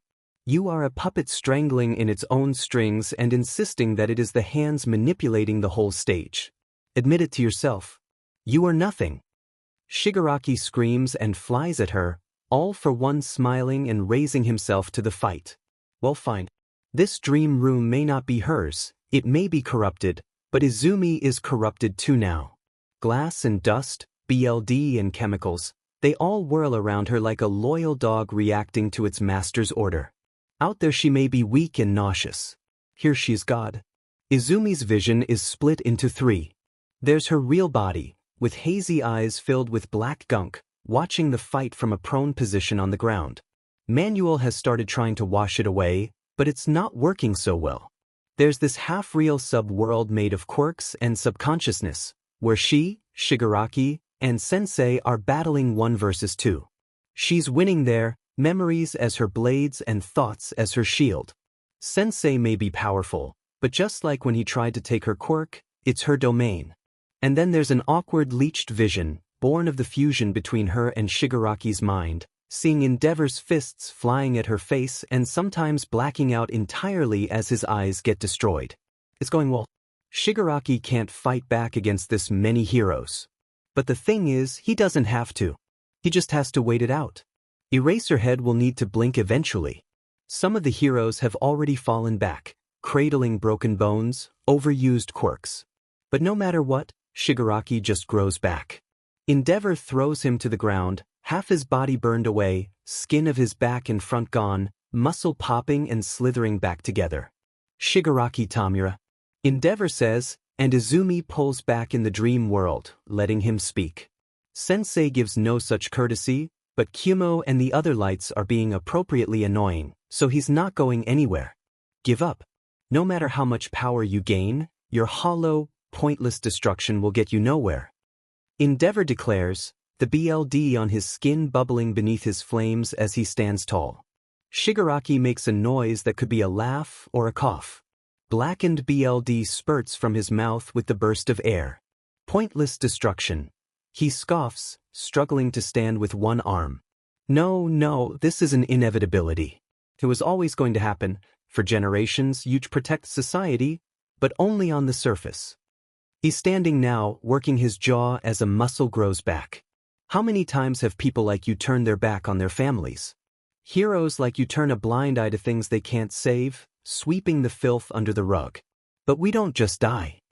Dream Shigaraki spreads his arms wide, the real Shigaraki trying as well, but with only one arm, it just shows off the muscle wrapping slowly around bone, like worms and leeches latching onto a rock. Dreamer, you're so disgusted by it. The filth, what they did to us. That the heroes allowed to grow. This is just the rot, slowly gathering, disregarded so frivolously. The small accumulation of rot over time becomes decay. It's in the supports of this society, and there's nothing you can do to stop it. The world you live in is rotting away. The role-players pretending to protect the coddled trash are showing the failures we saw. You don't need to understand. You're incapable of understanding. Shigaraki laughs. He strikes again faster. Faster, his body is acclimating. Izumi knocks him off balance in the half-reality. He tries to throw her off, all of his fingers digging into her skin, trying to force his quirk to destroy her, but Izumi has always been holding the shattered pieces of herself together. Her mental form is no different. I understand. She whispers, right in his face. I understand, Shigaraki, I've seen it happen. You didn't deserve what happened to you, neither did Dabi or Toga or Twice, but can't you see you're being used?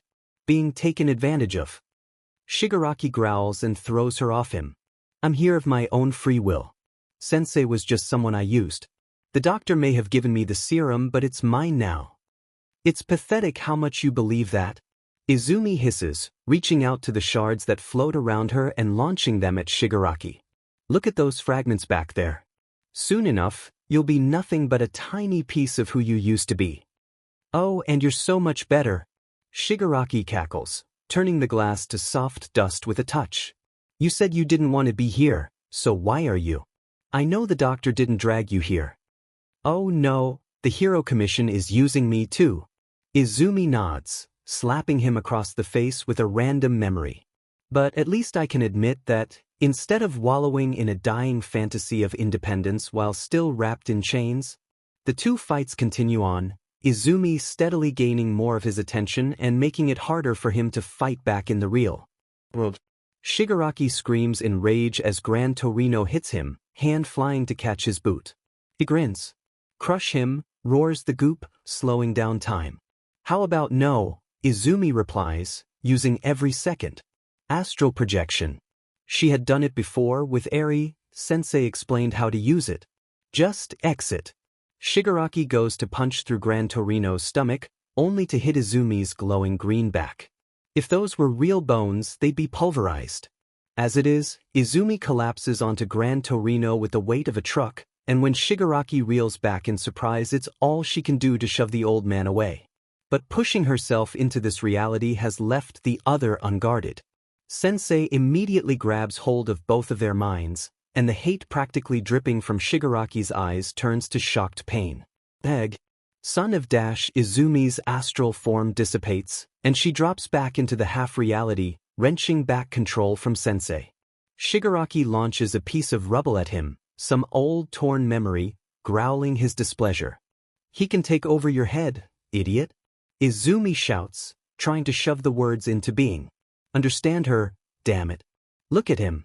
All set up to let you do the trial run and then take over when he feels like it. A younger, more powerful body.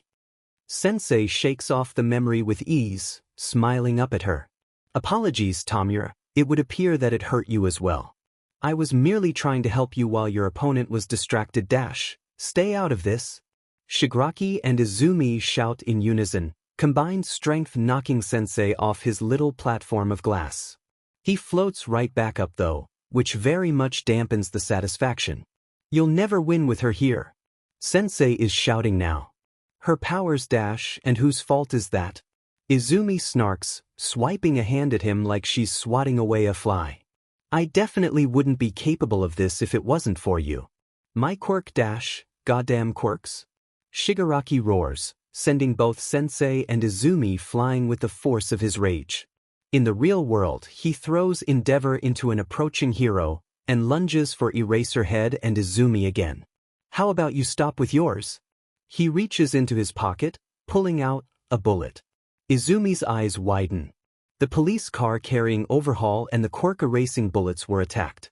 The bullets, and Chisaki's arms, were taken. Xless had destroyed a machine, whirring away behind Shigaraki's vat, creating something. The doctor was capable of copying quirks. Ares' DNA was in those bullets. A bullet that Shigaraki's thoughts have already aimed at her dad. Sensei tackles her, still grinning that infuriating grin. She can't move, can't breathe with the weight of his will in their fused mind. Can't move her real body. Ryuku grabs Shigaraki in the real world, but it's not enough. He wriggles a hand out of her claws and there's a bullet between his finger and thumb and he flicks it with the strength of a gun, and Izumi's blurry eyes watch the metal glint through the air. Black mist opens, and the bullet disappears.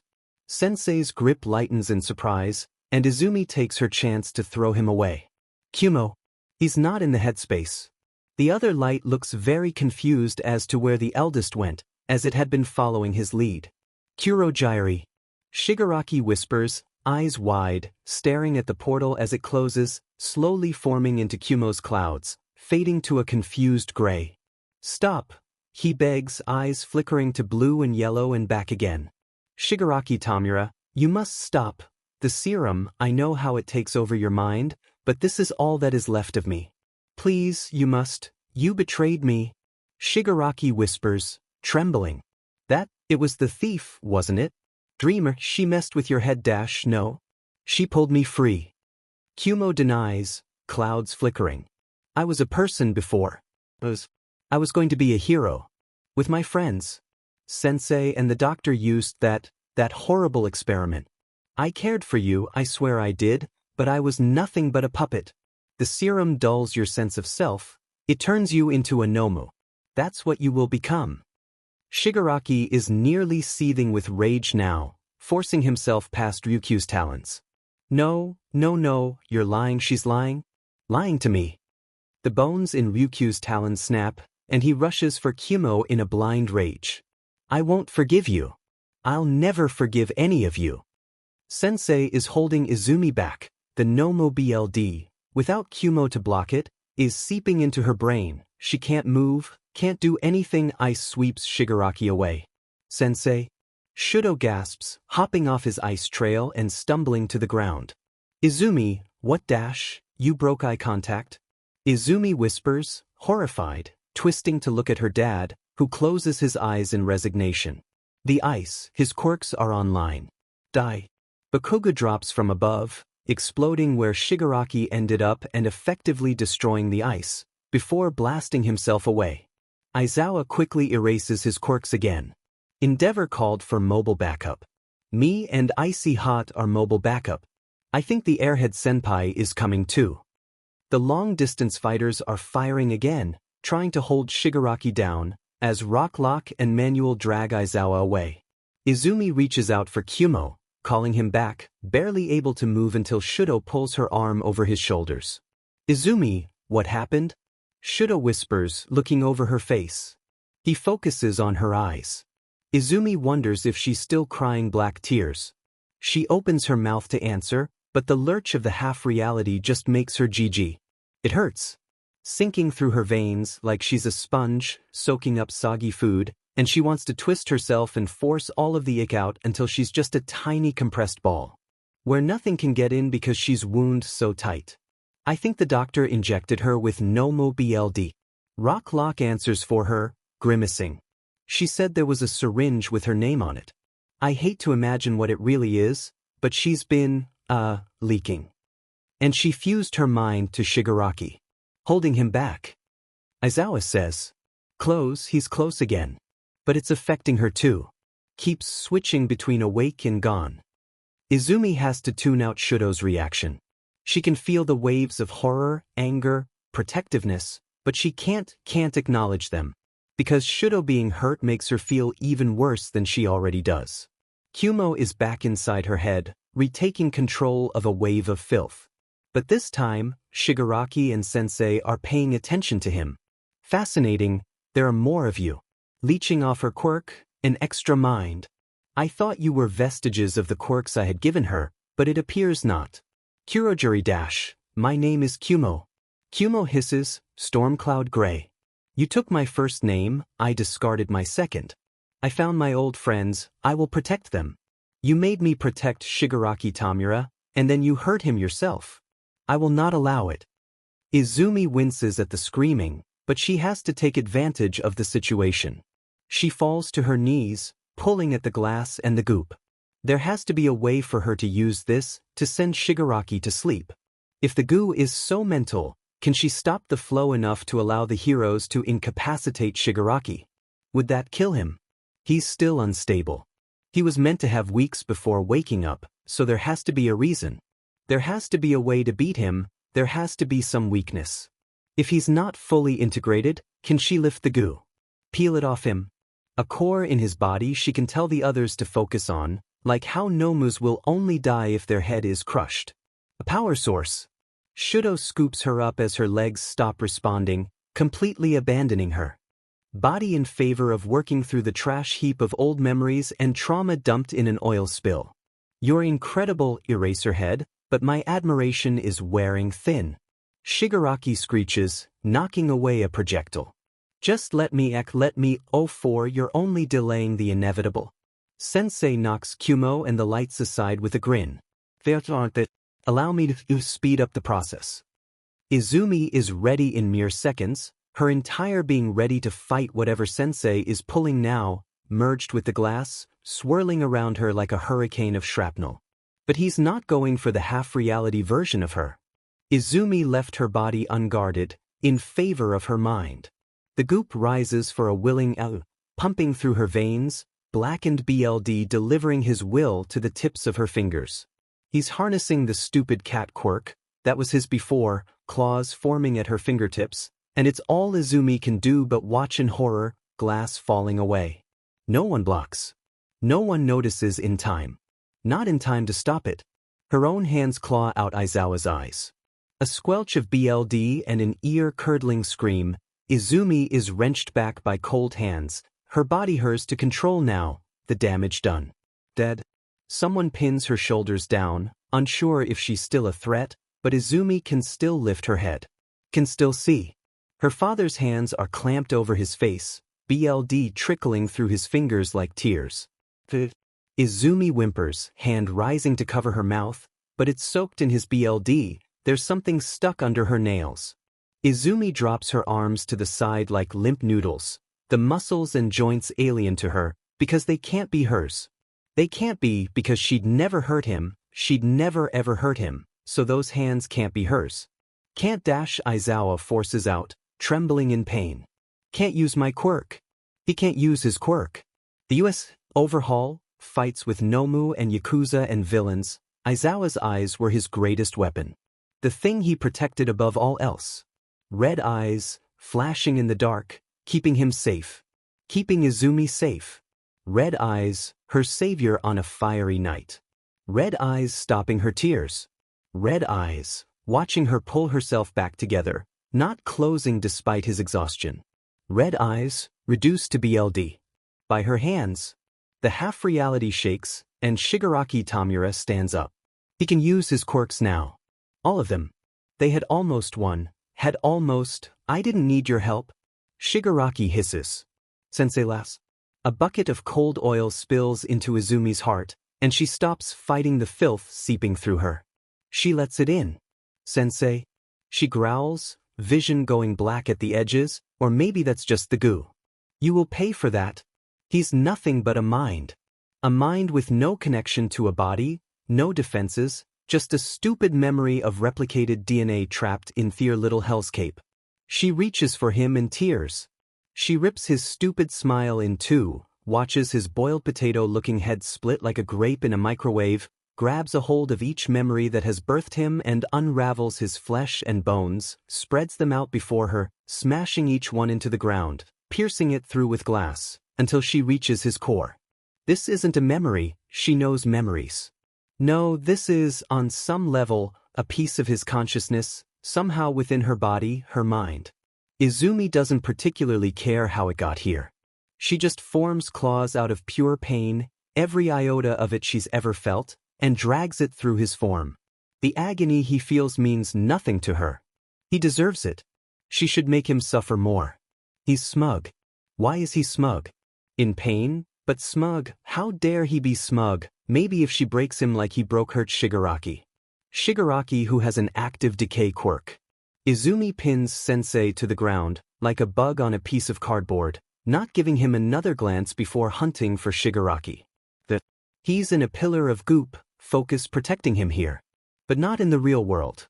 Izumi takes complete control of her body, stumbling to her feet and shaking off Shudo. She lunges at Shigaraki with all her strength, her muscles clenching and absorbing filth, pressing forwards. She knocks him off target just before his hand touches the ground. 04- somersaulting over his body, Izumi regains her footing, whipping around and throwing him into the air using telekinesis. Don't let him touch the ground, under any circumstances. Eliminate the threat before he hurts anyone else. Given orders, her BLD, both black and red, roars in response, flowing into her telekinesis and body, latching onto the half-reality and forcing it into place. She will not lose on either front. She will do whatever it takes. You're getting almost as annoying as your father. Shigaraki growls, twisting, reaching for any form of purchase while trapped in her quirks. Shut the F up. Izumi growls right back, leaping into the air with Shigaraki in tow. She can sense the heroes below her regrouping. Shudo cooling Endeavor down. Ryukyu gathering the injured, ready to ferry them to safety. Including her dad. Izumi shakes her head, hands twitching. Focus. He was hurt in the first place because she lost focus. Shigaraki writhes against her control, grating against her from within and spitting at her in real life. But Izumi can tell he's slowing down. His regeneration is faltering. Prominence burn. Endeavor tackles Shigaraki in some facsimile of a hug, flames bursting from his skin. Izumi's skin peels away from the heat, but she can feel it growing right back, unfurling and tightening like slimy plastic on a trashed beach. Shudo and Bakugu are in the air as well. They must have brought Endeavor up. Izumi wishes they would stay away. Shigaraki isn't dead, they're in danger, they'll get hit. Come now, Tamura, why don't you hand your body over to me? Shigaraki screams with rage, which Izumi can barely hear over the roar of the flames. What she can hear is Shigaraki's mind, which is still going, somehow. No, not somehow, it's no mystery. Sensei is pushing his body beyond its limits. Bakugu, Shuto, Endeavor, all in range. She tears them away as Shigaraki strikes with the same black and red spines that All for One had used. Dreamer. Izumi ignores the shouting, dropping her allies to the ground. Sensei wants a fight. She rushes forwards, power swirling around her body, swept away in a tide of pollution, using it as fuel for every punch. Shigaraki's burned muscles crumble to ash under her claws and fists, revealing growing muscle, which Izumi tears through as well. He can't touch her mind as consumed as it is. Mind and body, they hurt her dad. They made her hurt him. She will tear them to shreds. Hazy dreams, half-formed thoughts. That's all it knew. Then a call BLD, fighting, heroes, it remembered she remembered. It was once a she. Then she wasn't it. While floating she was it, while fighting she was it. Trapped in a malignant mass, only BLD and hunger seeping through, wrapped in chains, told to kill. But then late. A shaky hand, a warm presence, an open space, cleaner, and it had run and its thoughts were its own now. So maybe it was a she again. But this new place wasn't safe either. The warm presence that she had escaped into, that had freed it, was under attack. And somewhere in its thoughts, it remembered the attackers. The masters. Shigaraki and Sensei, names lovingly told, fighting and pulling at the warm presence. Using the BLD that had trapped it to surround the warmth and corrupt the presence with BLD and pain. She remembered BLD and pain. She remembered inflicting it, having it. Inflicted. She remembered a face too young for the scars snaking across it. She remembered the agony that came from the heart rather than flesh. The warmth had protected her, as she had once protected another. So it will be a she and she will protect the warmth. There are 3 others. 2 look like stupid imbeciles, bobbing about like balance freed from a child's hand. 1 looks young. She will excuse it. The other she holds no sympathy for. But the third he seems most comfortable. He is already fighting against the black BLD, shoving it away with a power that somehow she senses she can use as well. She is made of it. A quirk, her old memories name it. A quirk and not her own. It doesn't care. Its job is to fight and it holds issue with the goop. So the new power is used alongside the cloudy thing made of the same stuff she is, while the warm presence fights the masters, new sensations and new pains and new everything. The cloud vanished. Then he came back. There was a great deal of arguing with words she didn't fully understand. Now she really doesn't understand. Izumi. Izumi, you must resist. This is what he wants. The cloud is shouting, but the black BLD flowing around them doesn't let his words through. The warm presence has gone cold with rage. She remembers this kind of rage. She had felt it a long time ago. Someone the warm presence cared for was hurt.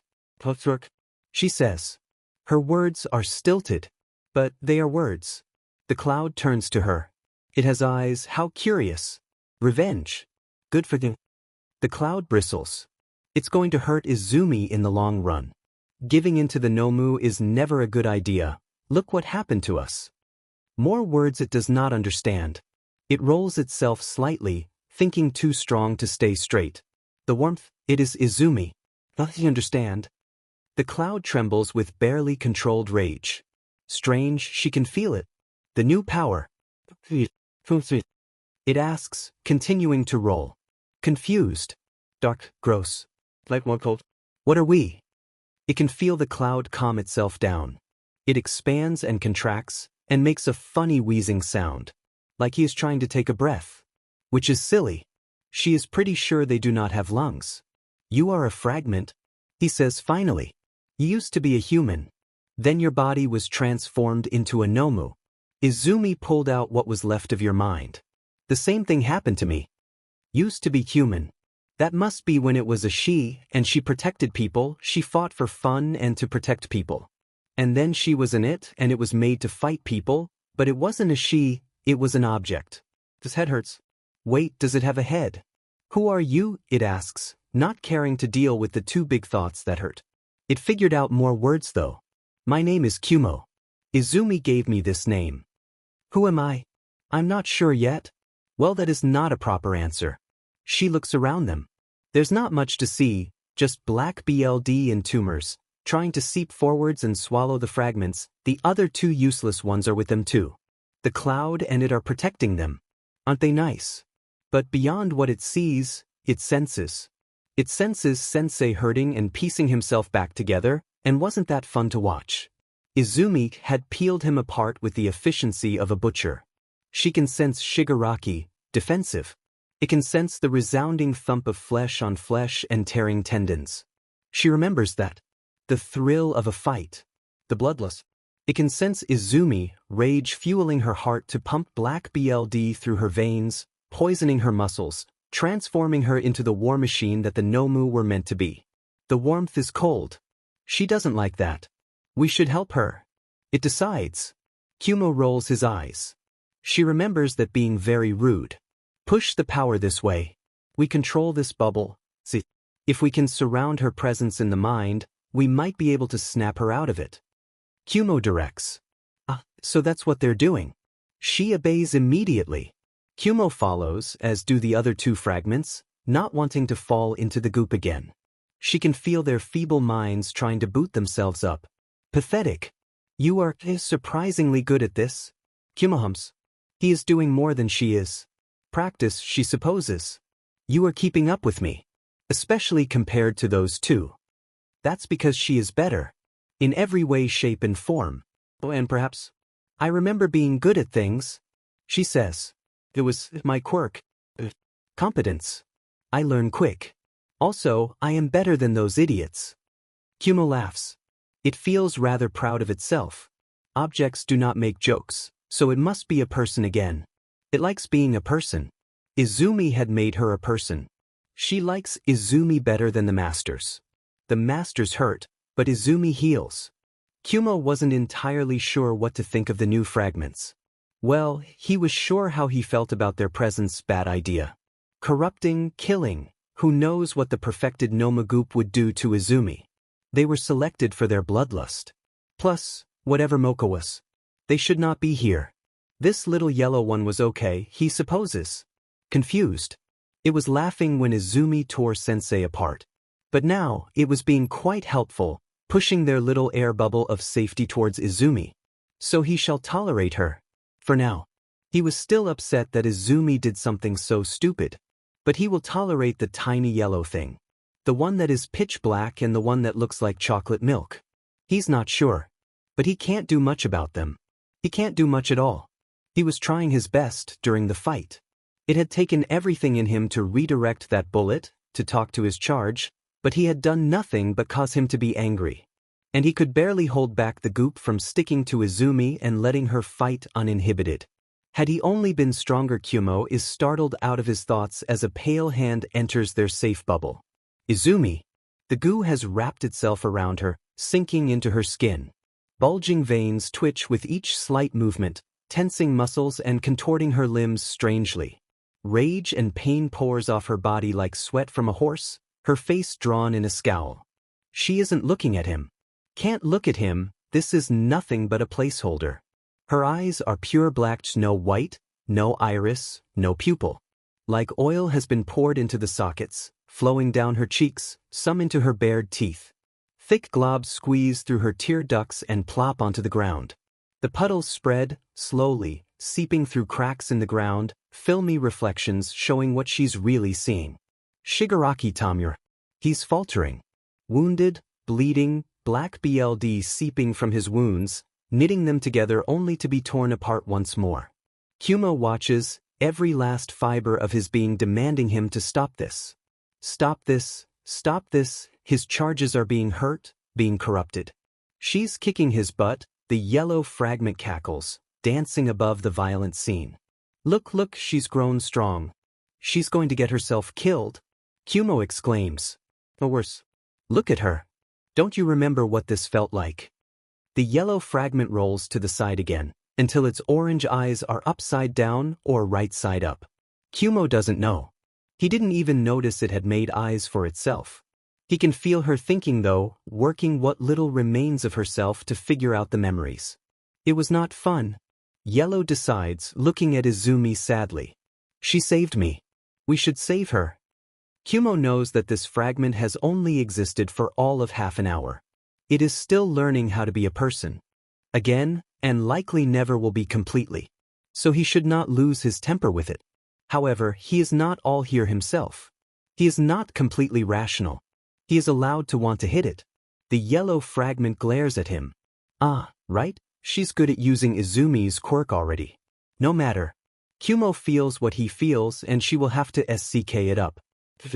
He shakes himself slightly, flying closer to Izumi's face. Shirakumo's quirk, white clouds, swirls around her, applying pressure. If he can break her focus then they can talk. Izumi, please, listen to me. This won't end well. You have to pull back. She doesn't listen to him. Kumo yanks on a braid. Izumi, we are hurting in here. Please come back. Still no response. Just anger. We won't be able to get her attention. Yellow informs him, very high and mighty for her 1 hour of life. They hurt someone important to her. She has every right to tear the masters to shreds. Kumo was trying not to think of that. He did not want to think of that. Should a scream of pain? She needs to focus now. Shoyuta would not want her to be hurt.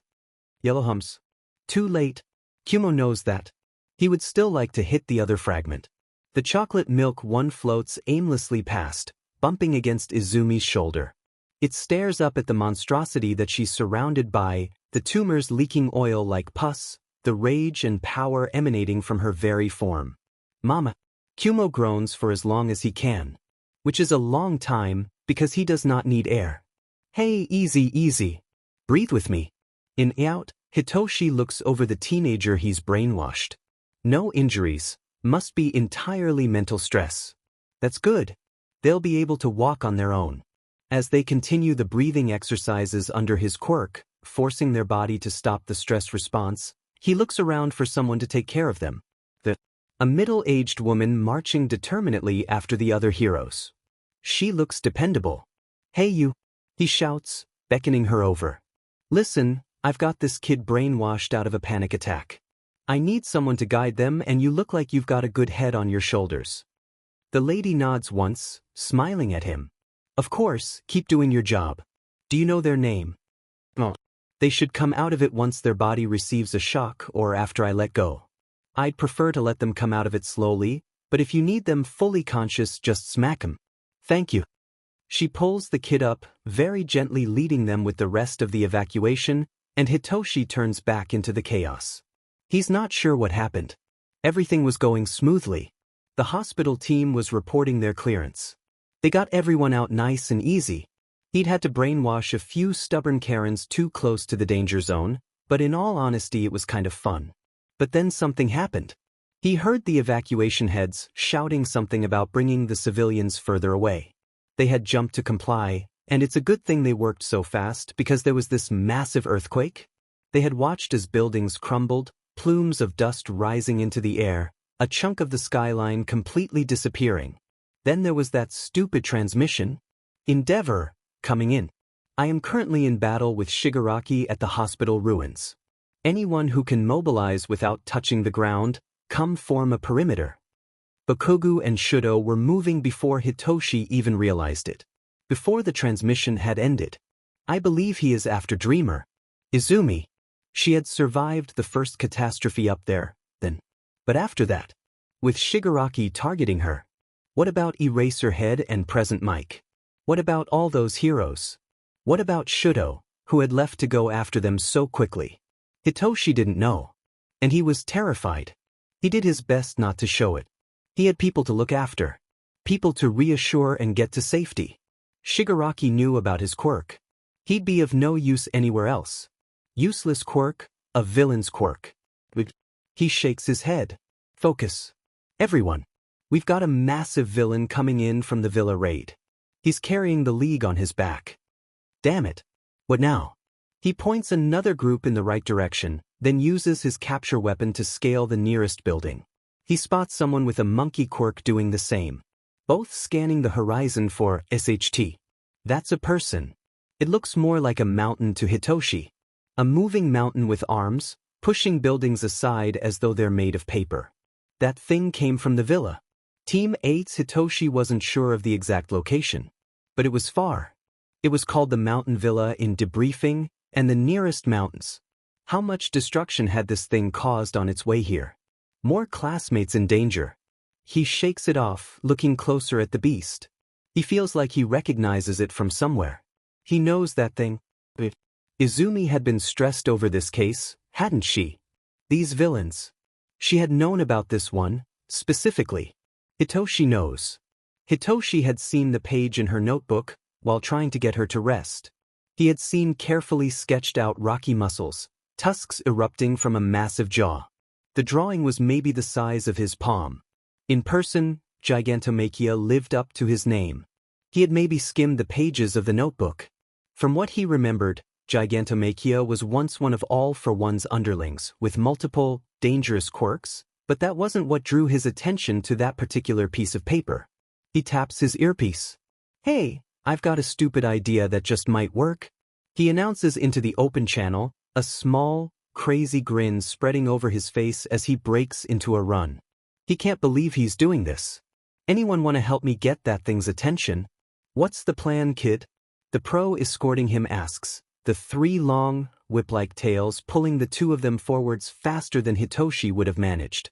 "I know an investigator accidentally saw some of her research. This guy was on it." Hitoshi replies, fiddling with his artificial vocal cords. Apparently he was a follower of All for One, and he's loyal as a dog, but he's got all brawn and no brains. Bless Izumi and her habit of writing down each and every solution to a problem she could think of. Bless her for leaving it open, where Hitoshi could see his name and get curious. "My lead wrote down everything I needed. Slide of luck I saw it, really?" They stumble onto a building a few blocks ahead of Gigantomachia right before the Dust Bowl. He can see flashes of fire and ice in the distance, tiny figures, green and black, red and white. Let them continue their battle uninterrupted. That's Hitoshi's mission right now. Using the hypothetical situation that has become reality, he taps his support item one last time. "Gigantomachia," he shouts, but it's not his voice. No, it's a voice Hitoshi has only heard once, but one he will never forget. All for One is here today, here for his old subordinate. "Gigantomachia. Here." The great beast pauses, massive head turning to Hitoshi, eyes glittering in shock. Hitoshi grins under the mask. Yes, perfect. He can feel the thread of his control digging into his mind, growing stronger as he lumbers closer. Not strong enough, though, he's got to be sure. He only has one chance. He's got to strengthen the connection with Gigantomachia's own loyalty. "Mister, you smell strange. I do not understand." "I'm merely using this boy to approach you," Hitoshi announces, putting as much power as he can behind the words. "Stop here. Shigaraki must fight his own battles." "Yes, the hell, Sirpidabi. The League actually is on his back." His SCRT ducks behind an air conditioning unit, whispering into her earpiece. "Machia. That's a hero." Compress shouts, peering around a spike on the giant villain's back. "Not your MSTR. Don't listen to him. Obey your MSTR. Sleep." Hitoshi orders, and this time, he forces all his power behind those words. He kind of forgot Gigantomachia was standing up though. The giant goes crashing down, the villains on his back shouting in surprise as they go tumbling to the ground. And right into the foundation of the building they're standing on. The building that has already been weakened from being right on the edge of Shigaraki's decay. "Oops," Hitoshi says as their level ground starts tilting. "Oh, oops," he says, the three-tailed hero says incredulously. "Oops, my." The building starts sliding, tilting over cracked support beams, glass panes shuddering and shattering. Hitoshi and the pro leap off once they get close enough to the ground, capture weapon and tail catching a telephone pole and the eave of a building, slowing their fall. They land on the ground, slightly dusty and a little off balance. Pros, they aren't dead. Cons, they landed right in front of a pissed-off league of villains. The dragon, Compress, Spinner, Dobby, and some person he doesn't know. "How's it going?" he asks, some small part of him hoping they take the bait. Gigantomachia snores loudly. Hitoshi gulps, pulling at his capture weapon. He should lead them away from the giant. A loud enough fight might wake him up, give him the shock needed to break Hitoshi's brainwashing. If he can lead them away, the giant is less likely to awaken. Let's just walk the rest of the way on foot. Shigaraki looks bad. Spinner grumbles, heaving at his sword, but the dragon reaches out and catches his shoulder. "No need," he says simply. Hitoshi doesn't have time to wonder what that means, because there's a second loud crash.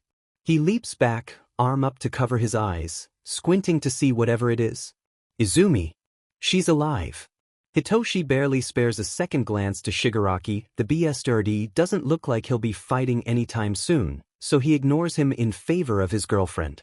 She looks horrible, covered in black liquid, staining her clothes. The same stuff Shigaraki is coated in. She's hunched over, claws for hands, covered in BLD. Her braids look like they've been in for days rather than hours, loose the way she never ties them while planning to fight. It looks like they've grown, almost. She's crying. But not tears like Hitoshi has ever seen, black and viscous, smearing over her cheeks. It's clouding up her eyes, blurry, slowly clearing as she looks at him. Izumi, he whispers, taking a careful step forward. Something is wrong. Something is very, very wrong with Izumi. She whispers, her hunched back straightening slowly, twitching into proper position. She collapses. Hitoshi runs forwards, pulling her into his arms, without a care for the villains nearby. She's hurt, something's wrong, and he couldn't care less about anything else right now. The pride of his victory over Gigantomachia fades away until all he's left with is fear. She's cold and wet and trembling, murmuring words he can't hear. Still awake though. The League is moving. Spinner rushes to collect Shigaraki, who has collapsed as well, and the dragon stalks forwards, flame building in his mouth. Hitoshi holds Izumi tighter, glaring up at him. Like hell, BSRD. Thankfully, he doesn't need to fight. Endeavor, Present Mike, Rocklock, Exless, Anisepta, Nijire, other flyers and long-range heroes surround them quickly. Shuto, Ida, and Bakugu right alongside them. Izumi twitches. You're outnumbered. Endeavor growls, standing tall. He's bloody, but evidently still fighting fit. The League looks torn up as well, probably from the Villa Raid team's efforts. No one looks as bad as Izumi or Shigaraki, but, with Gigantomachia and Shigaraki out of the picture for now, they can win. They can win, and get Izumi to safety, and this will all be over. It will all be over. Hello there. The hero's attention is immediately drawn to Dabi, dangling from one of Gigantomachia's spikes without a care in the world. Would you look at that? Little Shuto following in your footsteps on the front lines. He swings forwards, smiling, staples pulling at the flesh of his cheeks. You must be so proud of him, father. Power is a drag. Izumi has never been allowed drags. Caffeine shorted her out. Painkillers got her blackout drunk. The one time she accidentally had alcohol, her quirk rioted for a week. She holds no resistance to the high it gives her. Shigaraki crumbles away before her, regeneration slowing, hatred bubbling in the both of them. She doesn't even need to touch him. Her quirk flares where it's connected to him, glass piercing into any coherent thought he may have. He catches her arm, her skin falling away, but when Izumi pulls back it regrows easily. How many quirks do they both have? The pressure roaring in her ears, overtaking all thought, only kill, tear, destroy. It hurts. Agony races up her every nerve, bones cracking and healing, bruises appearing and vanishing without a second thought. Her muscles tear, unused to the strength, but they grow right back. Fissures in her skin heal. BLD drips from her nose, her ears. Izumi doesn't know what color it is anymore. How strange, to not know the color of your own BLD, especially when you've bled so much. She can hear her name being called. It's too faint though.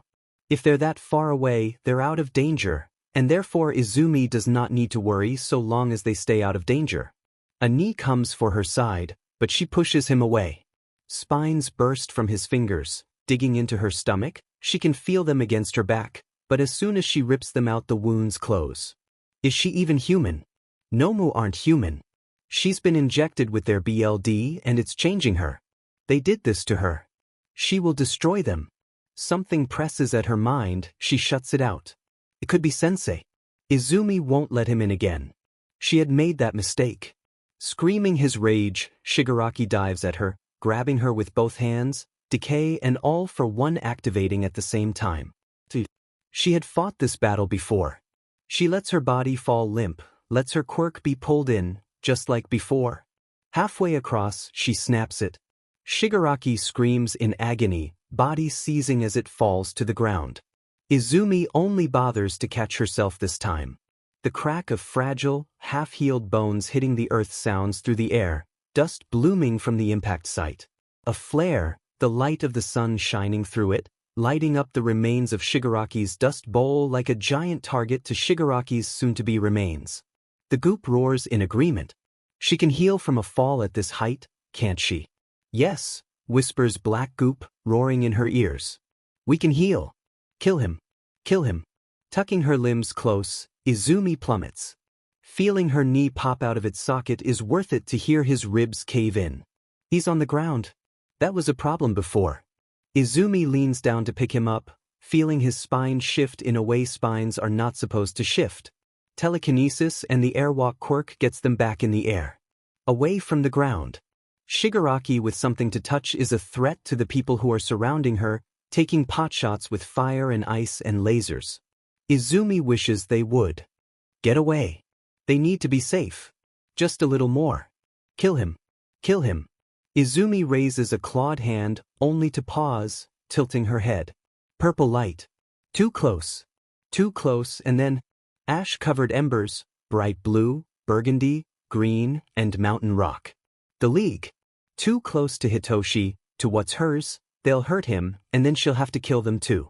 How dare they threaten what's hers? Finally, Shigaraki's mouth rasps, but it's not Shigaraki who says it. Izumi can tell. Clearly, she did not destroy Sensei enough. Shame. She will kill Shigaraki first, then destroy what remains of him. Sensei, in Shigaraki's body, grabs her arm and flings her towards Gigantomachia. Well, that doesn't make sense, Izumi muses as she flies through the air. Shigaraki definitely didn't have the muscles for that. Sensei must have forced them to regrow using the goop. It's likely more ingrained in Shigaraki's body, because he didn't fight it like she did. She fought this. She slams into the ground, body twitching in discomfort. Shigaraki's body lands on top of her, quirks pulling at her power. She growls and kicks him away, rolling to her feet trying to think. Purple. Purple eyes above a black mask, wide and relieved, looking at her. He shouldn't be here. It's too dangerous. She's too dangerous. The goo will hurt him. She remembers being afraid of that. His quirk, her quirk. Black pouring from purple eyes, trembling hands that once steadied her, her fault, all her fault, it's dangerous. Izumi. Human. He's calling out to her. Izumi swallows down bile, watching Spinner drag the half-dead Shigaraki away. What is she doing? She gave in. She gave in, she was so angry, but they hurt Aizawa, she'll kill them.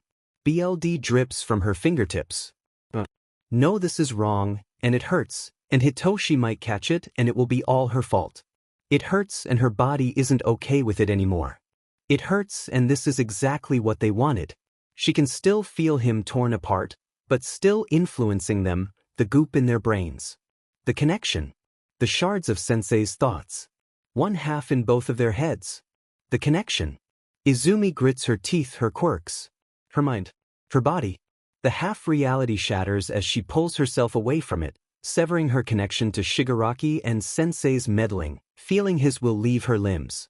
Hito, sure, she collapses, muscles giving out as she pulls back, lets the goo go, she can feel herself shut down.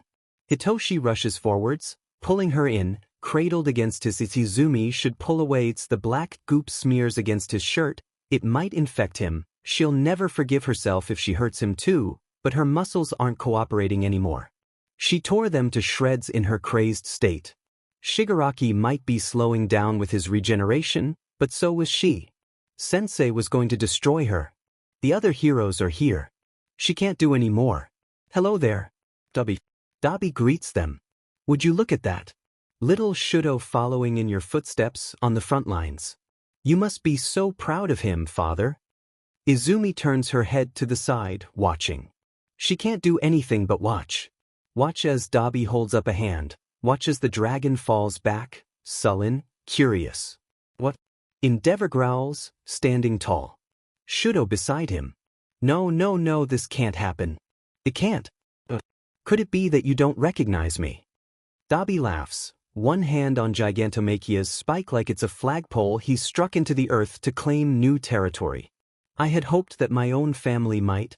Endeavor's flames flicker in the air, heating up. His mind roils.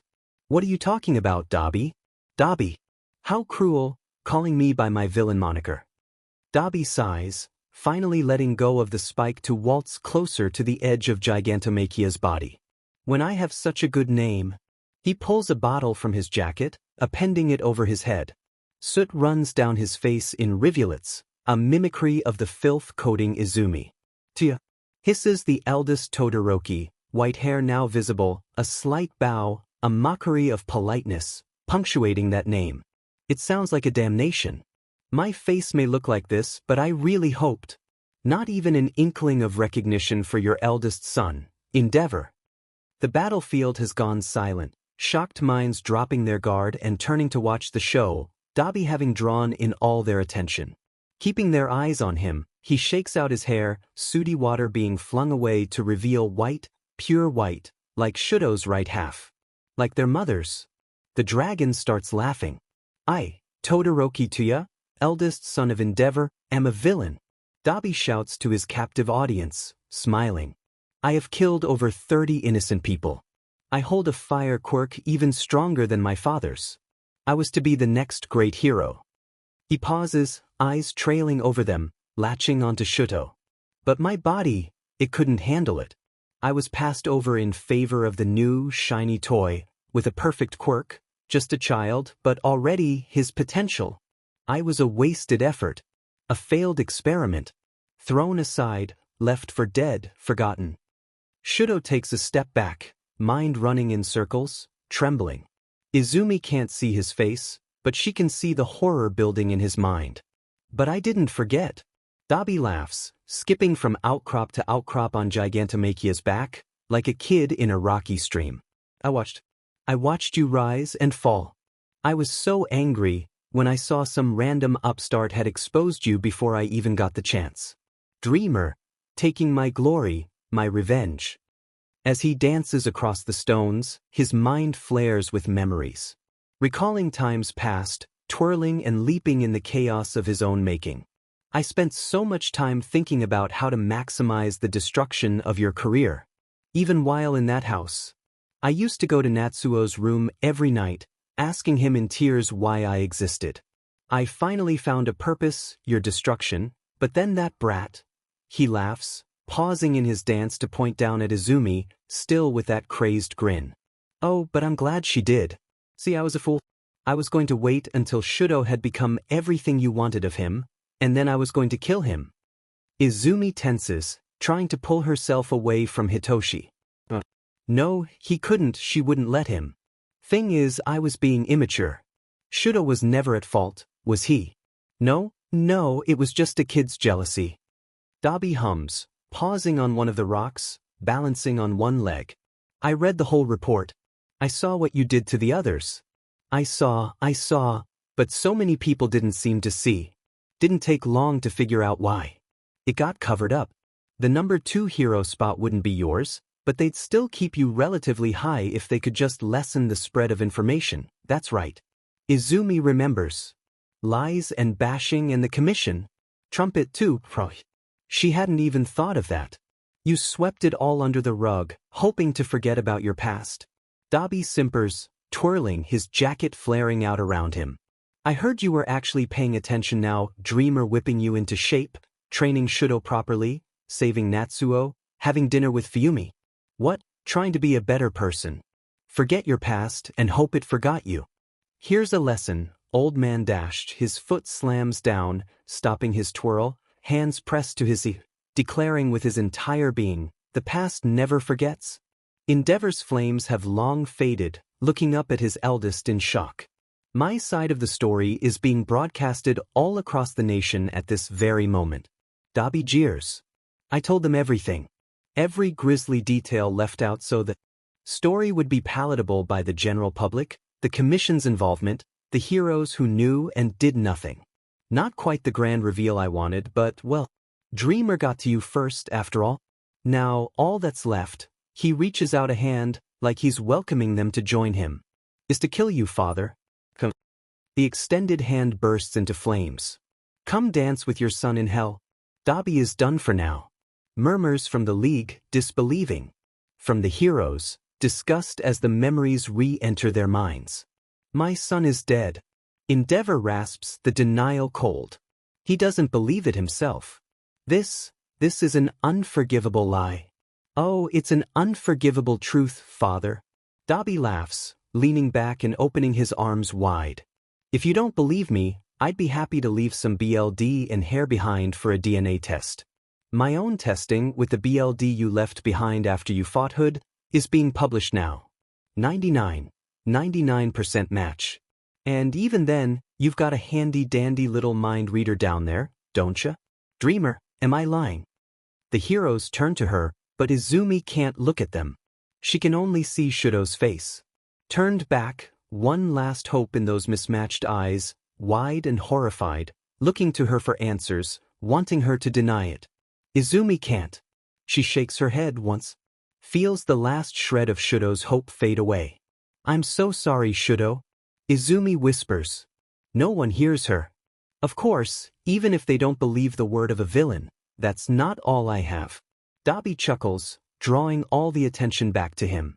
No, after all, you're not a high enough target anymore.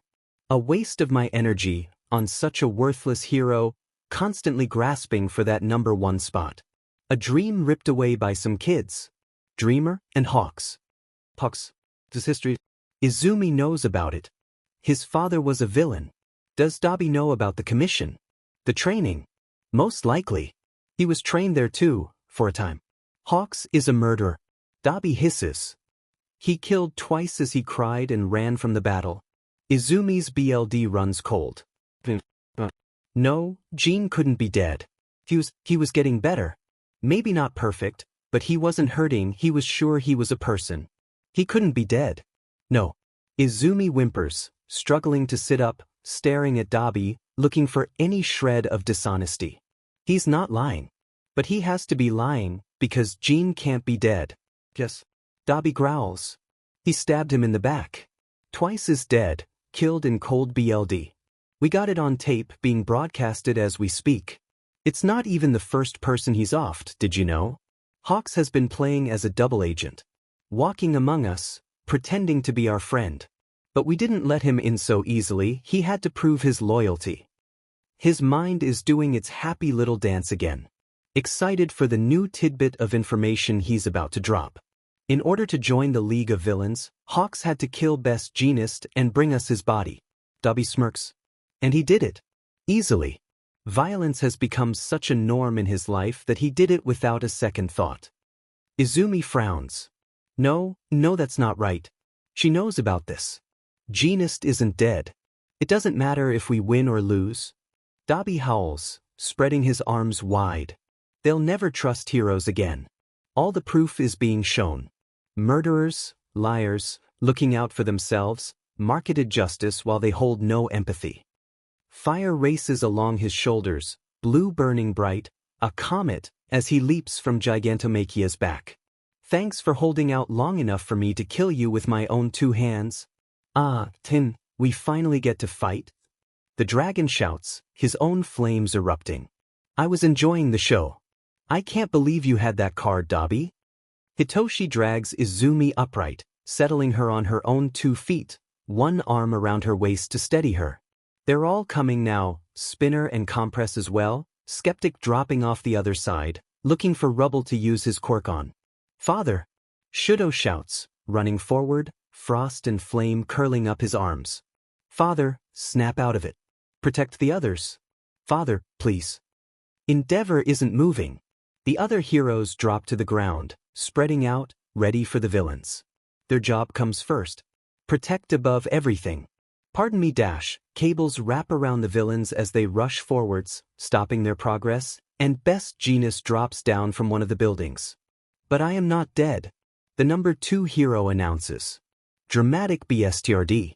Nomu, she rasps as Hitoshi pulls her away from the fight. She can feel them closing in, even as Jeanist binds the villains. She spots Skeptic get picked up, legs flailing wildly. Hitoshi, warn Jeanist, Nomu listen, can anyone get me patched into Jeanist? Hitoshi says into his earpiece. Izumi startles, his voice changer sounds like sensei.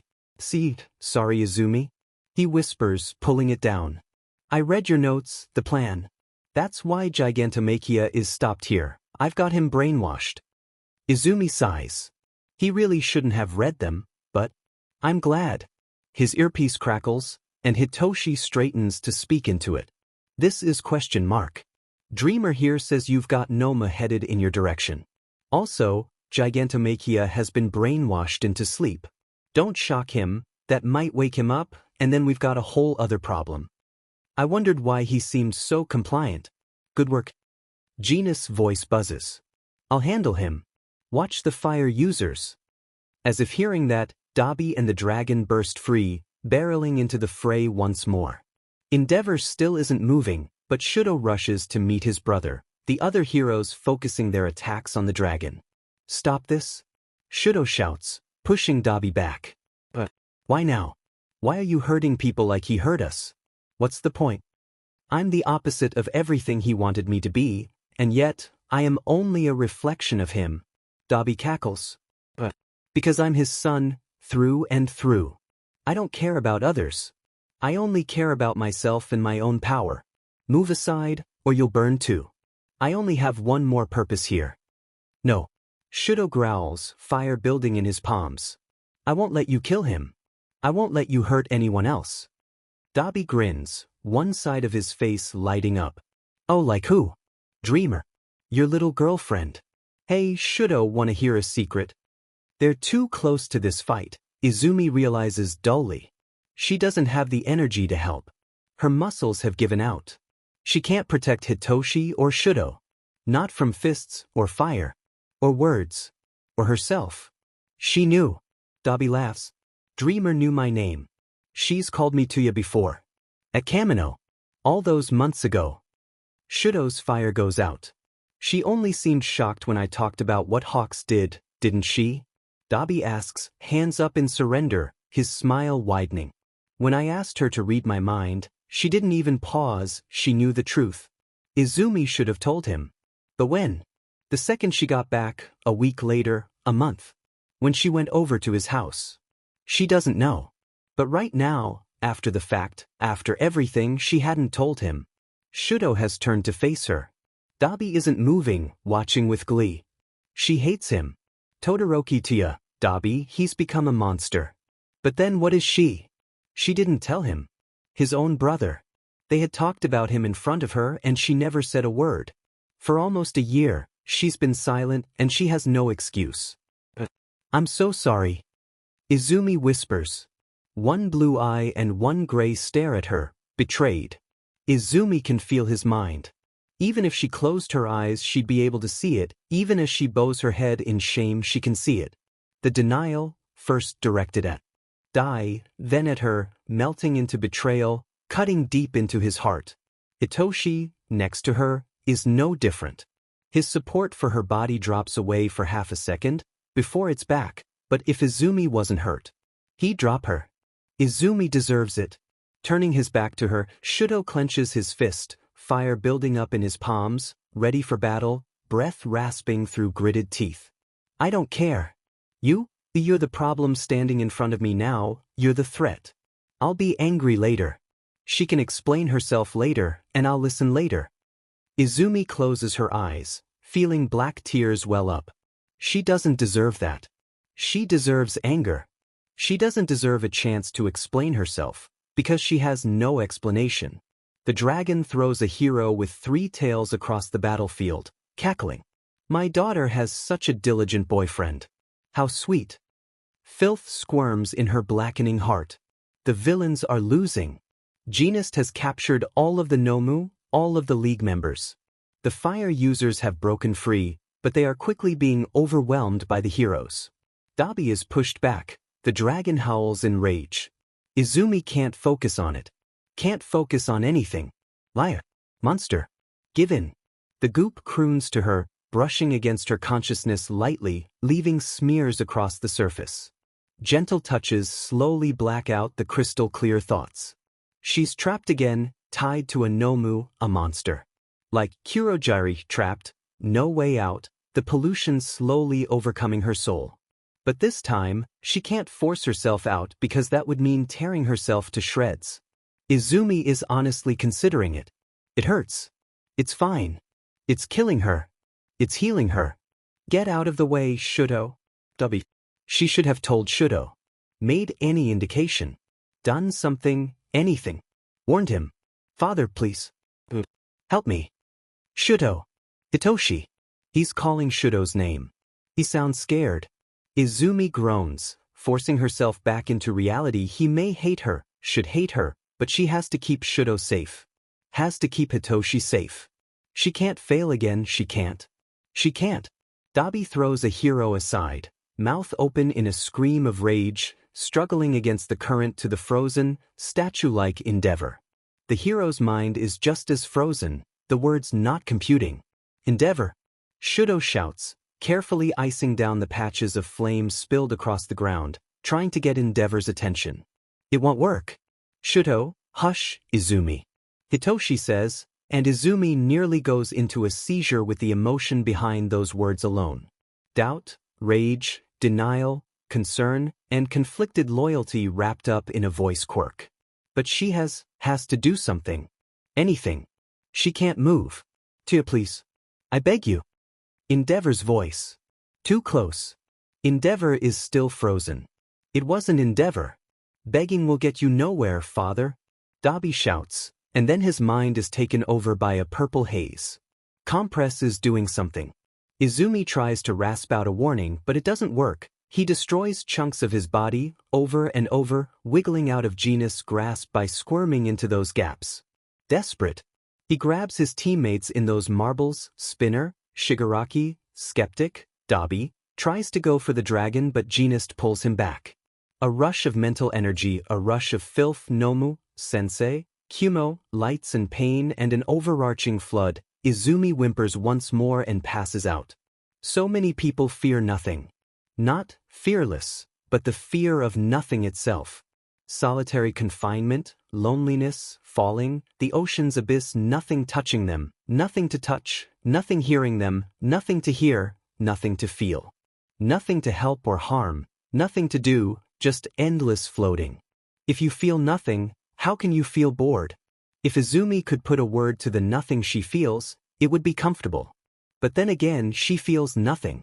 So perhaps that's just an oxymoron. Izumi. Groaning, Izumi tries to block out the voice. Izumi, listen to me. She doesn't want to. She's tired. She wants to give up and sink into the void. Damn it, wake up. I'll stab the tired purple one. Izumi wakes up, already in fight mode, glaring at the two voices. I win. A tiny, joyful yellow bubble exclaims. Sorry. Had to wake you up. Izumi blinks at it, then turns to Kumo. He looks exhausted. What's happening? She asks, confused. You passed out there, then you passed out in here? Kumo says. The goop swallowed you, it's been hours since the fight, but we aren't sure what happened. We only just managed to dig you out. Izumi presses a hand to her temple, carefully floating up. She's in the dream room, but the whole place. It's horrible. All along her crystallized glass, it looks like some tar monster has vomited up chunks of half-digested rotten meat. The bones stick up and out into the void, creating pillars alongside tumors for soot webs to form and create strings of black saliva. If you know, the spiders were made of inside-out flesh. A sooty figure, like the after-image when the fire is done, walks slowly among the filth, a flicker of a thought, but then Izumi blinks, and it's gone.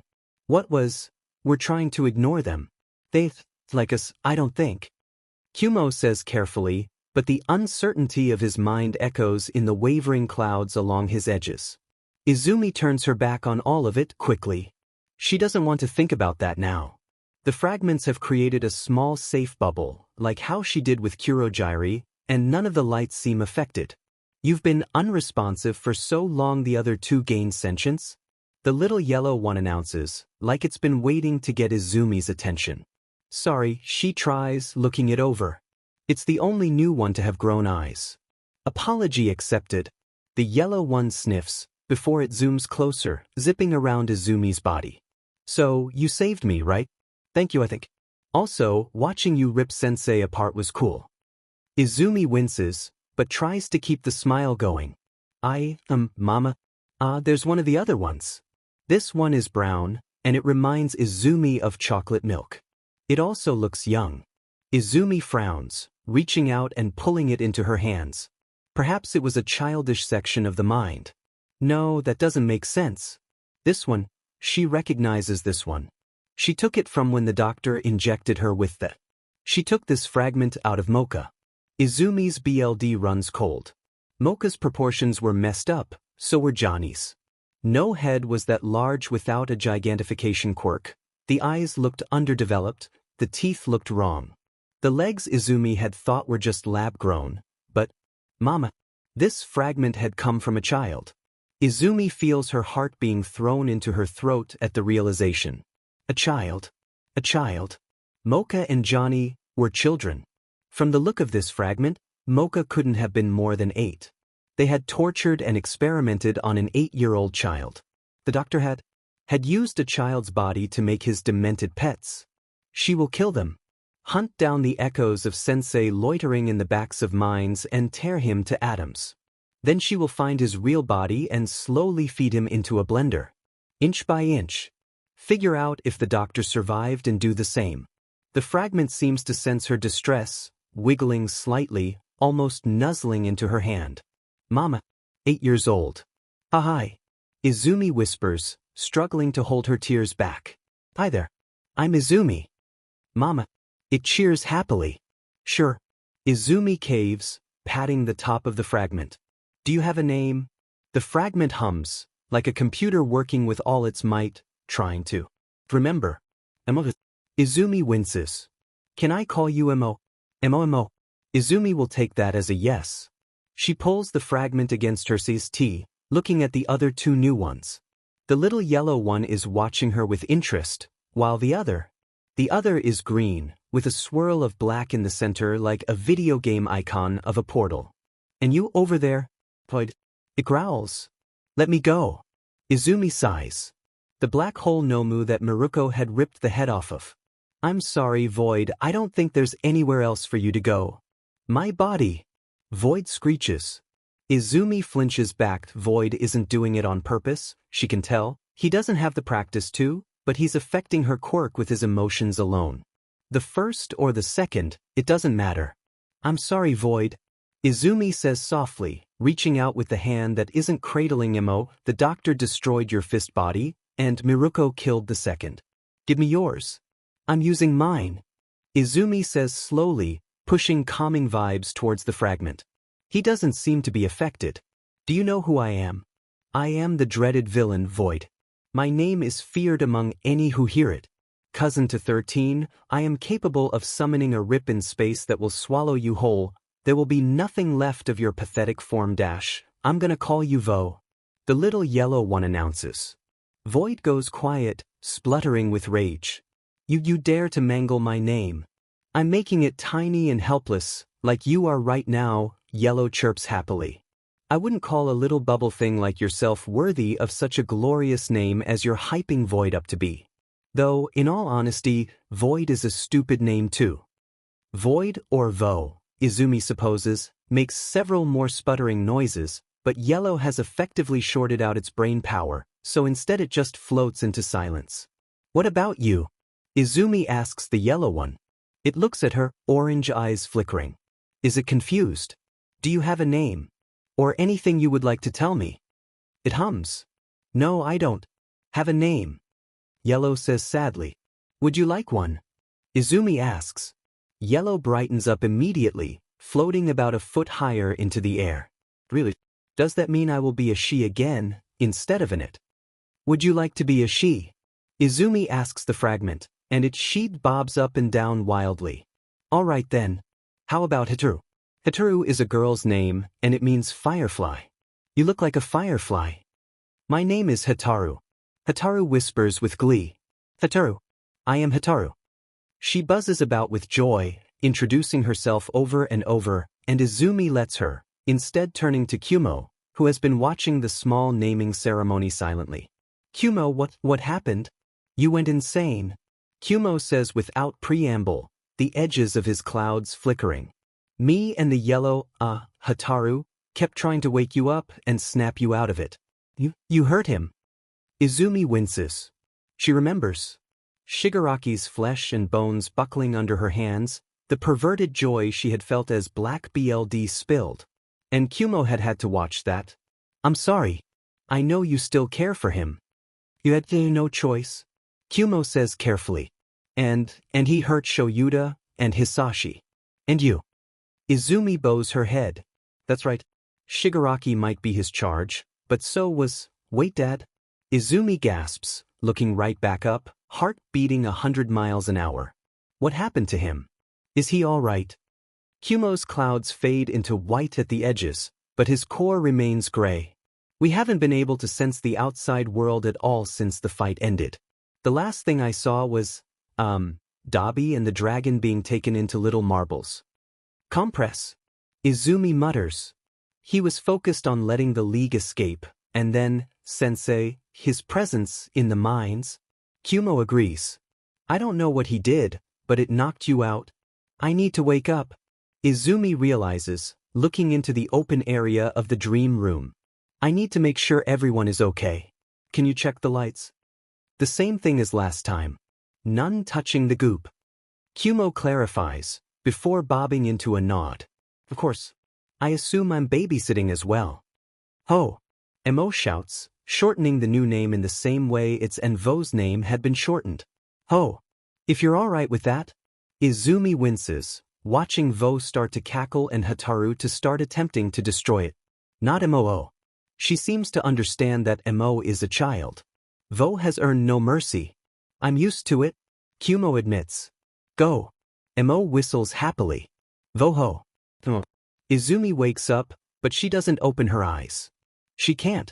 Shooting into an upright position, feeling something tug at her arm, Izumi reaches for her face, her eyes. She can't open them. Her fingers catch onto something, a wet bandage. Izumi rips it away, feeling it tug at her eyelashes, but she still can't open her eyes. Glued shut, scabbed shut, has someone clawed her eyes out the same way Aizawa's were. Deliriously, she thinks that's rather poetic. She's scratching madly at the substance when the door opens, and a rush of minds hits Izumi full force before it closes again. One mind in the room.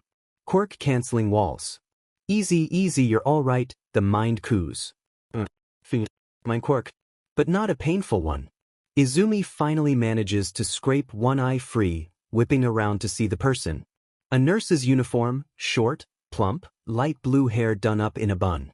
Where Izumi coughs the rest of her question, but the nurse seems to understand, simply handing her a glass of water. You're in Fuhai National Hospital, Akaguro Wing, she says calmly and slowly.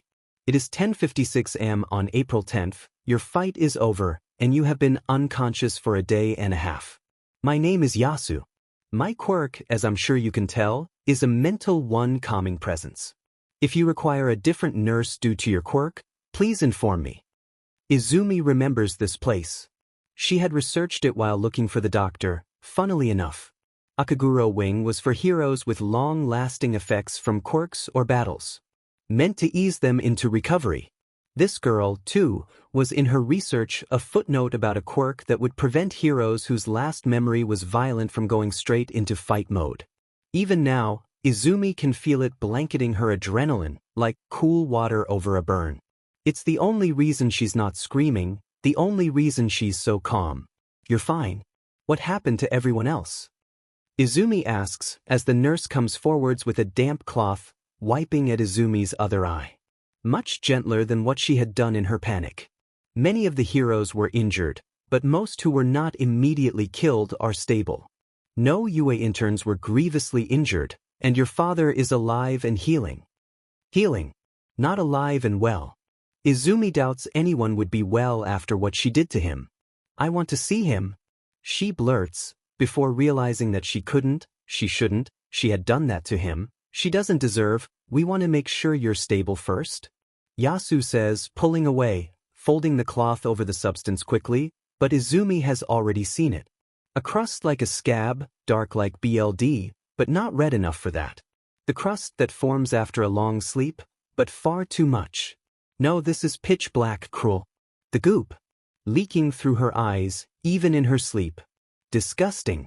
Foul. How much of that has been leaking out of me? Izumi whispers, horrified. She can still feel it, gunking in her eyelashes, crumbs stuck to her waterline, at the corners, peeling away as she opens her eyes as far as they could go.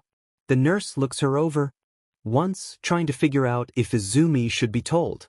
It's been near constant, she admits, throwing the cloth into the trash. It started to solidify. We've been coming in every hour or so to remove as much as possible. Some from your mouth as well, but not nearly as much. We've taken samples and are trying to identify burn them. The nurse blinks. Excuse me. Burn every single sample you take from me. Izumi clarifies, and it's a testament to how well Yasu's quirk works that she's not on her feet and shouting her panic. Any results, I want to see personally, then have those burnt as well. I want to know every single person who has seen those samples and the tests done on them. Dreamer-san. The nurse says slowly, face screwed up. Izumi wonders if she can feel the panic she's suppressing. We need to figure out what this is, and perhaps find a cure for you. I know what it is. Izumi practically growls, feeling it squirm in her teeth. It's no-mobild. The nurse looks horrified. No-mobild. I know there are a few people working on research for the commission. We can if you must inform anyone else, it will be Principal Nedzu of UA High. Izumi interrupts. The very thought of the commission getting their hands on this, I name him as my patient representative. Before anyone else is informed, it will go through either myself or him. Under patient privacy, no one may be informed without my consent. The nurse nods. She's confused, Izumi can tell, but she knows this procedure. Must have done it 100 times. After taking what you need to be sure I am stable, do no further research? Izumi demands, clear and sure. You will burn, delete, and wipe any information you have taken from me. I will not let the doctor's work be immortalized in any way, shape, or form, no matter the encryption or firewall. Do you understand? The nurse nods. I understand. We had a small team to begin with. We are slightly understaffed. We treated your samples as easily contaminated, and only 2 doctors have looked at the entirety of your results, though some specialists were investigating certain aspects. I will inform them immediately of your requests. Izumi relaxes into the bed, for the first time recognizing the tug on her arm. And 4. Wait, what's up with her hair? She reaches down, under her elbow, to where there are curls hanging, far lower than they were the last time she checked. That. The nurse says, picking up a clipboard. A symptom. We believed it was a booster serum that the doctor injected you with in a panic, and the advanced healing was a type of cell regeneration.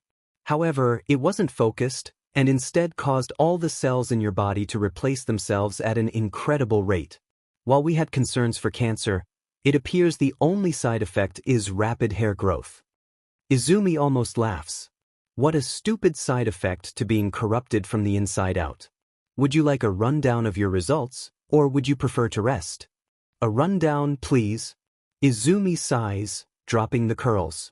Get it over with. It's not like she'll have a panic attack with the calming quirk in the room. Beyond rapid hair growth and lacrimal discharge, it appears that the remains of several old injuries have healed, and your remaining scars seem to have a dark stain. You were very smart, coming to me. Izumi forces a smile at the laptop, Nedzu sitting on the other side of the screen. His paws are folded delicately over each other, and his suit is as pressed and crisp as ever, but his fur is mussed like he's been scratching at his head, and there's a slouch to his shoulders and a droop to his tail that stands testament to his exhaustion. Something is wrong. It takes a lot to get Nedzu to look like that. The commission. The goop. Something else, something worse. Is she piling on more work for him with this? She had no one else to turn to. He was the only one who knew what was happening to her. He was the only one smart enough, skeptical enough, to keep her safe. Izumi's breath stays even throughout her rambling thoughts. Yasu, the calming quirk girl, whose name Izumi has finally remembered, sits in the corner of the room, tapping away on a tablet and occasionally peering at the monitors attached to Izumi. Panic can be so relieving, Izumi muses, completely calm. Something is wrong, she knows it is, but it's muted under a blanket of calm. Then again, she's actually afraid to feel those emotions right now. She had seen the explosive result of goop plus rage. She didn't want to try it again. Everything all right? She asks instead.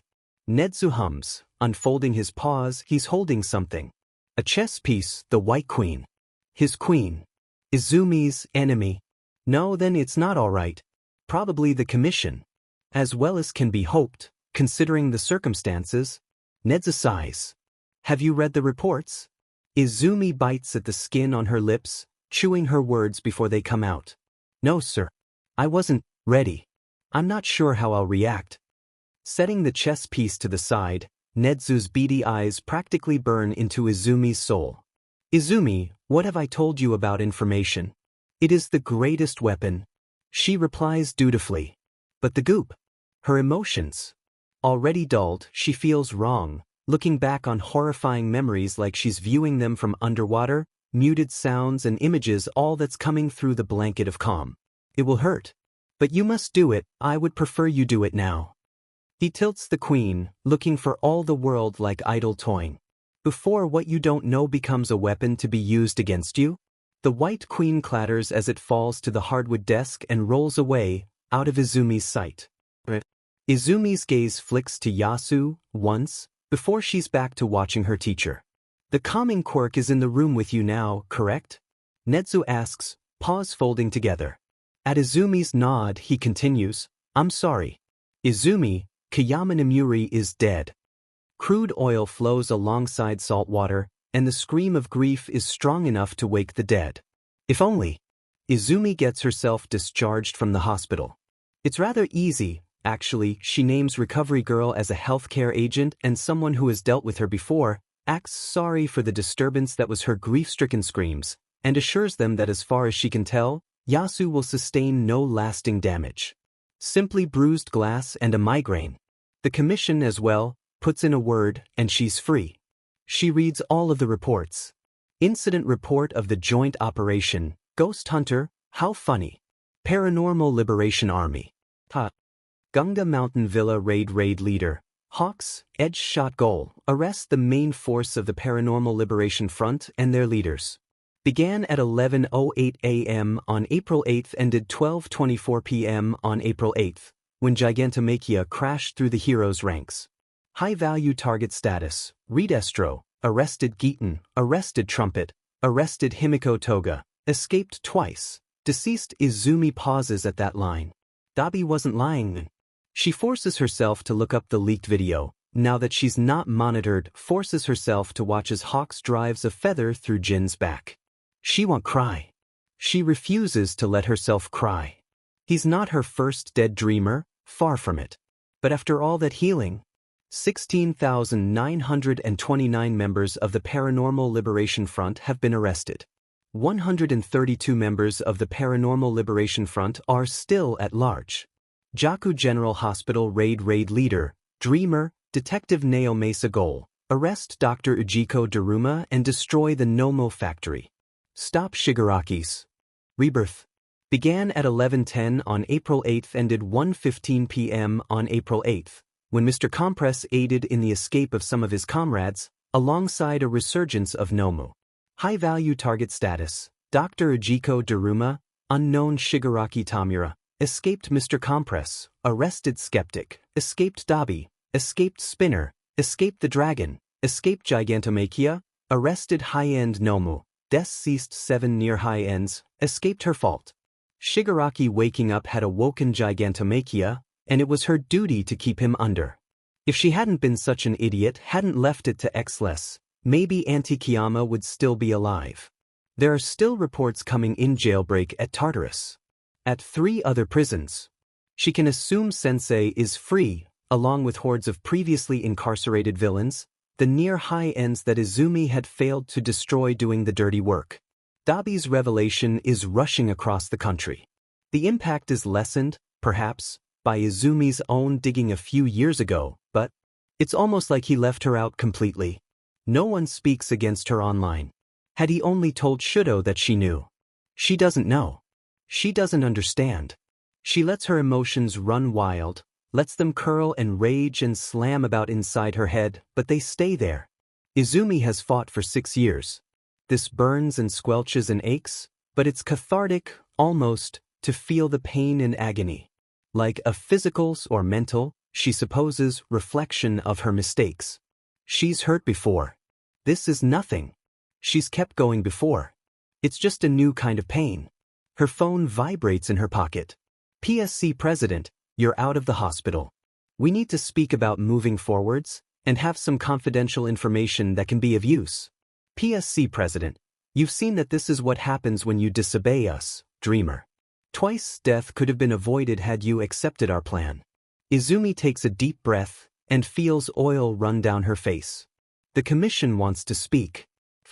Nothing can possibly go wrong here. I'm here. Izumi greets, waking into the room. In a hoodie like always, but this one doesn't smell like Hitoshi or Shudo. She misses the comfort. So you are? The president says, hands folded and leaning on her elbows. 2 suited men stand at either side of the desk. I saw your report. However, your medical results were blocked to us. There isn't a chair for Izumi. The whole thing looks like an interrogation. She debates on going over to fetch one, but decides not to in the end. Her body feels fine. Probably the Nomo BLD, it is my right to keep them hidden. I want no part of the doctor's work living beyond me, even in trustworthy hands. The departments have been infiltrated before. I hope you can understand, ma'am. The president's mind flares angrily. Izumi will take that as a no, she is not understanding. However, it's the right man who speaks up. As our employee, those records are our property. I think you'll find I never signed a contract with the commission directly. Izumi says, frowning at the man. While I agreed to work with you, you never took me in as a proper employee, nor gave me any benefits or pay, therefore labeling the commission as my agency. In addition, I am a minor. Any such contract would not be legally binding, as it would be considered child LBR. The president leans back, glaring at the man. I apologize for his rudeness. However, we have been researching the previously caught Nomu. I assure you, to help in your healing, we would be the best bet. Feel free to release any information on the mindless Nomu strain to Principal Nedzu or myself. Izumi offers, smiling sweetly as if she is grateful for their assistance. After all, I am under the jurisdiction of UA High, where I am a postgraduate student. Unfortunately, I am uncomfortable with experimentation, and it is my right to refuse. The third commission member, the left man, steps forward next. The substance you were injected with appears to be the same thing Shigaraki is supported by. Any information on that is in the best interest to the people. Will you not assist us? Oh, he's good. Izumi can tell that he believes his words, his mind is earnest, but she doesn't trust him. Not one bit. The doctor claimed this serum was specifically created for me. It had my name on it. In addition, Shigaraki had an incubation PRD of several months. My assimilation happened over the course of maybe 30 minutes. While I won't deny their similarities, it's not exactly the same, and any weaknesses discovered would likely be detrimental to only myself. She raises her chin and takes a deep breath, forcing the goop down. Now, I was under the impression that you called me here for a briefing. Unless you would like to continue badgering a health-compromised minor for her medical records. That gets her a glare. It's fine. Izumi is sure she's done worse, and she's not letting up on this point. They need her for something, they're trying to manipulate her. The casualties hadn't been in the report. The injuries. The deaths. An image of Auntie's broken body is supplied, helpfully, by the goop. The BLD that pools below her is so dark it almost looks black. Nedzu had made sure she was in the vicinity of the calming quirk to supply this information before the commission was able to use it against her emotionally. But all this manipulation, they need her for something. You are aware of the breakouts at several high-security prisons? The president asks, realizing that this line of questioning won't work. Tartarus, Sion, Baku, and Keen, correct. Izumi asks, shifting back on her heels. I know it happened, but details on the severity and what villains, exactly, escaped. The president nods, and one of her men rotates the computer for Izumi to see. 4 detailed reports, updating continuously, according to the little icon in the corner. There are quite a few names you'll recognize, both household and ones you've met yourself. The president informs her as Izumi begins reading. All for one. Hero killer stain. Moonfish. Overhaul. All were in Tartarus. All have escaped. The entirety of Tartarus is free. Izumi asks, flipping through each prison record. Another blip shows up escaped. Not all. About 40%, according to our current estimation, but a joint attack from both All for One inside and the high-end Nomu on the outside. Izumi frowns. 40% of Japan's most dangerous prisoners were on the loose, plus the League, Skeptic, 132 liberation soldiers, and 7 near high-ends. That was not good. In addition, the death toll of Jaku City was unexpected. Gigantamachia's rampage also killed a good number. We had hoped your team would be able to neutralize it. Your fault, the president's mind hums, though her mouth doesn't form the words. I apologize that your avid trust in me was misplaced. Izumi says diplomatically. You put me there, you made me go through with something doomed to fail, she wants to scream, but that would hardly be the smart thing to do. Are the relief efforts going well? We are overwhelmed, but the majority of civilians caught in the area have been rescued and are being treated, the president admits. However, due to the failures of the operation and the release of data by Dabi and Skeptic, public opinion is a dangerous thing. The trust in heroes is failing. No, really. Izumi wonders why. Her own has become quite shaky, if only with the upper levels. It's only logical. Izumi sighs. Logical or not, we're worried about illogical decisions that might be made based on this. The president says, tapping her nails on the desktop. We are already receiving resignation papers from heroes. We already got a few after Kamini, but now it's gotten out of hand. Along with the recent death toll. She says it so easily, like the countless lives were just a variable in a mathematical equation. Less heroes, more villains. Distrust. People will take things into their own hands. The president says. It's not a guess. Injuries are sure to rise. Malpractice. People may turn away proper heroes and instead give their trust to untrained civilians who they know more intimately. That's a valid concern, Izumi muses, rocking back on her heels. Though she's not as derisive of vigilantes as the president, a well-trained hero is always preferred. So what can we do about it? Izumi asks. We can't get more people. Maybe ask for help from other countries. Or, put focus on more trusted agents in cities and the like, only using heroes where absolutely necessary. The president shakes her head. That won't be necessary at this stage. Asking for help or retreating will only lessen trust more. So they don't want to admit they're crumbling. Then what? Izumi asks, resisting the urge to cross her arms. It will come off as confrontational, and she's already been hostile. And what do you need me for? The president straightens her back further, which Izumi almost didn't think was possible, and her mind sharpens. Preparing. People trust you, dreamer. Of all the heroes under attack, you are far from the list. I doubt you will be. They trust your judgment, your strength, and your youth. Izumi wonders. Shudo had trusted her. She had betrayed him. She had kept secrets from someone so close to her. We need you to tell them everything is fine. The president says. No orders. We can't risk people panicking more than they already are. If you reassure them, they'll believe you. Damage control. They want Izumi to stand up there and smile, say, I am here, while she's a vessel for pollution and sickness. Corrupted. Poisoned. I don't know if I can. Izumi admits. Telling people not to be scared, that nothing is wrong, when we already know it's going to be bad, it's how we got into this mess, isn't it? People cannot handle the truth. Their mistrust is unfortunately well placed. Izumi interrupts. Everyone knows this is bad. Everyone knows this is out of control. Lying so blatantly when opinion is already low will only distance them further. The men to either side of the president look uncomfortable, minds shifting, waiting for a cue from the motionless woman. You must put them at ease. She repeats, slowly, as if Izumi didn't hear and respond the first time. With you at the forefront, similar to how All Might dash, I am not All Might.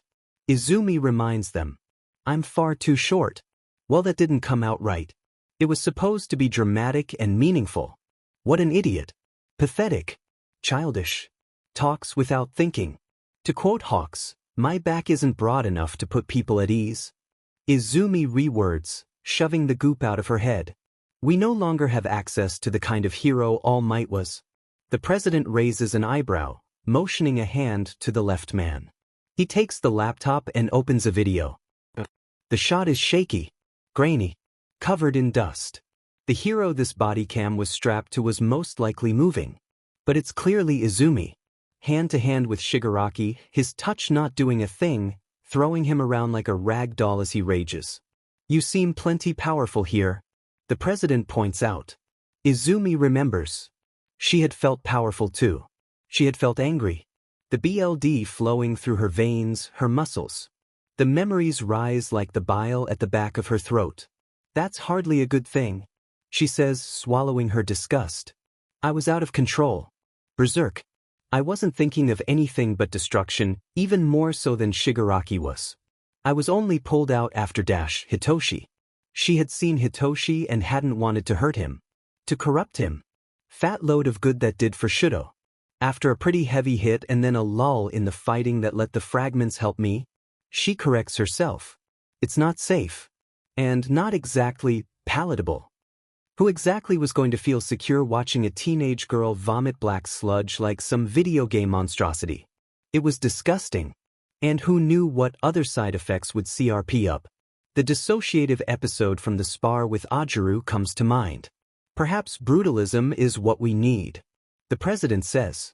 You've mentioned that a blatant lie is not the right move, and I agree. However, you've proven yourself capable of standing against Shigaraki. He was unstable and I had backup. I was also mentally conked out for the entirety of the fight. Izumi interrupts. She does not like where this conversation is going, not one bit. It's dangerous for me to lean on it.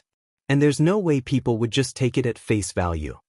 We can support you with that, the president offers, and her right-hand man steps forwards with a sheaf of paper.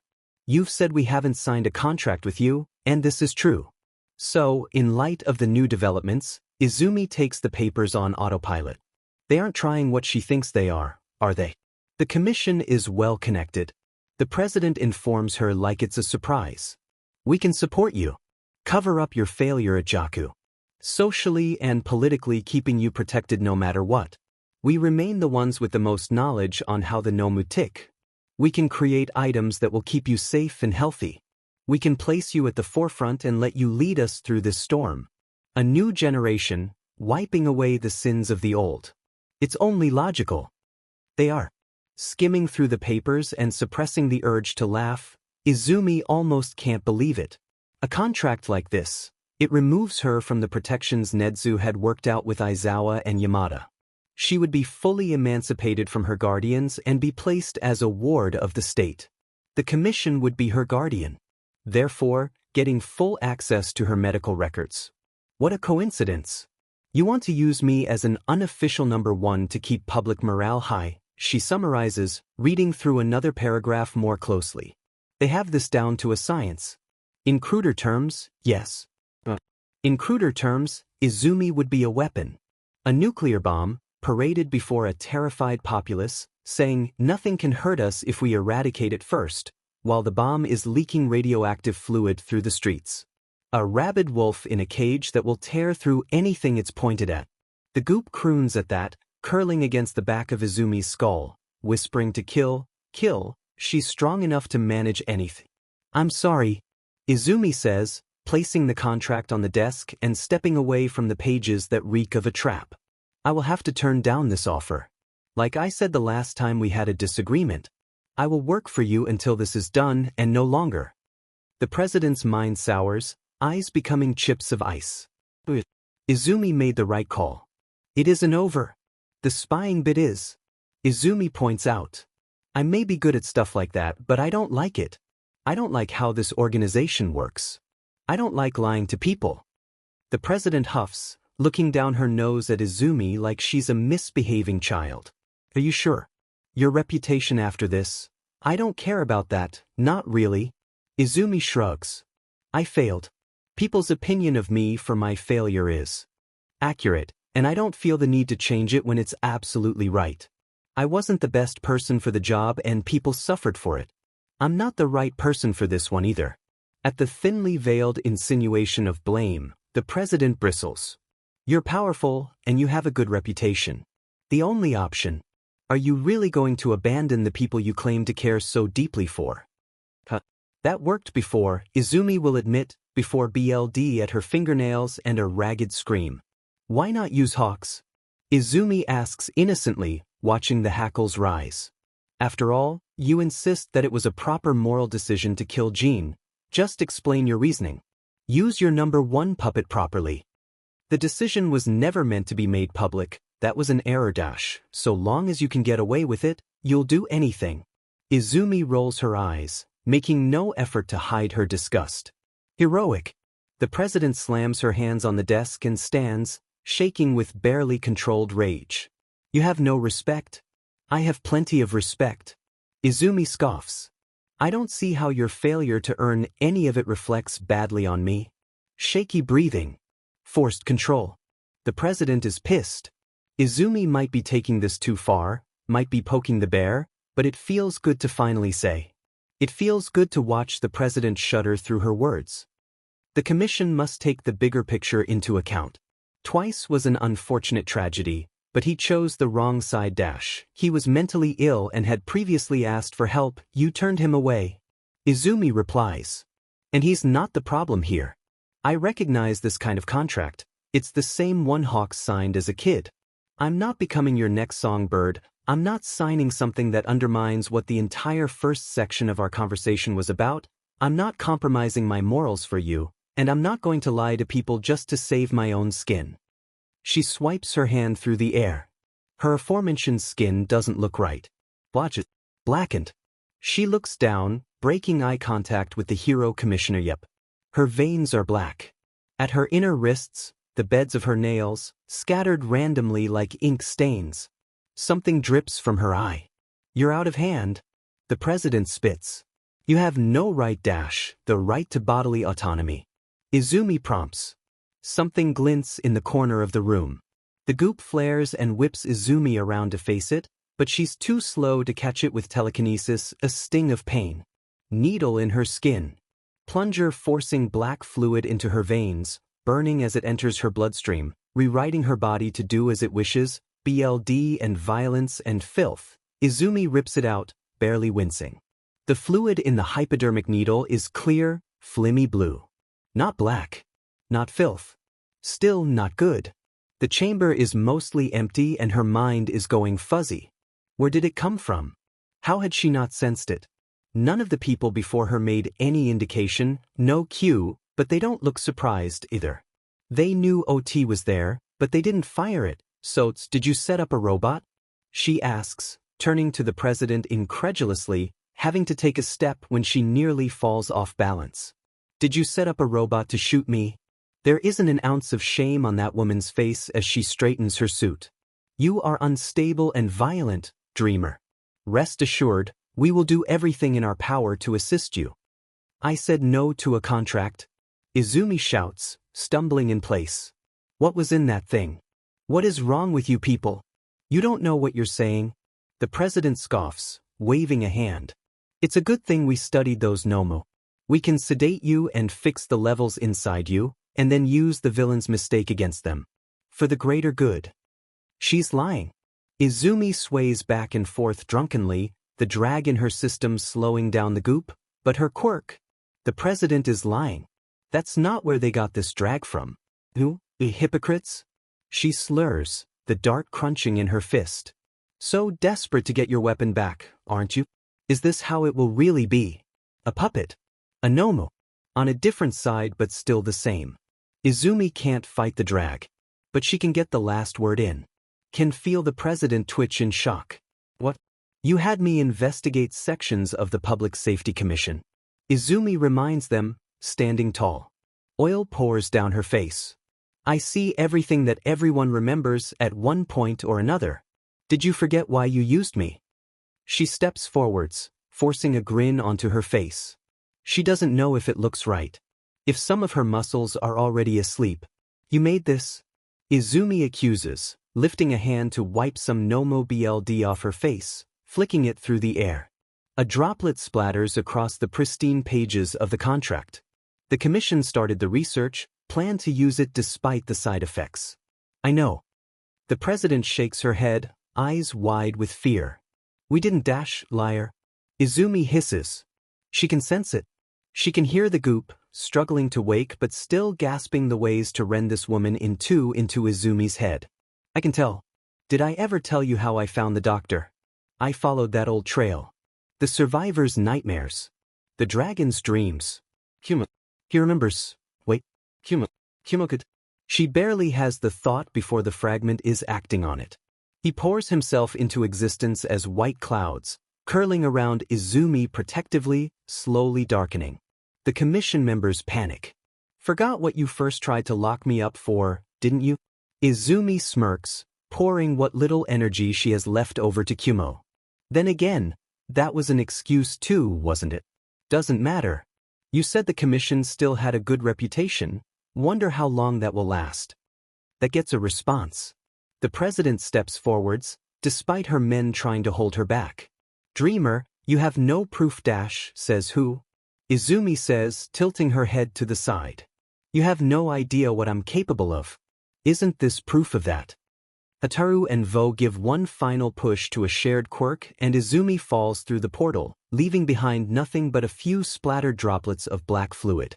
Izumi crashes onto a painfully solid floor. After the initial shock, it's actually quite comfortable. Grounding. Because she's on the ground. What in the hell, Dreamer? She groans, forcing herself up. She knows that voice. Not well, but... Rocklock. She groans, squinting through muddy vision. As that you... The figure that Izumi is 90% sure is Rocklock rushes over, a second mind following right behind. She knows that one too. Her head is too dizzy to name them though. Hands grab her shoulders and roll her onto her side, cursing in surprise at the goop. Thought this would go away after the fight. Aren't you supposed to be in a hospital? The words come through molasses. Izumi blinks, once, twice, before they finally register. The commission wanted me. Then they drugged me. Dickheads. They drugged you? The second voice yelps. Where does she know it from? Bad idea, I know. Izumi nods. Drags, don't work right on me. Quirk is being weird. Fragments got me out. Please help. Adverse reaction to a drag. Got it. Should I call anyone? Rocklock says all business now. He shifts her onto her side. Recovery position. Meds. Not commission. They drugged me. Dickheads. Yep, got that bit. Xless, get me a wet towel and a shock blanket. The kid's in for a rough time. Xless. That's who that second person is. It hurts to think. That must be why she couldn't figure it out. She needs to think though. Thinking is important. She needs to do something. The commission was a bunch of dickheads. Izumi should do something about it. She reaches into her pocket, pulling out her phone. Rocklock seems to think she's going for Ned's number. That's smart, but that's part two. Izumi takes a screenshot of the commission's text from that morning, and with Hataru cackling behind her eyeballs, posts it to the Twitter that the business students had set up for her. Sweet dreams at Dreamer FU. Attached image. Izumi nods her drunken satisfaction, flips to her contacts, and shoves the phone in Rocklock's general direction before succumbing to the drag and passing out. Izumi hated drags. Hated them. Coffee was annoying and made the glass buzz like bees in her brain. Pain medications made her loopy. Alcohol, which was an accident, loosened her control and had her practically comatose for a few days.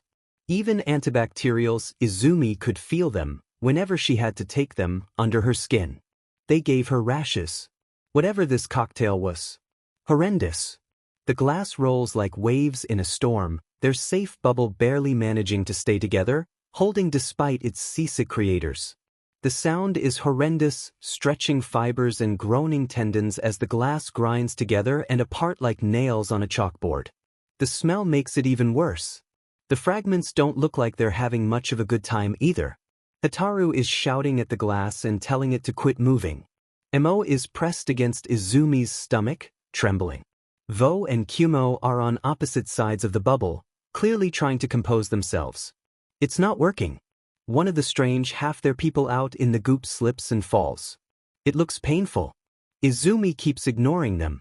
She doesn't have the energy for whatever it is right now.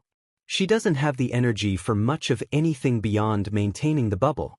Finally, after what feels like hours, it starts to settle. Izumi can tell because it's about the time that Hataru gets louder than the grinding glass. This stuff doesn't know how to listen. Hataru huffs. If she had arms, she would cross them. How long did that take? Too long. Welcome to my life, too.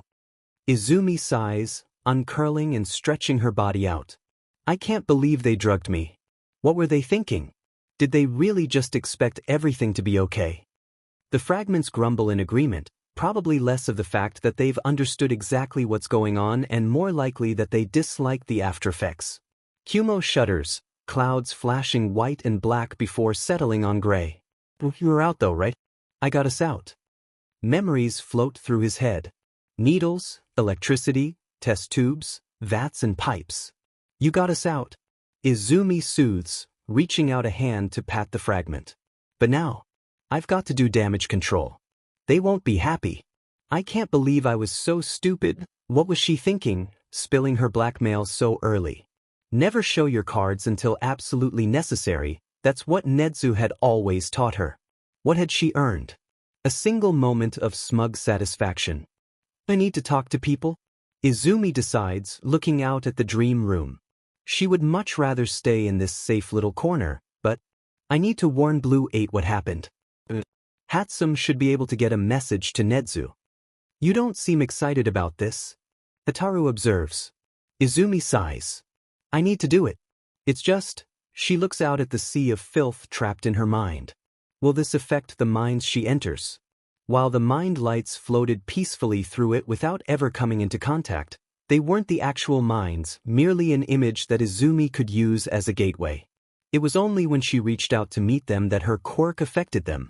Well, that and when she desperately needed help. Then her quirk would call to the people closest to her heart. If she entered a mind and stained it, she would never, ever forgive herself. Still, now is the best time to try. The goop is quiet, still recovering from whatever was in that drag, and she's not sure if it will ever be this quiet again. She needs to warn Blue at the very least. We'll start with him. Izumi decides, rolling her shoulders and reaching out a hand, guiding the bubble into the empty area above the glass. He should be. Blue is as difficult to spot as ever if one isn't looking for him. It's even more bothersome because Izumi isn't moving as quickly as usual. The bubble takes actual effort to maintain and move. They get there eventually though. Warped, blue-stained glass hiding behind brighter lights for safety. Izumi reaches out, drawing the light into the bubble. This is Blue. Hataru asks, circling the light curiously. Blue. Mo chirps happily. It looks confused when Blue doesn't respond. Can it not tell the difference? We're outside. Blue and all those lights are on their inside. Izumi explains, patting its top. Haru, Kumo, I need you to watch the mind and the goop. If anything happens, Kumo, come in and get me. Hataru huffs. Why can't I come get you? Because Kumo has done this before. Izumi soothes the fragment, then keeps going before she can rev up an argument. I know your quirk is competence, but I also need someone in charge of the bubble. Competence will work better on something you've done before.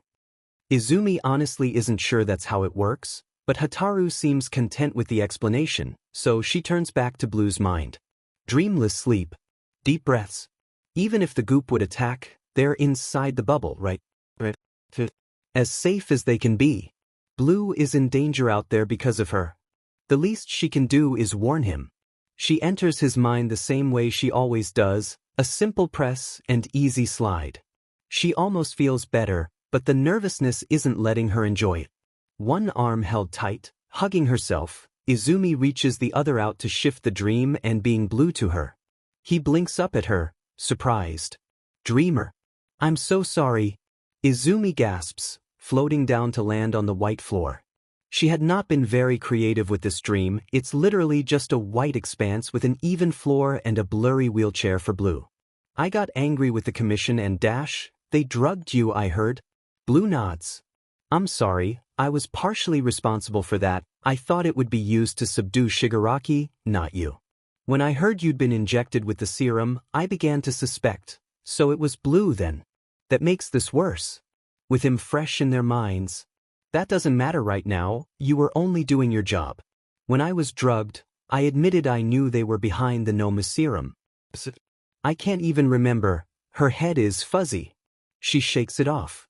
I admitted I knew they were behind the first stages of the Noma drag. I said I followed its trail from the memories of the survivors. Izumi recalls. They might realize you were part of it and hurt you. You need to get out of there. Blue blinks at her, his scarred face twisting through a multiple of emotions. Fear, resolve, duty, pity? If I run, will it not be more obvious? Blue asks carefully. The commission wants you to obey, they have research. I can stay behind and leak anything necessary. Would that not be logical? Not if you get hurt. Izumi denies quickly. Not again. She can't let someone do this again.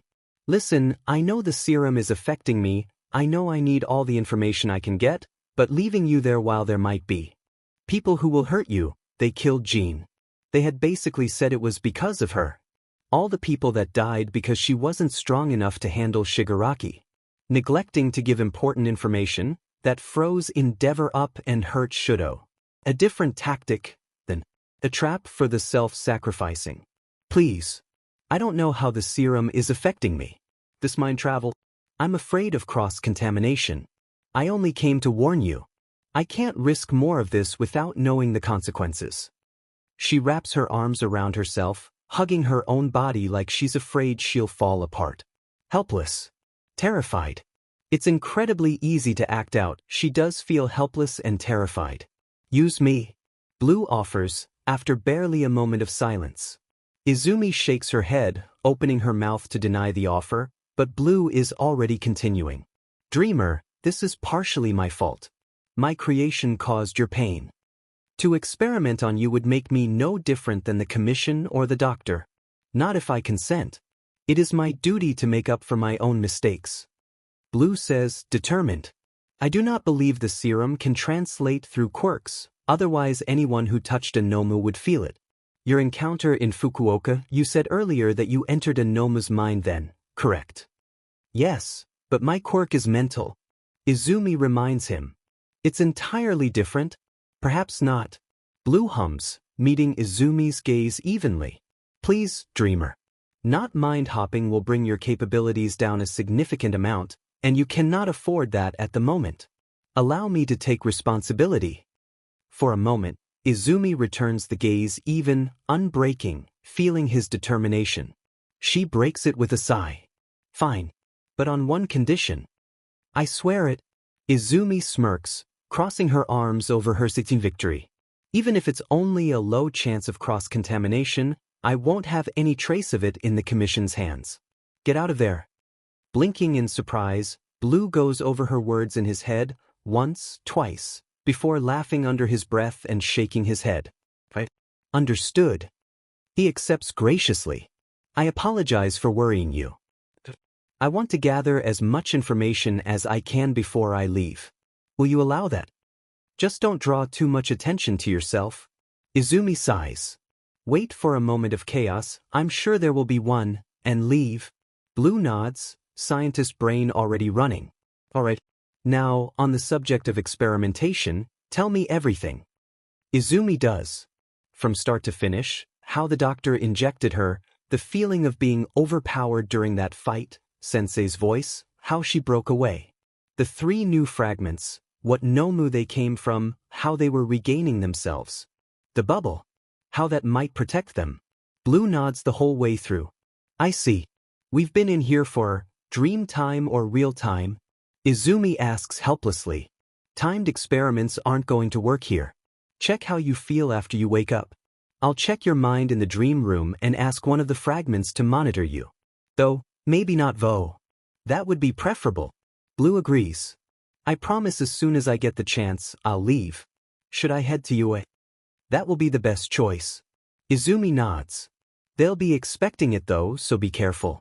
I'll try to tell Nedzu, but I won't be able to call him. The commission has a bug somewhere in UA. They have one at every hero school, every establishment. Blue says, nodding. They're definitely tracking you. Check your injection site when you wake up. Oh fun. Izumi groans. Right? I need to try and get a message to Nedzu. Be safe. Blue nods, and Izumi falls out of his dream. You're back. Hataru squeaks happily. Hello. Something bumps against her side. Mama. Hello Hataru. Hello Emo. Izumi greets, patting each one. Kumo how's Blue? Zipping around the mind light, up and down and all around, Kumo seems to gather his report. No discoloration. The goop stayed to the walls. The bubble stayed secure. Vo tried to leave, but Hataru I smacked him. Hataru exclaims proudly, Vo huffing behind her. Emo bobs up and down. Bubble safe. Vo stay inside. Ho and Emo stop Vo. Kumo protect Mama. Thanks. Izumi smiles. But if he's fine, then we need to get a message to Nedzu. Kumo, can you find Hatsum? Hatsum is much easier to find than Blue. Her mind is running 1,000 miles an hour, as per usual, and smells like metal and oil. Izumi steps in with less trepidation, but still with all 3 cooperative fragments on watch. Hatsum's usual lucid dream blueprints float around, but are scribbled over with red pen. Markers, notes, ideas crossed out and reworded. Hatsum. Izumi calls, looking closer at one of them. Boots of some kind, detailed, a half-dreamed-up design. The bottom is scribbled with red words. This is not a game. Izumi sighs, turning her back on Hatsum's mental turmoil. Shock and realization, everyone's going through it right now. She knows Hatsum, knows she'll feel better with a job. With something to do. Hatsum. Midoriya. Izumi takes quick stock of Hatsum's condition as she appears from behind another blueprint.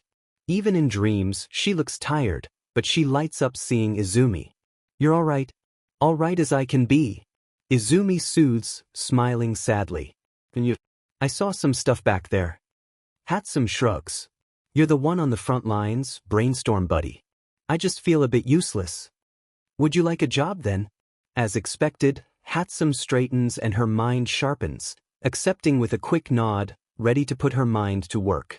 Izumi explains everything as quickly as she can. The goop in her mind, her concerns about the commission, exactly. Kumo, Blue, the doctor, the other fragments, and the commission's most recent attempt to control her. By the end of it, there's a very interesting diagram for a gun-like weapon floating next to Hatsum, terrifyingly functional. So, in other words, I need to get a message to Nedzu. Izumi finishes. Because he's an animal, my Quirk can't get me into his mind, and the risk of spy bugs and his own position protecting UA, we can't let the commission get anything on him. Hatsum finishes, nodding. So I need to get a coded message to him. And maybe an EMP. Or a signal scatterer. So we can talk more freely. Her mind is whirling, possibilities being brought up and discarded immediately. Izumi smiles, happy that Hatsum is already on board. She's such a good friend. As of right now, I just want you to use our chess code. Izumi explains. Then, anything you can tell him, tell him. He's smart, he should be able to figure it out. And he'll know to look for it if you do what I say. Hatsum nods. All right, what do I have to do? I want you to go to his office, any excuse is fine, pretend to be worried about me or something, and give him a black castle or rook from the chessboard as well as a white pawn. The castle represents you, a piece from my side. He'll know I sent you. The white pawn represents Blue, because Nedzu has used the white queen to represent the commission. So, it's a traitor pawn, and it will show him he's on the move. Leave it to me. Hatsum nods again, fists clenched and focus sharpened on her mission. After a moment, though, she softens, thoughts turning inwards. Midoriya. Yeah. She's shifting on her feet, the diagrams twisting, words and formulas that Izumi recognizes from an old USB stuck in the mind of a young genius. Are you going to be okay? Izumi looks away. She doesn't know the answer to that. She doesn't know how long she can control it, doesn't know if this is its final form even. Doesn't know how she'll react. Doesn't know how any of this will continue. How it will turn out. Hatsum is one of the only people who really knows what might happen. Izumi had dragged her into this. She deserves the truth. I don't know. Izumi admits. I'm scared. But it doesn't matter. What's done is done, and I'm going to keep doing all I can, okay? The glare she gets for that is quite impressive. Izumi knows she's been on the bad end of Aizawa's "take care of yourself, or I will" glare enough times to recognize a good one. I'm going to research the serum, Hatsum declares. It may be squishy science, but the second I know I can do it safely, I'm helping you, and you can't stop me. If the commission thinks they can help, then there's got to be a way. Izumi isn't too sure about that. The commission has promised a lot of things. But Blue is on their research team, and he hadn't mentioned anything other than the sleepy time drags. If you can do it, that will be amazing. Izumi smiles. But don't get your hopes up. If Blue makes it to UA, you can bounce your ideas off him. And be safe for it. I promise. Hatsum nods. Alright. Black Castle, White Pawn. Possible bugs. Stay safe. Stay safe. Izumi echoes and falls out of the dream. Izumi wakes up and immediately regrets it. Her head hurts. Her joints are pinched. There's a sore patch of skin that Izumi numbly realizes is where the dart hit her. She's freezing and sweating at the same time. Her throat feels tight and dry, stopping both air and the upheaval in her stomach from coming through. Also, her eyes are glued shut again. Lovely. With a groan, she heaves herself upright, feeling her gut lurch, and raises a hand to pick away at least one eye's worth of eye goop. She'd like to be able to aim when she inevitably vomits. Her eyelashes hurt, but at least she has blurry vision. She's in some kind of medbay, small, looks more like a school nurse's office than anything else. 2 cots besides the one Izumi is resting on set behind privacy screens. Oh, a bucket. How handy. Izumi uses it. But she brushes her eye crust into it as well, then looks around a bit more. The room is dark, but the clock on the wall says 9 a.m. So, the morning after she passed out, presumably. There's 2 minds beyond the wall, busy with something. Rocklock and Xless. Those were the people Kumo had taken her to. They've removed her hoodie and shoes, Izumi notes, when bare feet hit cold linoleum. Probably for the best. She scrapes off the rest of her eye goop and wanders out to where she can see light seep through the cracks of a door, squinting her still raw eyes. Dreamer. Rocklock says as she steps out, his mind instantly alert. You're awake. She nods, trying to open her mouth to form words and instead gagging on the taste of her tongue. Xless presses a cold water bottle into her hands, which she takes gratefully. Your phone has been going off. Xless says as Izumi takes a gulp. Mostly the caller was someone called Loud Dad. Saw some other numbers, and you got an email that looked pretty important. Something about a press conference. You did something online before passing out. I remember. Izumi rasps, once her throat is no longer a desert. Yamada, he must be worried. And that stupid tweet. Sorry for dropping in on you like that. You must be really confused. About how you got Kurogiri's quirk. Just a bit. Rocklock snarks, but his smile fades quickly. Listen, I've said it before. You're strong but you're young. I have full trust in your capabilities, but crazy stuff like this, if you need a hand, I'm here, got it. Xless nods. You saved my life, in that lab, Dreamer. I owe you. Well, that's a difference from the briefing. Izumi bows her head in gratitude, but she's not sure if she's capable of giving an explanation just yet. Did you move my phone out of the room so I wouldn't wake up? Turned it off and plugged it in after a bit? Rocklock admits, getting to his feet. I can grab it for you. Stay there. Izumi wasn't even planning on moving. Her body still feels like lead, even after such a short trip. He returns a moment later, and Izumi winces when she sees the sheer number of missed calls. She taps the most recent one, the phone ringing only once before it's picked up. Izumi. Hey Dad. Izumi sighs, propping the phone away from her ear. Where have you been? Yamada screeches. I was so worried. I heard you got discharged and Netsu told me he was taking care of it, but then he said something about the commission and I know they've got it out for you. I want more details than she's safe, dang it. Izumi leans her head back on the couch, her eyes closed to block the light. He sounds hoarse. He'd been screaming through the whole fight after all. I'm sorry. I am safe now, I promise. Didn't want to be anywhere the commission could find me. Rock, Lock and Xles are here, and Kumo is taking good care of me. I've got, 3 more now though, and the goop I had when it's back. 3 more fragments. From the Nomu. Yamada squeaks. Izumi, how? Now that's something Izumi can't answer yet. How's Dad? There's some grumbling on the other end of the line, but Yamada knows his daughter and husband, they won't relax until they know the other is safe. Recovering, don't you worry. He's stable, asking for you, about as annoyed as I am about you going. Asking to see you. Asking for you. Funny, how quickly the most commonplace phrase can become so devastating that it hurts to even speak aloud. His eyes, Izumi whispers, the words escaping like steam. It wasn't you, little listener. Yamada interrupts. I may not know exactly what happened, but I know you, and you would never. You weren't alone in your head. Besides, Eri is doing really well. Hey, Mirio even has his quirk back now. I don't think we got the chance to tell you. Shuta's gonna be up and back to his usual, grouchy self in no time, alright. Izumi knows that he'll heal. But will she? Will she ever be able to forget warm BLD under her nails, the pop of fluid, the scream of anguish? Listen. Yamada's voice says, soft, distant, electronic. Izumi can hear the difference more jarringly now than she did before. Quirks. Todoroki and Shinso are in the same hospital. Why don't you come over and we can hug it out? Panic spears through Izumi's Itino. No, she can't face them, can't feel that disappointment, can't see the bandages or smell the BLD, she can't. I know it won't fix everything, but I think it will help. Yamada says, still soft, softer than he ever is as present Mike, soft like he is only in quiet, easy moments. Please. I want to make sure my little listener is okay. That's cheating.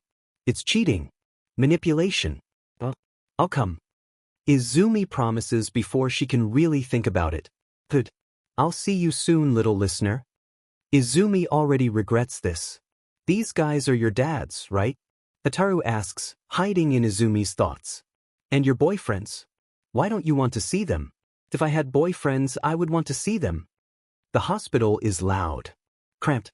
It's one of the closest hospitals to Jaku, so of course everyone who didn't need specialized care ended up here. Too many minds, too many thoughts, pain a few floors up, relief a few rooms down. Just overworked staff running back and forth. Antiseptic digging into Izumi's fun new enhanced nose. I hurt them. Izumi mutters, forcing herself through the lobby. Her hood is up. And, well, feelings hurt. Ataru flinches as another burst of pain comes from somewhere. Mo presses against Izumi from another direction. Supporting. Izumi pushes back, but she can't say anything out loud because she's reached the front desk. She hands the harried woman her ID, watching the split-second pause of surprise and whirling gears before she's given a visitor's card and given quick directions. 2 rooms. Aizawa and Shudo. 342 and 418. Izumi steps back to let a doctor through. Who first? Who's awake? Who can she deal with? She wants to crawl in a hole and die. She wants to tuck herself into warm arms and sob herself to sleep. She wants to take a bath until everything has been scrubbed away and she is nothing but bones and glass and light once more, not BLD and flesh and tar. Kumo is murmuring Aizawa's name though, so she forces herself into the elevator and up to floor 3. It's quiet. She can sense his mind. Down at the end of this hall. Every step echoes. Whispers and diagnoses and pains seep from the cracks of each door she passes.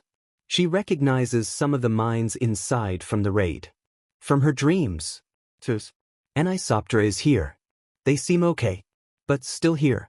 Still injured enough to end up here. Izumi pulls her hood up and keeps going. 330,335,340,342 Izumi stops outside the door, listening to the mind on the other side. Soft gray, fuzzy around the edges with painkillers, tired, resigned. Yamada isn't in there. Izumi can sense him a bit further away. Bathroom, probably. So that leaves her standing outside her dad's hospital room, where he's recovering from a wound her hands inflicted, to the eyes that had saved her. Shoyuta? Kumo says insistently, pushing her forwards. It was Sensei, not you. He's worried. Open the door.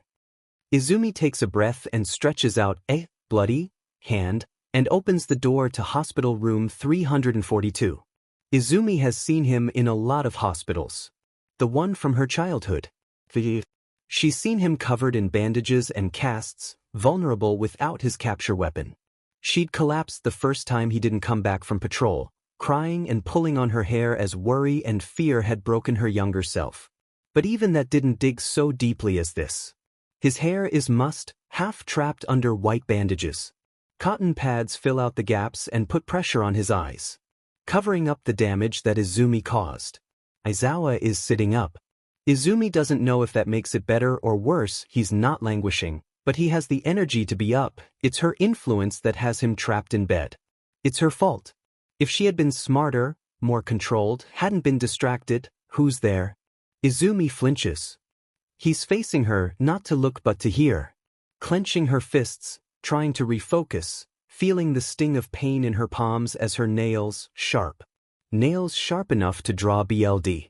Her BLD. His BLD. I know you're not Hizashi because you're being quiet. Aizawa continues. Did you open my door for no reason? He doesn't recognize her. Can't recognize her. He can't see her because of what she did to him. The words are stuck in her throat and she can't speak. Can't tell him she's here, she's okay, because she is, but he isn't, and it's her fault. A small whimper escapes, and Aizawa tenses. Izumi. A question, unsure, because he's blind, because he can't see and his quirk is gone and his livelihood is gone, and gentle tired eyes that watches over her were clawed out by her own hands, and Izumi turns and runs. She hears a shout behind her, but she can't listen. She just runs and runs until she can't hear him anymore, only sense the panic from his mind, and even that is being muted by others she runs past, random thoughts like thorns scratching bare legs. Mama. What happened? Hataru whispers. She's being pathetic? Vo hisses, immediately getting clobbered. The fragments devolve into a fight that sounds and feels like sizzling bouncy ball in Izumi's skull. Izumi shakes her head, accomplishing nothing but rattling the bouncy ball around with her thoughts. It hurts. Everything hurts, and she wants to cry, but she won't cry, because it will be oil and filth, and this is a hospital. With open wounds. She won't infect anyone else. Not again. She can't hurt anyone else again. Stumbling into a small waiting room, only two other people inside, Izumi pulls her hood over her face. It's a hospital. Plenty of people feel horrible. Izumi should know. She can sense them. No one will bother her. The polluted sea crashes at her insides, sticking to her ribs and making every wet breath a challenge. Out of control. She curls into herself on a chair, pressing her knees into her eyes, soaking up the leaking filth. It hurts. She doesn't care. Good riddance. Control. Contain. Press everything together. Push down the rage and pain. Izumi has done it before, to save herself. Now she will do it to save others. She will not lose control again. Deep breath. Tame the reflected funhouse pantomime of nature with the force of sheer will. Catch oily smog with bare hands. Be okay. Fall apart. Feel guilty. Keep them safe. It hurts. Oh no. Izumi shifts back ever so slightly from her face and knees curl. There's a mind that she recognizes. Ice blue. Natsuo. Here to see Shudo. Peeking out from under her hoodie, Izumi glances around for the room numbers. Yep. Room 400 to 420, down that hall. Shudo. She can sense him. Two more guests, Hitoshi and Fuyumi. Shudo who she had hurt, Shudo who she had lied to, Shudo, who she didn't even stay awake to watch get hurt enough to get in here. She'd seen the report, taken it in. Burns from his brother, who Izumi had lied about. And now his other brother is here, and Izumi is already weak. She can't handle this. She can't, she won't.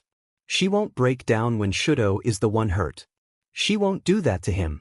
She'll leave, and spare him the pain of having to look at her, come back another time, when she's not already reeling and can accept the responsibility for her actions. She stands to leave in some fit of productivity, and locks eyes with the man she was trying to avoid. The lurch in her gut and rush in her head feels like the serum laughing at her. He's staring, recognition already flashing through his mind, shock appearing a second after, and then Natsuo blinks and swerves straight to rage. Shudo told him. Izumi supposes he's doing better than she did, in that regard. The simple word feels like the ice of Natsuo's quirk is behind it. Izumi flinches back like it's physical. You knew. It's not a question. Izumi doesn't bother making an excuse. She doesn't have one. Izumi can sense the intent a mile away. Natsuo matches right up to her, and as he grabs her by the front of her hoodie she realizes that out of all of Endeavor's children, he's the one with the most similar build. Big, sturdy, built to intimidate. He's not well trained. Izumi could easily escape. The goop is providing 100 ideas, each more violent than the last, but she doesn't. She lets him use that strength to shake her back and forth, lets him use the rage that is rightfully pointed at her. Shudo told us you knew. That day at dinner, you had to have known for almost a year now. You knew where our brother was, knew he was alive. The shaking is making her head nod. Izumi supposes that's an accurate response. Desperate, painful nodding, shaking her brain around. Sir, please. Nurse cries. Why? Natsuo practically begs, stopping his shaking to drag her face closer as the nurses rush over. Why did you do it? Why did she do it? It wasn't a dude's thing. It was nothing. She got information and she did nothing. Made a guess and wasn't denied. Answer me, damn it. Natsuo shouts, shaking her again.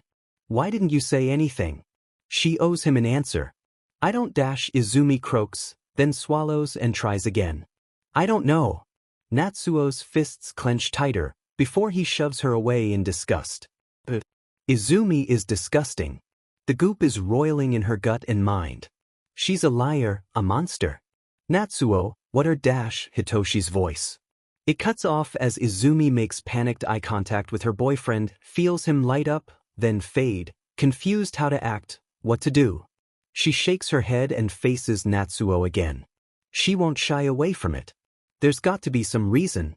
Natsuo growls, desperation oozing from behind the protective shell of rage.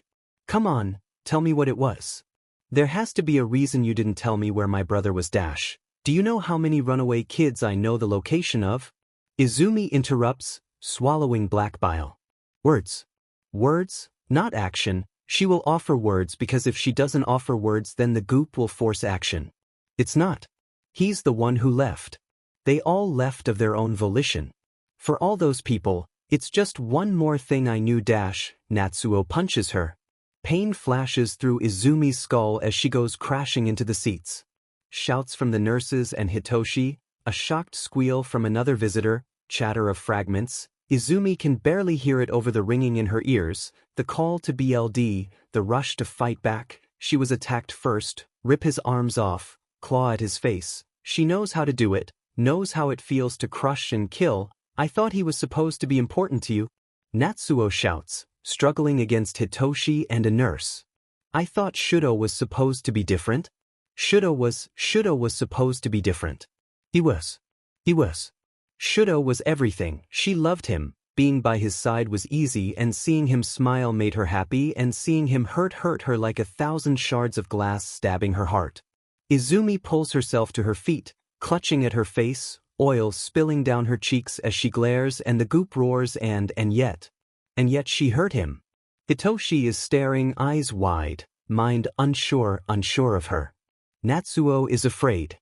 So is the nurse. Because she hurt people. Izumi's teeth don't fit together right.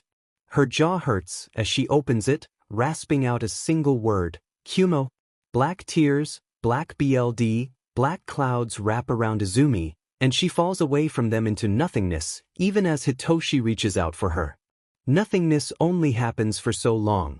Izumi lands on a table, hearing a small yelp and the clatter of a laptop. She looks up, seeing Rocklock and Xless staring down at her, eyes wide. The fragments really like you guys. Izumi gasps, before rolling off the table and retching black goo onto the floor. Watch as the world crumbles. Strange disappearing tweets reveal something going on inside. Newsant violent attacks as the escapee villains restart Reign of Terror. UA official UA High School opening its doors as a shelter for those in need of defense. Japan National News pro-hero Dreamer on a mental decline. Interview now. Dreamer to hold live press conference tonight on the recent incident. 14 missed calls, 32 unread messages. Izumi reads it all with some form of disconnected exhaustion. The tweet and screenshot had been deleted, mysteriously, but not before several people had gotten screenshots and posted their own speculations. The Commission's sudden smear campaign, naming her the ineffective leader of the hospital raid in the official report and citing her mental deficiency as the reason for it, which was fun to watch go down online, only seemed to further the chaos. Capable of defending me publicly, my left foot. Izumi mutters. I'm barely even doing anything. They're tearing themselves apart. Which would be entertaining if it wasn't for the fact that the Commission was a halfway effective government agency responsible for several first responder programs and nearly the entirety of the Hero Network. And were the ones in charge of the evacuation centers, which no one wanted to go to. Izumi sighs and switches to a different app. Another set of articles, another set of attacks from villains, a scandal of famous Liberation Army members being arrested, status update on the top 10, a group of heroes resigning. She taps the last link. Death Arms, Halioner, Intai. Yoroi Musha. Izumi sighs again, turning off her phone and getting out of bed. Technically it's a cot, because she's still in Rocklock's agency and they don't have a whole bunch of spare rooms for random collapsing teenagers. But Izumi is going to call it a bed. She wanders out into the main room, where Hataru, Mo, and Vo are testing out existence under the heroes and Kumo's supervision. Mo seems to be in love with Rocklock. Hataru is working out telekinesis on a concerned Xless's plastic knife. Mama. Mo squeaks, swooping under Rocklock's arm to attach itself to Izumi's side. Made friends? I can see. Izumi smiles, patting its top. Thank you for giving me quiet brain time. Hataru bobs over, brandishing her newest ability proudly. I can make things float? Izumi nods proudly. Telekinesis has to recharge, so be sure to not waste all its energy, alright. Don't want to be left high and dry. I'm not stupid like Vo. Hataru scoffs, offended. Excuse me. Hataru cackles and throws her floating knife at the other fragment, it clattering to the floor as the two start to bicker. It's half words and half pointed waves of annoyance. This is the strangest thing I've ever done. Rocklock informs her as she sits down, relieving him of babysitting fragmented minds duty. Not that your brain children aren't lovely. You know I'm not actually their mother, right? Izumi asks. She had told them how the fragments came into existence this morning, before escaping into the other room. Her mind was in shambles and she had needed to pull herself together. Xless shrugs. Same difference. You handle your glass well enough. I'm not as fragile as I was earlier. Izumi reports, setting her phone down. She doesn't want to think about it right now. Thank you for watching them. They are fascinating little creatures. Xless hedges. But moving on. What do you intend to do now? Izumi doesn't respond for a moment. What is she going to do now? She can't go back to UA. That would bring too much attention to the school currently being used as a shelter. She can't go to the Commission. Reaching out to other heroes while everyone else is struggling to figure out where they stand probably isn't the best idea either. You can stay with us. Rocklock offers. Izumi blinks, looking up at him. I said all that out loud. A good bit. Izumi sighs, shoving a hand into her hair. She should probably brush it. Or cut it. It's a good half-foot longer now. I can't ask that of you. The Commission will be after her. Rocklock has a child and a wife. Shigaraki will be targeting her. I've already caused enough trouble. Xless's mind does a funny thing as he leans forwards, and Izumi falls silent. Dreamer. I owe you my life. He says, for what Izumi thinks might be the third time. If it wasn't for you, I'd be dead as dust. Literally. I was meant to be watching Shigaraki, and instead I went after some random machine. You saved my life while being affected by that stuff. The very least I can do to repay my debt is stand by your side. Should be fun. Rocklock agrees. I'm not turning you out if you've got nowhere else to be. Plus, the fragments already like us, you've said so yourself. I do like him. Kumo hums, floating above Izumi's head. He was nice when the other one was being rude. If we cannot be with Shoyuta and Hisashi, I would rather stay with the calm minds. Izumi reaches up to brush at him, before looking at the other three. You can have an opinion. They are quieter than the hospital. Vo huffs, as though it is causing it physical pain to admit something good about them. Calm safe. Mo agrees, flitting around their heads. Their minds are rather steady, Izumi supposes. Even when she had startled them, it was only quick shock before they were business, and some confusion. No painful, wild emotions that came out of nowhere. That's probably helpful for the fragments. I like the one with the eyes. Hataru offers. I remember him. Izumi pauses at that, turning to look at an equally surprised Xless. Remember? Hataru hums, rolling over in the air the way that Izumi has started to recognize means the fragments are putting their everything into a thought or effort. It is an old memory. Back when I was she for the first time, and I had a name that I do not remember. But I remember his face, I think. Izumi looks between the fragment and the hero, nonplussed. Okay, you tell me if you remember anything else. Hataru makes an affirming noise, then floats away, leaving the three heroes behind in shocked silence. Anyone have the energy for that right now? Rocklock asks slowly.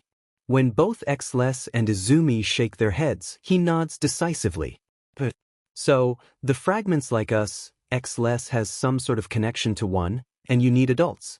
Obvious choice, you stay. Now what's this about a press conference? Do you need a ride? Izumi huffs a laugh. It's been decided, then. Just one more issue. Vo. I need a favor. Izumi walks out to lights. Not mind lights. Izumi is much better at mind lights. Spotlights, flashing cameras, and also mind lights of the reporters, but Izumi digresses. There's already people shouting questions. Wanting answers. Wanting the story. Wanting something. Izumi can't hear the words. They layer over each other, thought and voice merging together into an endless wave of sound against a shattered seawall. Deep breath. Rocklock and Xless at her side. Fragments huddled in her mind. Dreamer, what do you have to say about the concerns for your mental stability? Is she finally breaking? Dreamer, what is happening with your relationship to the commission? Will she give us some gossip? Dreamer, what went wrong in the raid?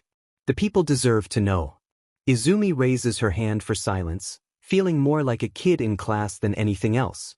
It's given, slowly, spoken word fading away and leaving nothing but thoughts swimming in a pool of anticipation. Thank you for having me. I apologize for my delay, and I understand the urgency. Izumi starts, looking out into the crowd. A light flashes. You're all wondering what's happening. How the raid, the breakouts, will affect your safety. You are terrified of this upheaval, of the villains free once more, of what this means for the safety of your home, and turning to us for answers. Izumi swallows her stutter, her anxiety. This is for the people watching. She will not break down. I have been asked to lie to you, she says, looking at each of the cameras, one by one, letting them see her eyes. I have been asked to tell you that everything is okay because I am here. I have been asked to show nothing but strength. I believe to say that would be condescending. And I am tired of lying. I am tired of hiding secrets. They got here because people were terrified to lose face. And in the end, it snowballed and grew, a pile of trash shoved under the rug until it started to smell. I am terrified, Izumi admits. I am afraid of what is happening to me. To those I care about. People have been hurt, I have been affected. They must have noticed by now. longer hair, discolored skin. Izumi wonders if she looks as wrong, as alien, as she feels. I'm going to tell the truth of these villains, how I understand they came to be, my place in it, and I hope you will bear with me as I do so. Izumi finishes, bowing to her audience. The reporters murmur with assent, settling further into their seats as they see she won't be answering questions yet. Some are itching for a story, others justice, some believe she is about to spout nonsense, and in the back, she can sense a commission lackey, reporting back to base. That's fine. She's not here for them, not yet. It starts years ago with the man you know as All for One. All for One is from the very first generation of Quirks. Izumi starts, surprising a few people. They probably weren't expecting to go back so far. He gained the power to take Quirks, to store them, and to grant them. As anyone who gains something new and shiny, he sought to understand it, to take in power, to grow both himself and others who supported him, taking and giving, discovering what people could and couldn't handle. He was not the only one. A man named Dr. AlyaKtheDorkLord was of a similar mind. What can the human body withstand? Those that recognize the name number few, but Izumi knows they've made the connection. Dr. AlyaKtheDorkLord is known for the Quirk singularity theory. The theory that, one day, the power of Quirks will outgrow humanity's capability to control them. He was laughed away, but All for One had already seen the effects of this theory in his own experimentation. Given 2 or 3 Quirks, the mental strain placed on a normal person fragmented them, shattered them. He sought out the doctor, and they attempted to find a way around this. Izumi takes a breath and continues.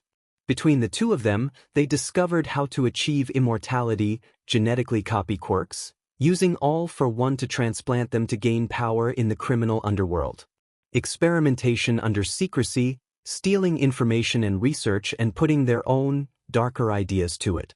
In recent years, that research, stolen and their own, has culminated in what we know as Nomu. Beings with more than one Quirk, held together by the serum. Of course, they manipulated other villains' creations as well. Izumi admits. It wasn't just Nomu. The dragon, Shigaraki, along with countless others, come from them and their manipulation. Groomed into monsters. Deep breath. That was what he was attempting to do with me, 6 years ago, when the dragon came to fetch me from my mother's home. Whispers, thoughts, buzzing like flies and bees on honey. A being capable of entering and influencing minds. What could I do to those with powerful Quirks, just too stable for him to influence? What could he do with those mindless Nomu, if he had my power? Izumi asks, watching shudders run through the crowd as they realize the ramifications. He failed then. I broke. I was rescued. Years later, he tried again, and succeeded. I was kidnapped. He tried to take my Quirk, but I had lived 6 years of controlling every facet of my mind. I fought back in a new and exciting way. I stole Quirks from the thief himself. And I had his true attention now. Izumi lets cat ears grow on her head, lets her hair float a few inches, bends a hand at an awkward angle, and lifts a microphone with a thought. You see, a normal person would have gone insane. I had, as far as we can tell, 10 Quirks, minor and major, including my original. And yet, 6 years of holding myself together had prepared me for this. I survived Quirk singularity. I was whole. I was unheard of. Letting her extra Quirks fade away, Izumi searches the crowd once more. They are focused on her. On the edge of their seats. I visited him in prison, you know. She informs them. I can tell you what he said to me. He said he wondered where Shigaraki Tamura and I would lead each other. He called us his 2 prodigies, 2 legacies. I could feel his curiosity. I could see in his mind's eye what he believed me capable of, and I underestimated him. Izumi closed her eyes, letting the oil seep she had stoppered break free, letting it burn her tear ducts. You ask what happened at the hospital, I tell you Dr. AlyaKtheDorkLord, hiding under the fake name Dr. Ujiko Daruma, injected me with the serum used to make Nomu, which he had perfected. He injected Shigaraki with the same. Black tears, wet cheeks. Shocked gasps. Izumi opens blurry eyes to the click of cameras as they capture the image of ink trailing down Izumi's face.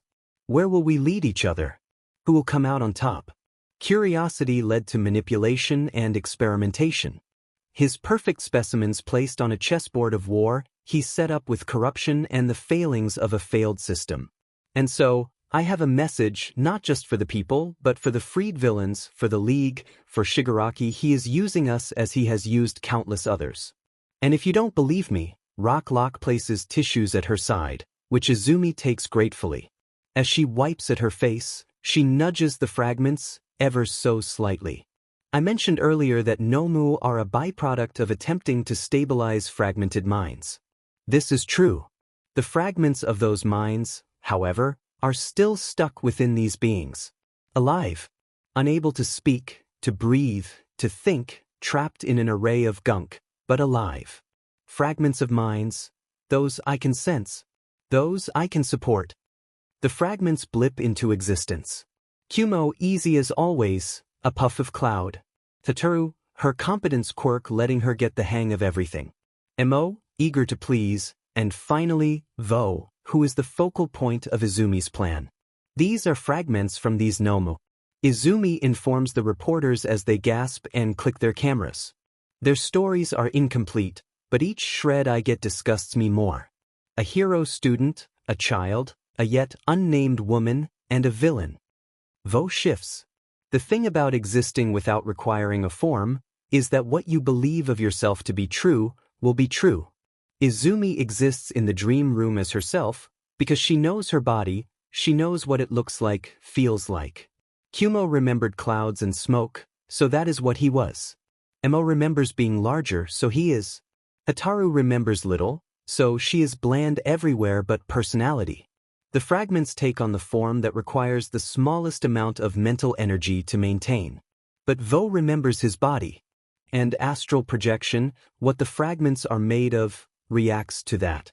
Before the reporter's very eyes, the dreaded villain Void takes shape, old fear of the abyss reforming in seconds, people gasping and flinching away before they realize he is not really there. Void was once a villain everyone feared. Izumi notes, focusing her mind, calming the room. One of all for one's favored. And yet, he too was used as nothing more than a puppet. Tortured into a plaything, killed as a second thought, used as an experiment. This is all that remains. Vo shrinks back to size, exhausted, and Izumi reaches out to catch him in one hand, looking out to the cameras. Looking through the cameras. Fearsome villain he may be. He was interesting so he was used. Izumi explains. It is a fact. One they need to understand. So, those of you out there, proud in your villainy, how long before you take his place? Until you become the next node of interest. I can speak for the power it grants. But I can also speak for the agony of having your mind ripped to shreds, of your body being pushed to the limit, of the terror of watching your limbs move at another's will. I say this. I am terrified of what might become of me. Shigaraki, I am terrified of what might become of you. I felt you slipping away, I felt him control you. I am being used. Izumi tells him and only him. You are being used.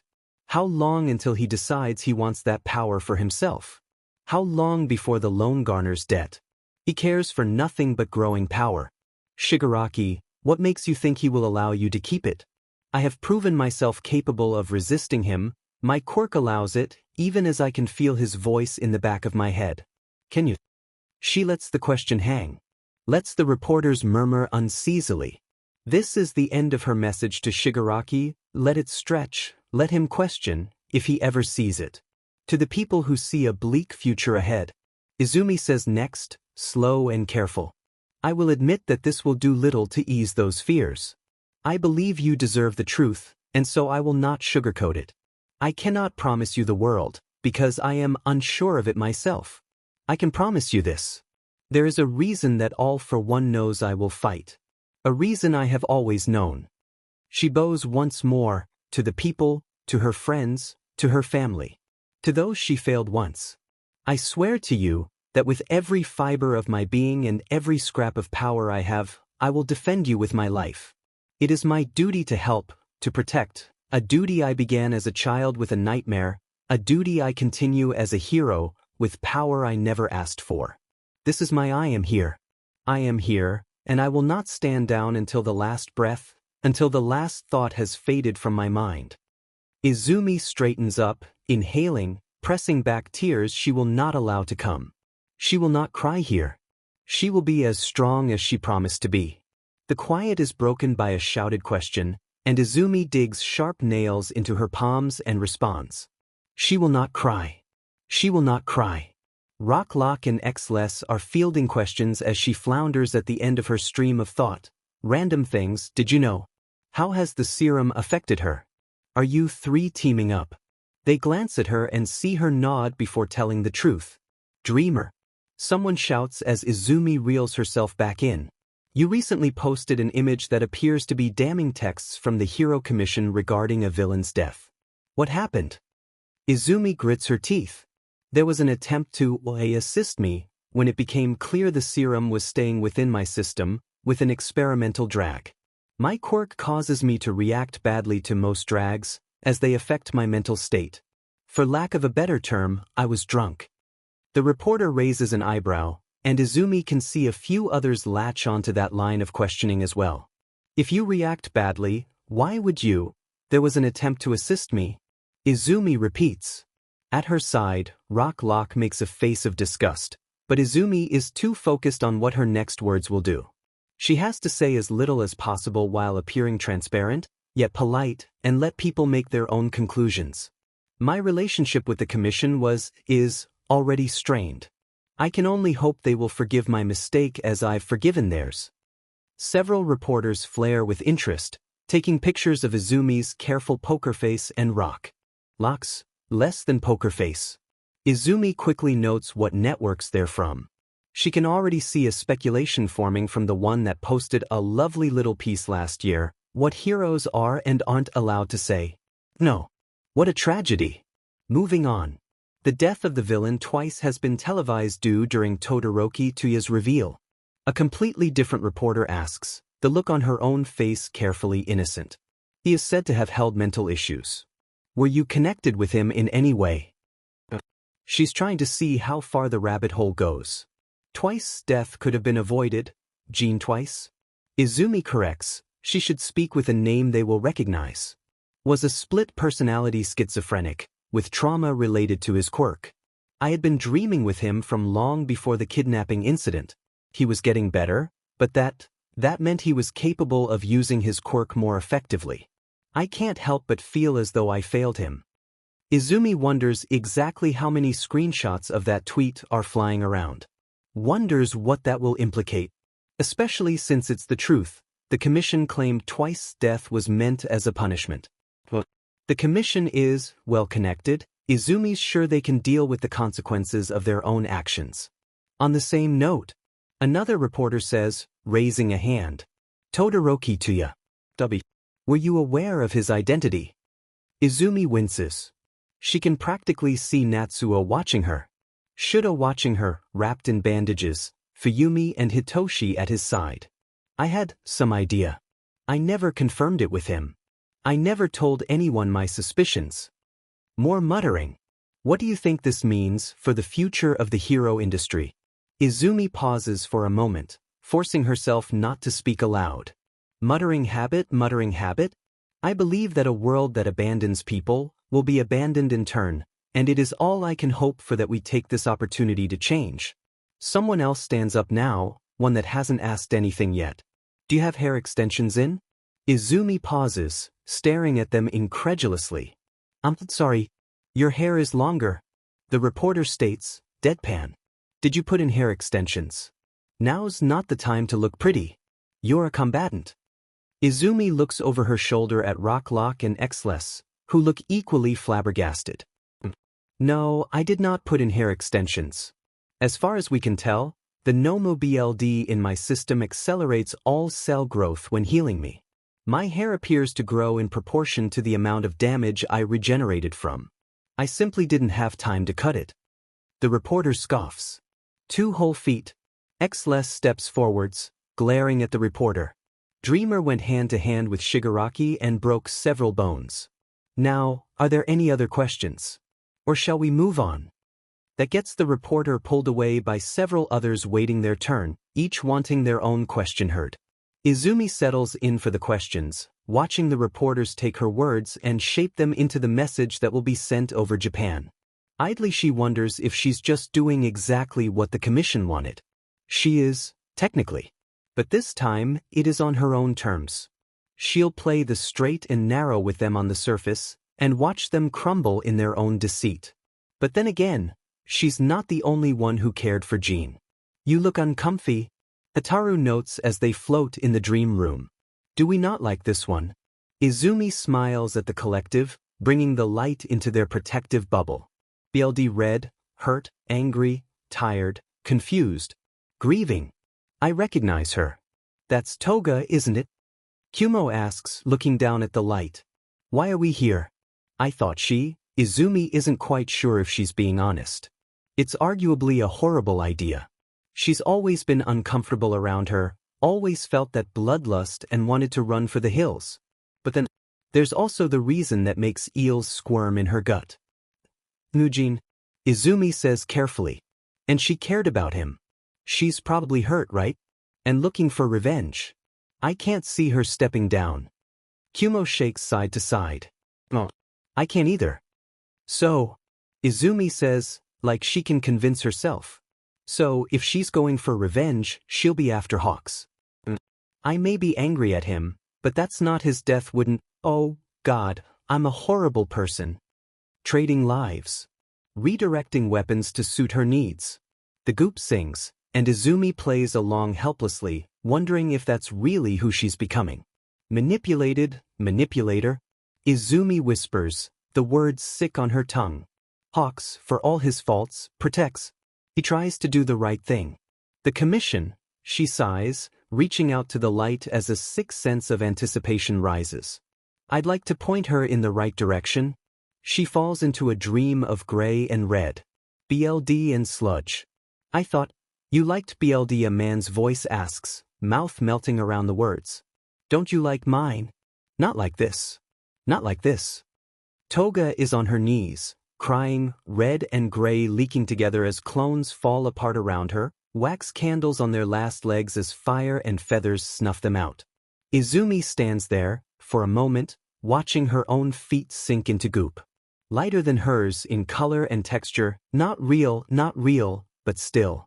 It hurts. Toga. Izumi whispers, but the quiet words echo like a gong.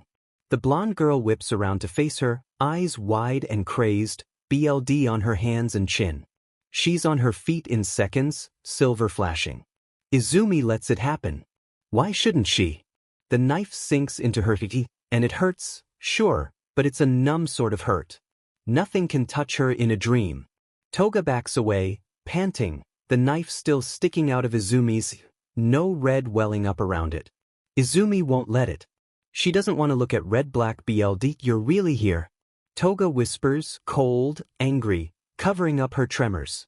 You? Izumi nods, quiet. He's dead. Izumi nods again. She doesn't need to speak. Cold eyes turned fiery with anger, mind trembling with rage. Toga clenches her fists. Hawks was never on our side, was he? She giggles, a hand to her head, like she's trying to steady her madness. You were talking to him. Like this. Spying on us the whole time, weren't you? A third nod. It will do no good to deny it now. Toga laughs, harsh and squeaky. You say you're the good guys. She whimpers. You say we're monsters for killing, but then you do it. You betray and murder our friends, and pretend to like us, and then you turn around and kill us. He was good. He was kind. The world threw us out. Why? Toga falls to her knees with a splash. It doesn't seem to help. Wallowing in what her mind remembers as twice remains, red and gray, red and gray. I love a lot of people. Toga whispers, staring down at the sludge. I love you. I love Ochako-chan. I love Saito. I love Jean. I love Stain. I love Shiggy and Dabi and Big Sis Mag, and more tears fall to the sludge, running down her face like she's overflowing with it. I asked Ochako-chan a question. Toga says once she's calmed down. Watery golden eyes look up at Izumi, hateful and hopeful in the same thrum of a heartbeat. Hey Izumi, if you were there, would you have done it? Would you have killed him? Shigi says you killed Kurojiri. There it is. The burning question. Izumi takes a deep breath, reaching up to pull the knife from her tea, watching as it comes away clean. She feels the weight of it in her palm. The weight of a murder weapon. They asked me to. Toga blinks at her. Says nothing. Waiting for Izumi to continue. They asked me to hurt him when I reported that his power had healed. That his mental block was gone. Izumi elaborates. Admitting to her fault. Admitting she was the reason Twice had to die. They wanted me to put it back. To break him all over again, after all the work he put in, after everything. I said no. Golden eyes blink. Her mind whirls, trying to process. Izumi is trying to process it too.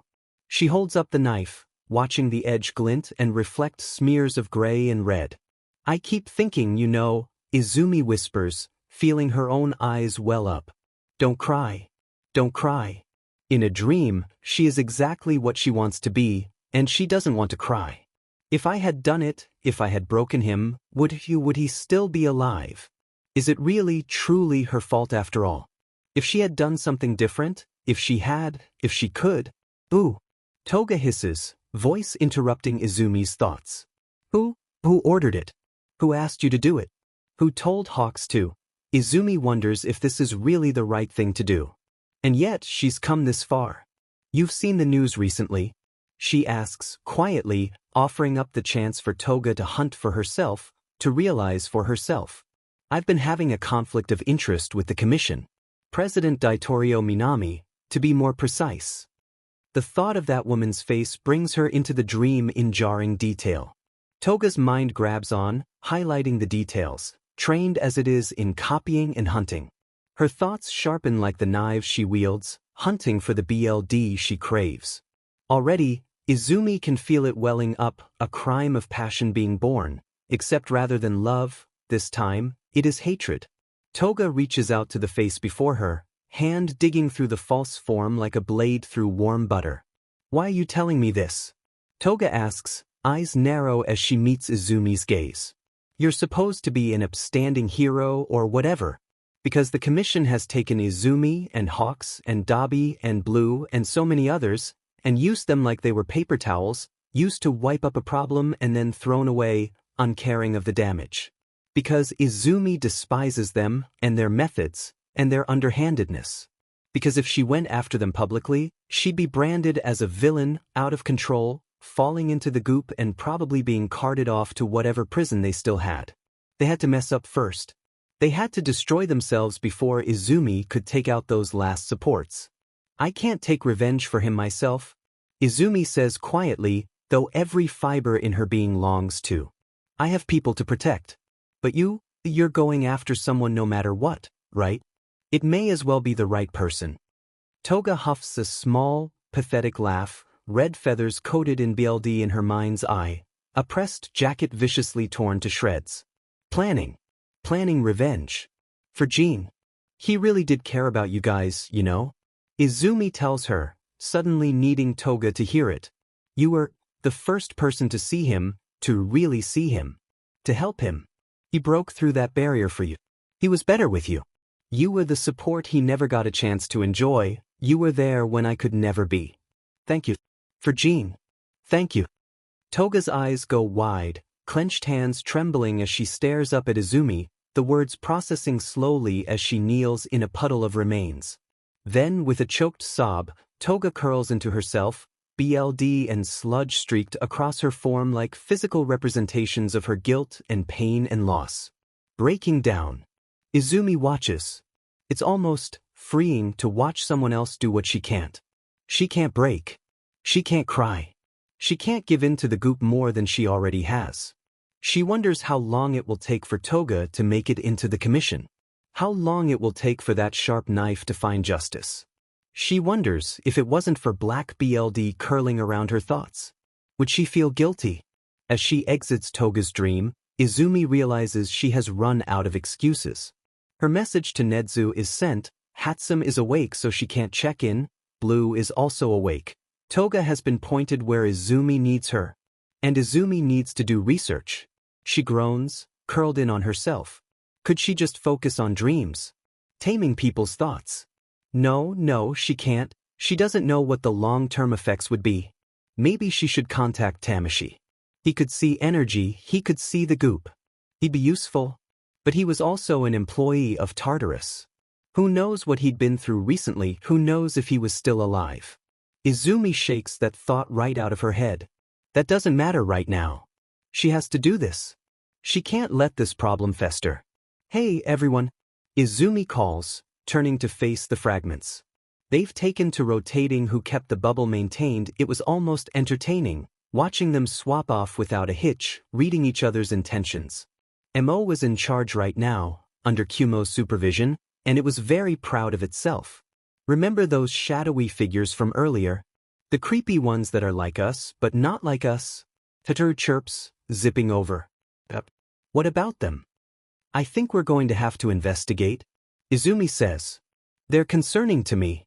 I think we should look into them now, before they become a problem later. That's probably for the best. Kumo agrees. But how are we going to find them? They are so difficult to sense. Izumi frowns. It's true, they're more impressions of a thought than a true idea taking form. Slipping away at the corner of her senses. And they seemed connected to the goop, which probably meant leaving the bubble. Vo makes a scoffing noise, immediately gaining Hataru's attention. What? You think you've got an idea, Vo? It's void. Vo growls, and if it had eyes it would glare. And I do. Well, care to share, genius? Vo floats to the bottom edge of the bubble. We ask the one that's been staring at us the whole time. Blinking, Izumi follows its line of sight, attention. Vo still doesn't have eyes, to find a sooty figure staring right back up at them with empty eyes. Hataru yelps, floating a foot higher. How long has it been there? Vo, radiating smugness, doesn't respond even as Izumi drops to its side.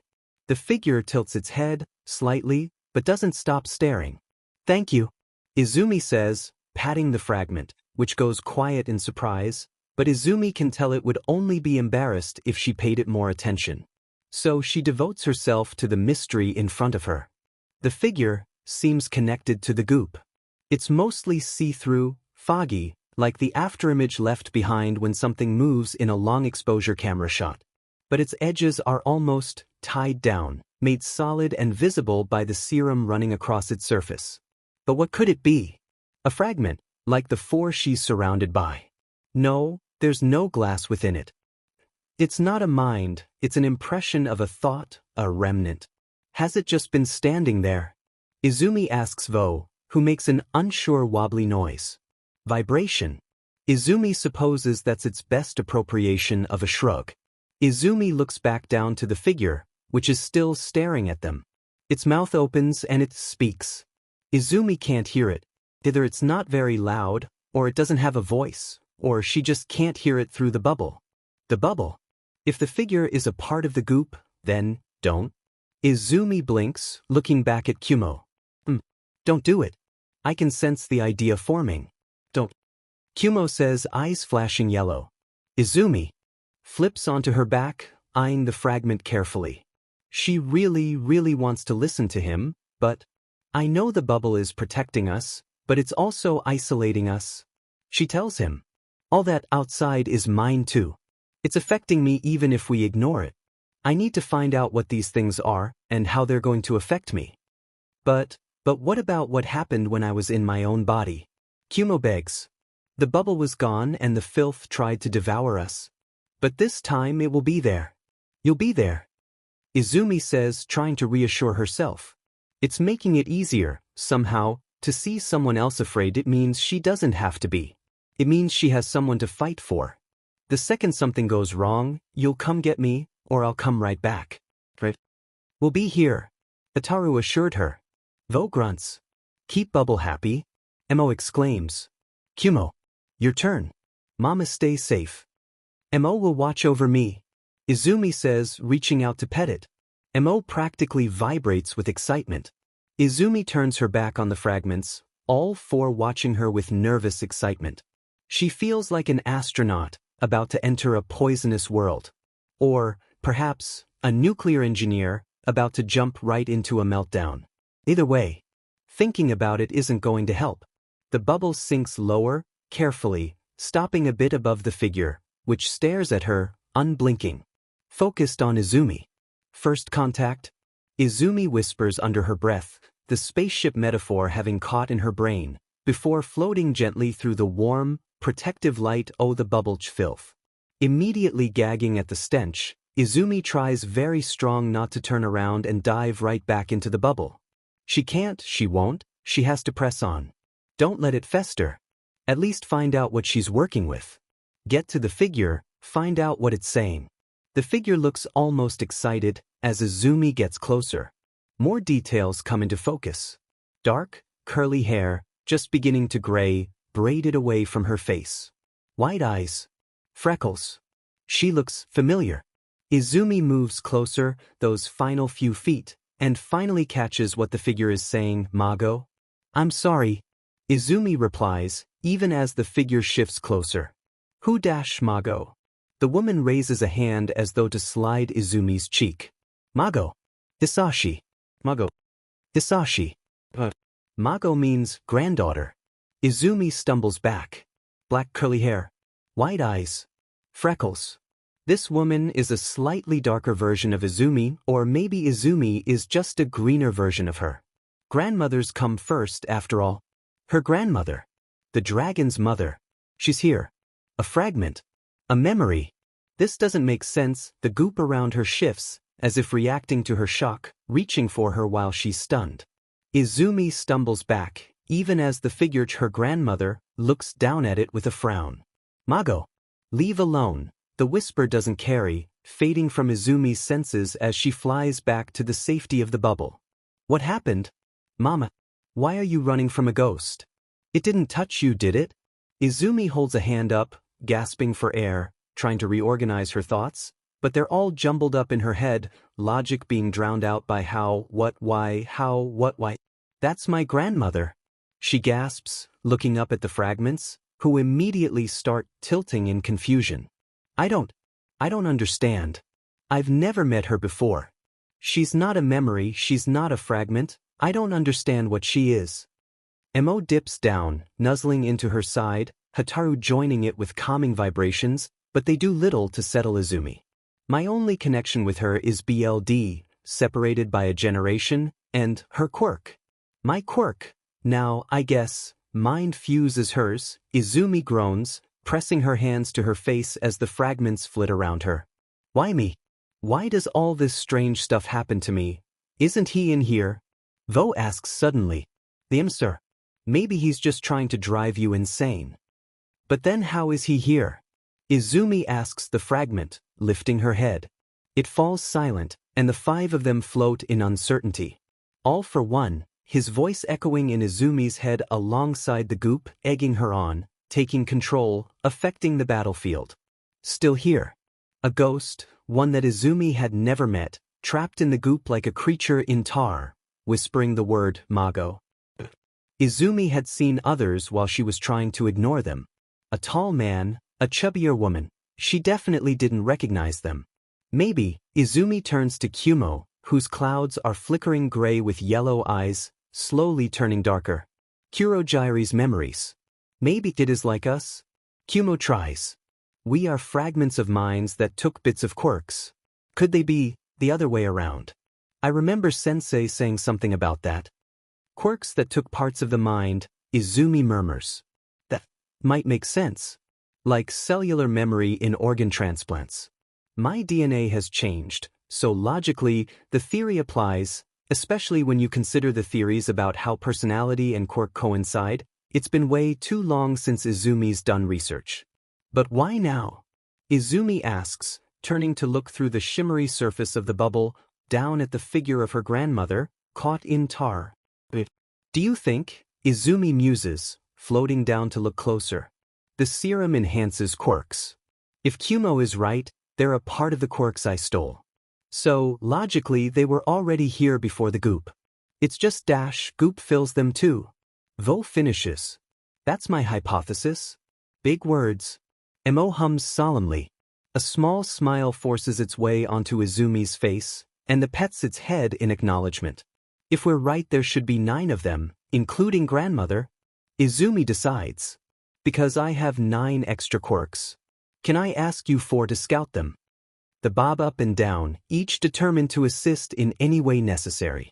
Hataru looks suspiciously at Vo. You're being weirdly helpful. She hums, floating closer to the greenish-black fragment. Why? If I'm going to take over this body, I need to know how it works. Vo says logically, and Hataru promptly body slams it. Light slams. Izumi turns away from the fragments, looking out at her dream room. It still feels wrong to see tar where there used to be crystal. Izumi wonders if it's just her that has these figures, or if the multicolored light that belongs to Sensei also stands as a graveyard for the robbed. Status update, not great. Most of the population had been condensed into emergency shelters, police stations, hero schools, high-security areas opening their doors as villains went unchecked through the streets.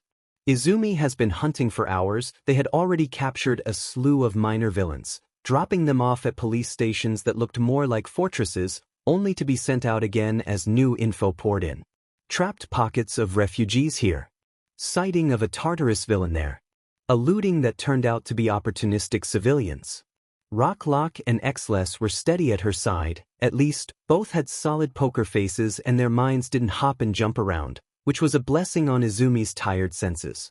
They also looked appropriately contrite. Apparently, Izumi kept getting reports of mobs going after other heroes that tended to leave them alone. So, the goop roared in Izumi's ears every time a blow came just a bit too close, the fragments doing everything in their power to push it back.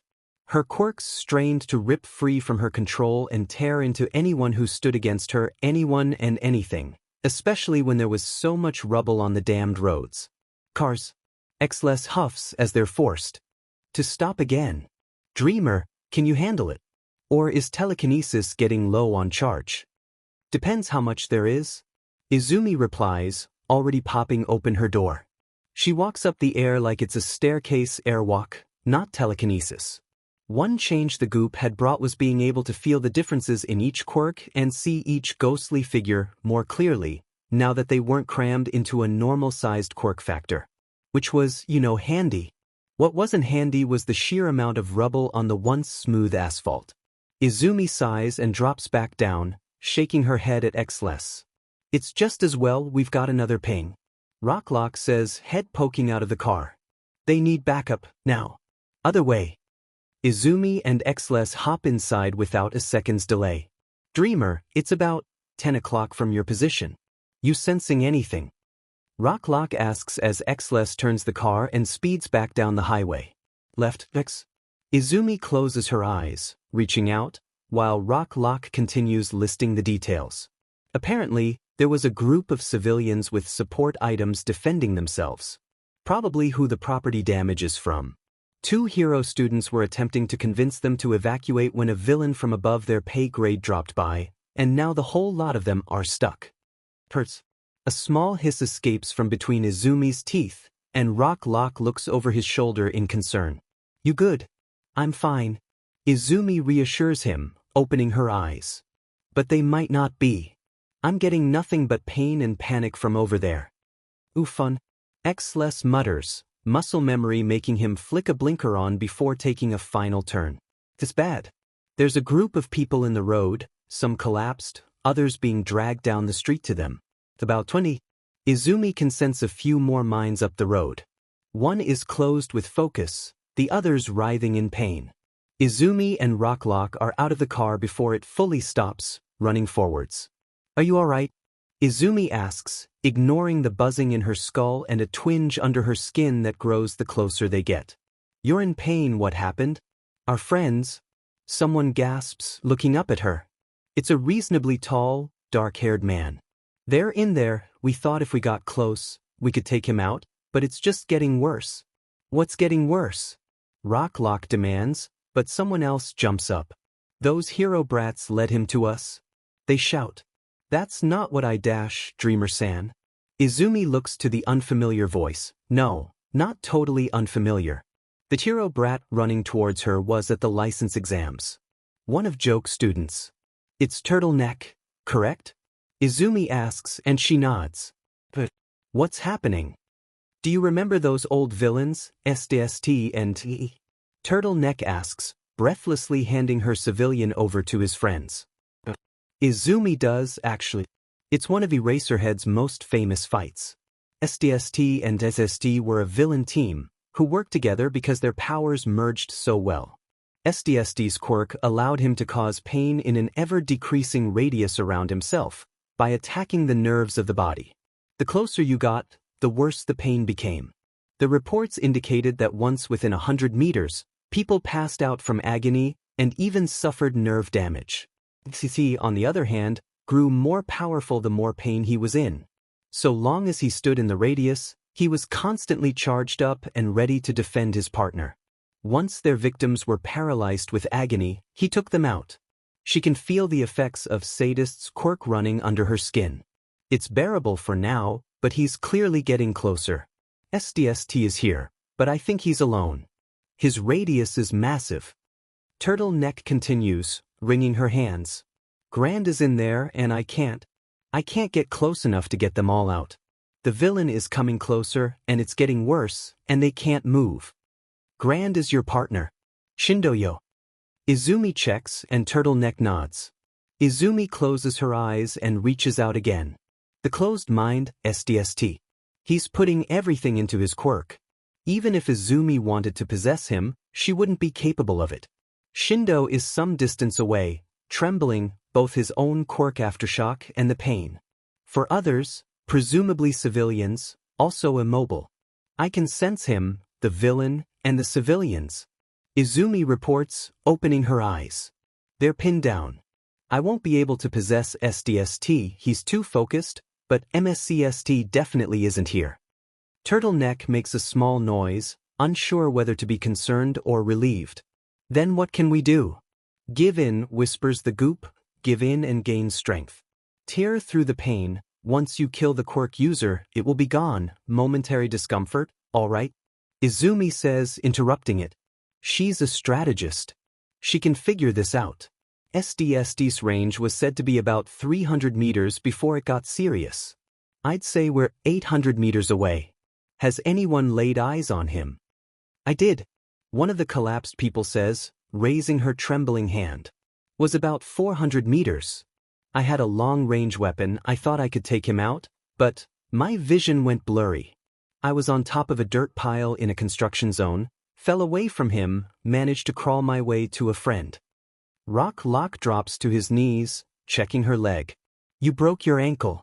Anyone got something for a splint? Someone else comes to help, but Izumi is too busy thinking. If they were 400 meters away, 200 to 300 was supposed to be when it got that bad. Could you have been closer? Izumi asks, confused. You calling her a liar, another civilian shouts, stepping forwards to tower over Izumi. Xless rises to defend her. I'm considering the possibility that he's gotten stronger the past few years. Izumi replies, holding a hand up to stop Xless. Can you all feel the pain right now? My tolerance is weird, so you're my only gauge. Numbers from 1 to 10. The more cooperative people call out their numbers, ranging from 4 to 6. We're a good few hundred meters away, it shouldn't be this strong. Izumi sighs, rubbing at her temple. Then quieter, Q4. Can you sense it? We can feel that they're in pain, but it doesn't hurt us. Hataru reassures her. Izumi breathes a sigh of relief. The fragments don't need to feel this. You know this guy? Xless asks, pulling Izumi's attention out of the inner world. How was he taken out originally? Can we copy that? Izumi shakes her head. He was only captured after Eraserhead mad dash to get him in sight. And we don't have that quirk, BLD under her fingernails, sickening pops, a tortured scream. But he had empathy the first time. Izumi says, shaking the goop and the memory off. He kept taking out snipers. SDST has to consciously activate his quirk. If we can knock him out, understood. Xless nods, turning to walk towards the villain, but one of the civilians grabs his arm. Hey Dash, I'm not standing back. The man growls. Hannah isn't the only one with a long-range weapon. I'm coming too. There's some shouts of agreement from his comrades, a few hefting their weapons and hopping to their feet. Izumi spots a pair trade. Well, Hannah collapsed. Xles points out, frowning at the civilians. We're used to something like this, you can't dash, this is our home, hero. A woman shouts, marching past him and further into the radius without sparing him a second glance. We'll defend it, like it or not, you A wave of pain hits them, sending a few to their knees. The woman with a broken ankle shrieks, drawing her leg up her body. He's getting closer, does he have our location? Izumi yelps. She can sense the focus, the glee and determination from SDST headed right towards them. Is Quirk? The pain rebounding off each mind doesn't hurt, exactly, she's used to pain, but it's not fun either. One of our missing has a beacon. One of the leaders grunts. Xles throws his hands in the air. It's targeting old wounds. Turtleneck shouts, a hand to her side. We need to leave. That won't work. Izumi can tell it won't work. They're hobbled and weighed down. SDST is running free and gaining. There's no way they'll manage to outrun him in this state. Give in, croons the goop, a siren song. You can save them.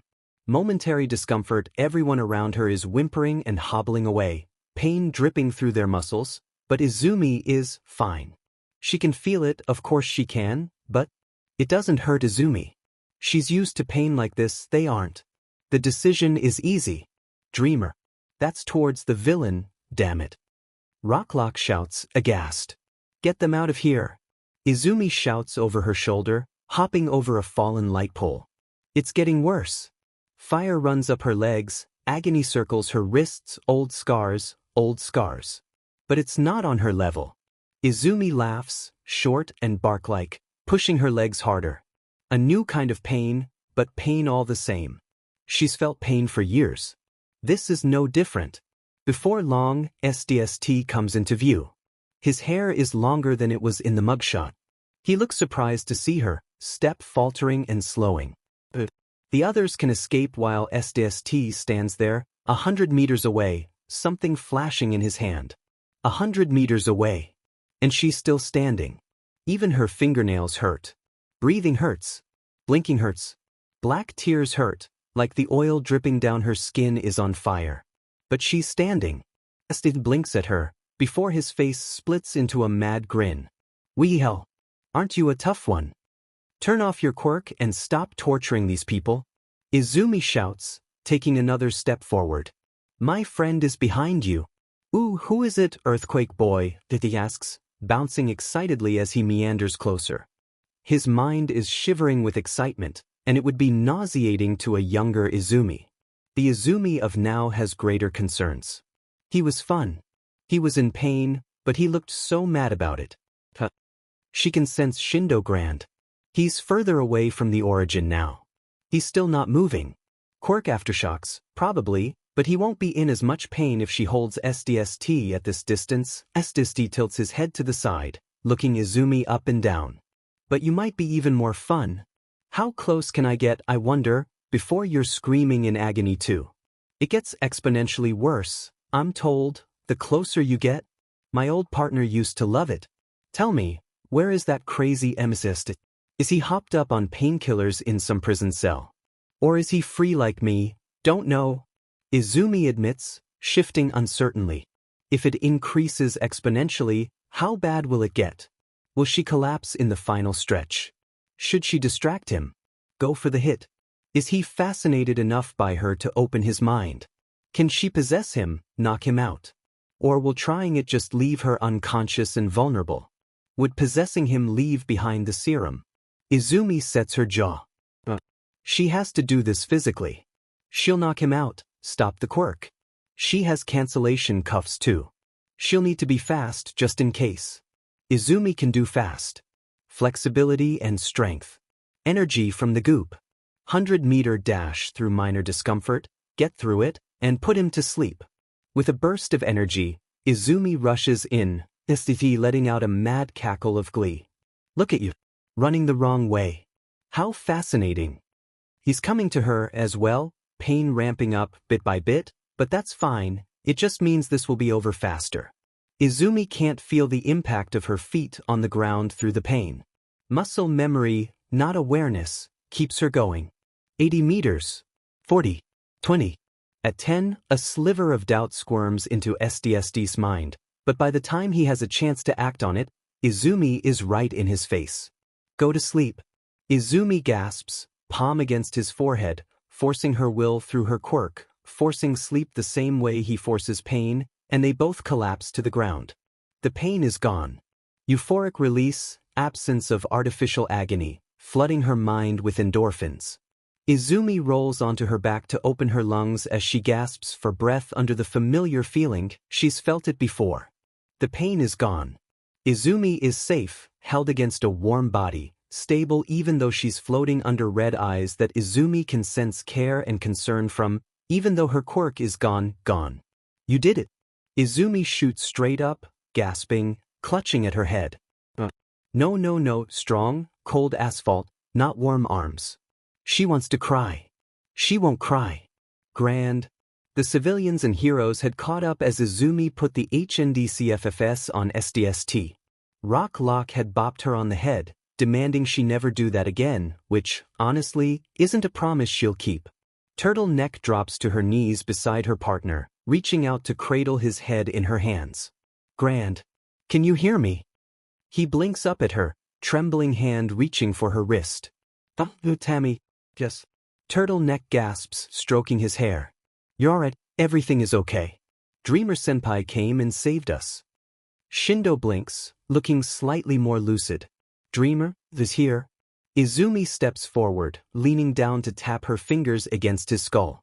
Numb the pain, soften the blow. He's shakier than the others. SDST mentioned he played with him specifically, but some of the aftershocks are also from his quirk. He should rest. We have medical supplies and water in our base. One of the civilians offers, smiling dryly at the surprised noise Turtleneck makes. We may not want to listen to your orders, but we're not just gonna leave you out to die. Someone's bringing stretchers now. Turtleneck blinks, then breaks out into a smile. Thank you. Shindo struggles to sit up, despite his partner's hands on his shoulders trying to get him to lay back. He looks around at the civilians in this group. Will you please come to an evacuation zone now? He asks, eyes wide, playing up the injury. Izumi almost rolls her eyes. This manipulative little, taking advantage of every situation, isn't he? You've seen what's really out here. You can't still think you can handle it alone. The civilians look to each other, then back at Grand, as the one who had offered aid steps forwards and leans down closer to his level. All due respect, kiddo, but you didn't do too hot yourself. Shindo tenses, anger roiling beneath a carefully blank mask. Besides, only 4 of us got caught, because we were a tight-knit group that wasn't cooped up. We're not as boxed in as the safe houses are. The civilian continues. We had to get saved, but no one is irreversibly injured. Our worst is a broken ankle. Shindo forces a smile onto his face. But without someone here to call it in dash, we're offering you assistance. Respect our choice, or dash, and if both of them stop, turning to Izumi. Both are starting to let the polite masks slide, starting to let the anger and frustration show. Everything is going wrong, everything has gone wrong, and they need to be safe, they need to protect themselves and others. Grand is right. Without us here, knowing you were in trouble, this could have gone a whole lot worse. Izumi says simply, making eye contact with the civilian leader. He bristles, but Izumi holds a hand up to stop him. On the other hand, Grand, you can't expect them to trust us so fully. He's right about the fact that if they were trapped in an enclosed area like the evacuation zones, nothing good would come out of this. Shindo glares. So, what, we're just supposed to abandon them on the streets? We broke their trust ourselves? Izumi reminds him, squeezing herself in a hug, focusing. You can't expect them to drop everything after what they've seen. It's their right to deny aid. But everyone needs help. So, a compromise. Izumi turns to bow to the civilian. If I may make a suggestion? Headshot. The hero looks up at her, a little confused. Izumi had been forced to make a dream for them, because he seemed too exhausted to make one himself. In some sort of mockery, it ended up looking a little bit like the commission president's office. But with beanbags instead of an imposing desk. Because Izumi is better than that. Dreamer. You're real. Izumi nods, shifting into a more comfortable position. Sorry to disturb your sleep. I'll be sure to send you deeper when I leave. We all need it right now. No trouble, the hero says simply, crossing his legs and sitting properly, before getting right to business. I assume you have a message for me? A request, actually, as well as some info on villain movements in your area. Izumi corrects. You've been dealing with the civilian pockets that refuse to evacuate as well, correct? Edgeshot nods, slow and tired. I believe they're calling themselves the Self-Defenders, now. That's an apt name. They're not going to come in, no matter what. Izumi presses on, clasping her hands together in front of herself. They've lost their trust in us, and for good reason. Forcing them is only going to strain things and keep us fighting on a front we can't afford. We need to compromise. Agreed. Edgeshot says, surprisingly and thankfully, easy. I assume you have an idea. We give them communicators. Izumi proposes. All agencies have them, closed line, durable, easy use. That way, they can call for help if they really need it, and give us updates on what they see outside of the evacuation centers. Like scouting outposts. It's dangerous, but if they're already out there, we may as well use our resources. Cool. Logical. Edgeshot hums, low and musing. Could work. But why are you asking me to do this? He asks, meeting Izumi's eyes. Why not advocate for your own idea? I already proposed the idea to a group in Yamanashi. Izumi hedges, but then Edgeshot raises an eyebrow at her deflection. She sighs, leaning back in her chair and picking at the nail bed on her thumb. You know the commission and I aren't on the best of terms. I don't know how they'd take this, but a compromise suggestion coming from me isn't something they'd accept. Edgeshot tilts his head. His mind moves quickly. Old memories of the president and news headlines experience has taught him not to fully trust. I understand. I may not have the full story, but they do seem to be acting unreasonably. I'll see what I can do to settle the self-defender problem. Izumi bows her head, breathing a sigh of relief. Thank you very much. I have some information on villain movements in the area you're protecting as well. I'll also take any messages you want sent. Then I'll let you sleep. Edgeshot is, as always, wearing a mask, but Izumi can feel the smile underneath. It's tired. So tired. Join together. Split up. Support others. Strike alone. Dream, wait, wake, fight, learn, scout. Izumi does it all with her limbs pumping BLD not her own, crawling under her skin and whispering for her to push more, harder, stronger. They won't get back up if you hit them harder, Izumi groans, pressing the palms of her hands into her eyes until gray swirls play across her vision. It's manageable. She's managed worse. She can handle this. Let go. The urge pounds against her skull like the heavy raindrops on the rough concrete. Izumi shakes her head, and then has to grab the slippery edge of the building she's perched on for support. Stupid dizziness. If the goop has to do stuff, then it can take care of that. The goop feels smug. Izumi wishes she could take the killing intent it's pumping into her and kill it, instead. Xles and Rocklock aren't here, off assisting with some medical issues, and with Izumi occasionally dripping serum, she doesn't want to be anywhere near that. But, no matter she's alone, there'd be no witnesses to the goop's violent demise. Izumi stands up, growling to herself. I'm threatening a voice inside my head. Not even that, a feeling inside my head. What am I doing? Am I going insane? I think you're very sane. Vo simpers. Izumi groans, dropping her head into her hands. Thank you, voice inside my head. That makes me feel so much better. Vo starts to say something else, probably rude and sarcastic, but a wave of fear captures Izumi's attention before he can get it out, sharp and fiery through walls of rainwater. Izumi is moving before the thought finishes. Roofs thump beneath her feet, heart thumps in her throat, fear from a woman's mind, fear from a mob's mind, attacking, begging, get the monster. I'm not a villain. Please. Don't try to lie to throw us off. Support items. Self-defenders, attacking a tall woman with a mutant quirk. One man raises an arm cannon, gathering energy in the barrel of the gun. Izumi flies between them, telekinesis snatching projectiles out of the air, and holds her hands up. Stop.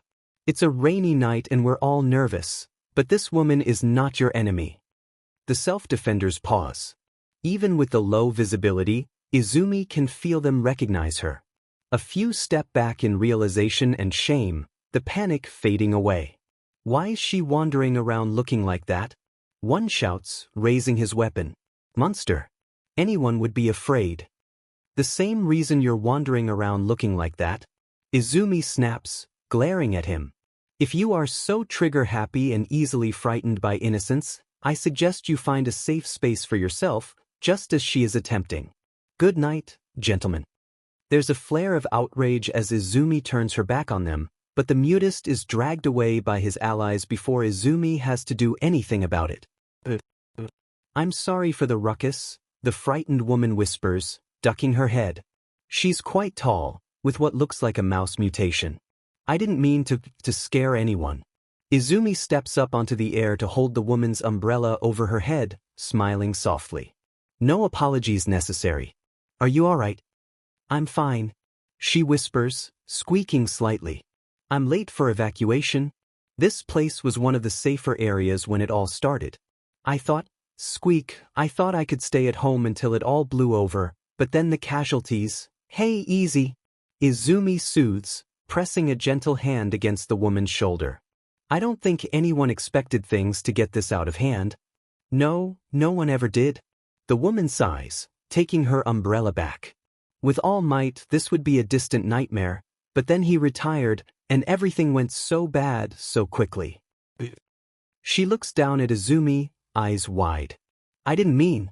I'm sure you did your best, Dash, it's fine. Izumi says, smiling reassuringly. I'm the first to admit I'm no All Might. Her companion sighs. No, he's one of a kind, really. In a league of his own. Izumi nods slowly, the soft sound of their feet on wet ground nearly overwhelmed by the rushing rain. The league. All his own, a perfect match for All for One. Opposite, yet the same weight.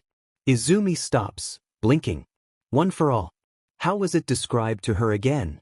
A stockpile of the old holder's strength, born as a brother to All for One. Maybe there are imprints there. If nothing else, it's the most available example she has, something from the same Quirk family. Dreamer-san. Are you squeak all right? She stopped moving. Izumi shakes her head, shedding water from the veritable mop she's grown. I'm fine. You just reminded me of something, thank you for that. By the way, I'm sorry. Do you mind if I try warping us closer to you? Like, with one of the extra quirks? The woman says, a little confused. I'm okay with that, squeak. Thank you. Izumi smiles, nudging Kumo with her mind. She needs to understand as much as she possibly can about her quirk situation as quickly as possible. Tashinori. Bruised shoulders from years of holding the weight of the world tremble, slightly, the fear and pain like paint splattered across the previous dream being washed away so easily under Izumi's touch. She watches it go with tightness at her jaw. Midoriya. Tashiner says, looking around. A nightmare, that seems, my apologies. You'll be all right? Izumi asks. His mind is a mess. It's really all she can do to stabilize it. All she can do for anyone right now. It will be fine. He sighs. You need me. Izumi doesn't want to do anything until he's stable. But he's feeling helpless. Useless. The old, boundless determination of All Might, the symbol of peace, has been bound away in fragile bones and skin. Maybe having a mystery will help. Is mental work too much for him right now? Midoriya. Tashinori says suddenly, and Izumi snaps back to attention. His eyes are tired but he's looking at her kindly. You need me. It's the hopeful undertone that has Izumi asking her question. All for one and one for all work the same way in storing quirks? Correct. Tashinori blinks, then hums. I'm not sure. I've never been the best with quirk theory, but I can assume they are at least similar. You described one for all as a stockpile of power and experience, correct? Izumi continues, reaching out her senses even as she asks, trying to answer her own question. Have you ever sensed the old holders? The old holders? Tashinori repeats, a little nonplussed. I don't wait. Why are you asking me this? He's not in your head, is he? Izumi sighs, rubbing at her temple. She has to tell him now. She can only hope and pray that he doesn't think she's crazy. It's not just him. He showed up in the fight, there even without the mind fuse, but I've been seeing others. My grandmother, for one. You have her quirk, that's right? Tashinori frowns.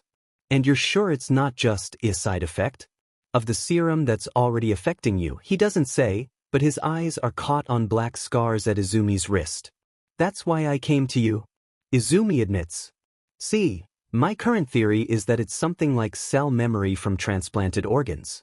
My quirk and the serum just made them more powerful, feeding off mental energy to repair mental imprints. But if I can find the same phenomenon here, she spreads her arms wide, indicating the inside of his mind. Then it's not a unique trait with me, simply more pronounced. We can get more information. And she might be here too. Izumi had seen her face in his nightmares. A buff woman with a mole below the right side of her lips. A final stand, fighting an enemy her student wasn't yet ready for. The look on Tashinori's face is mixed. Hope, resignation, curiosity, concern. He doesn't think Izumi is right about this, and he knows she's not okay. And how do you intend to check, he asks. How indeed? Izumi's mind is more open. She doesn't dream, doesn't compartmentalize, rather than a place it is a hub. She can more easily find the broken glass, memories, other minds, strange occurrences. But in Tashinori, his consciousness appears in a set location. He can't see his own inner workings, can't affect them so easily. I think, Izumi hums. If I'm right, this is a natural part of your quirk. You should be able to do here what you do physically, and activate it. Just draw up the strength the previous holders left you, but instead mentally. I'll use my quirk to support you. Now, arguably, there are several things that could go wrong there, like him accidentally blowing his brain up with a fun new ability, but Izumi thinks she should be able to wrangle it. Maybe. Most likely. She handled all for one doing weird mental stuff, right? But that was another point to her hypothesis. Mental stuff happened while trying to take a quirk. Though, maybe the mental quirk bit discarded, a sudden tug rips Izumi out of her thoughts, Tashinori's entire mind shifting. She yelps, caught off guard, and spreads her power over the dream, the mind, the glass, the memory, the irregularity there. Izumi lassos the small area that Tashinori has pulled forwards, widening the opening, colors flashing along the edge like they're diving through a wormhole. Flashing blue, red, purple, green, sharp like crystal, humming shock and amusement, and above all, a sense of greeting. The colors shift, no longer streaks but rather ribbons like the northern lights. It's like a dream, but not at the same time. An inner world. Izumi stands beside Tashinori, who seems to be letting off golden smoke, in a circle of chairs, stationed evenly around them, each with a surprised-looking person sitting on them. One who looks strangely like an elder, scarred bakugu, then a man with a headband and a short, white ponytail. To his right is a light-haired man, looking slightly older than the others, with what looks like cracks running down his face. Next to him sits a bald man, muscled, but nowhere near All Might's level and shirtless. In comparison, the man to his right is wearing a jacket with a collar so high it covers the lower half of his face. Next, a face Izumi recognizes. Shimura Nana smiles at the smoky avatar of her student, still in her hero costume. And then, a slight, pale man, with a mop of straight but messy light hair falling over green eyes. I know you, Izumi whispers, staring at him. You're the first holder. I saw you, all those years ago, when she had first entered a mind with too many voices, too many colors, a mind that devoured everything around it to sate its curiosity. The first holder of One for All smiles at her kindly. Hello. My name is Shigaraki Yoichi, vestige of the first holder. My brother has caused you no small amount of strife recently, And while it's not my place, I apologize. You were awesome. The bald man suddenly shouts, grinning brightly at them. 8th, you showed that BSRD the good old one too. And this kid stole from a thief. First living beings to get in here. Brilliant work, the two of you. Izumi blinks at the loud man. These ones certainly have more personality than hers. Vestiges, they call themselves. Recognition, speech, understanding. I'm sorry, I have no idea who you are beyond a holder of the quirk. Izumi admits, bowing slightly. My name is Midoriya Izumi, pro-hero dreamer. I'm Banjo Daigoro, the bald man announces happily. Hero name Lariat, vestige of the 5th user. To my right here is Shinomori Hikage, the 4th user, and a bit of a weirdo recluse dash. Humanity was the weirdos. Shinomori grumbles. The cracks on his face pull with the motion. And to my left is 6th user, N. Banjo continues, as if he hadn't heard a thing. You know 7th and 1st, and ignore 3rd and 2nd, they're no fun. Sir, it's the first thing Toshinori has managed to say. His form, now that Izumi is paying attention, no longer distracted by the 7 holders, she can pay more attention to him. He doesn't look whole. His body isn't letting off golden smoke, it seems almost made of it, only his eyes look whole and solid. His mouth is fading in and out of view, hand blinking into existence as he reaches towards Shimura Nana only for it to be blown away like dust in the wind. Toshinori. Shimura Nana greets, standing up from her chair to reach out to him. You're not fully here. This portion of your quirk doesn't come as easily to you, does it? Could be the fact that he's born quirkless? Bakugu's doppelganger 2nd, Izumi thinks, grunts. When she glares at him, he holds up his hands in surrender. Relax, I don't mean it like that. 8th has more than shown one for all reaches its full potential in the hands of the quirkless. The thing is, we all came from our own quirks. The cell, memory, whatever that you said. Turns out, possessing a quirk also leaves a vestige. His quirklessness was probably why he was so good with one for all. 4th offers. He slowly reaches up, touching his face. Handling more than one quirk doesn't work out well, even with us. Overloaded the quirk factor. Izumi realizes, looking around. 4th is obviously the oldest. Those cracks, though I didn't understand at the time, my quirk and one for all were overpowering my body. I began deteriorating and eventually died from it. Shimura Nana plants her hands on her hips, grinning brightly at her student.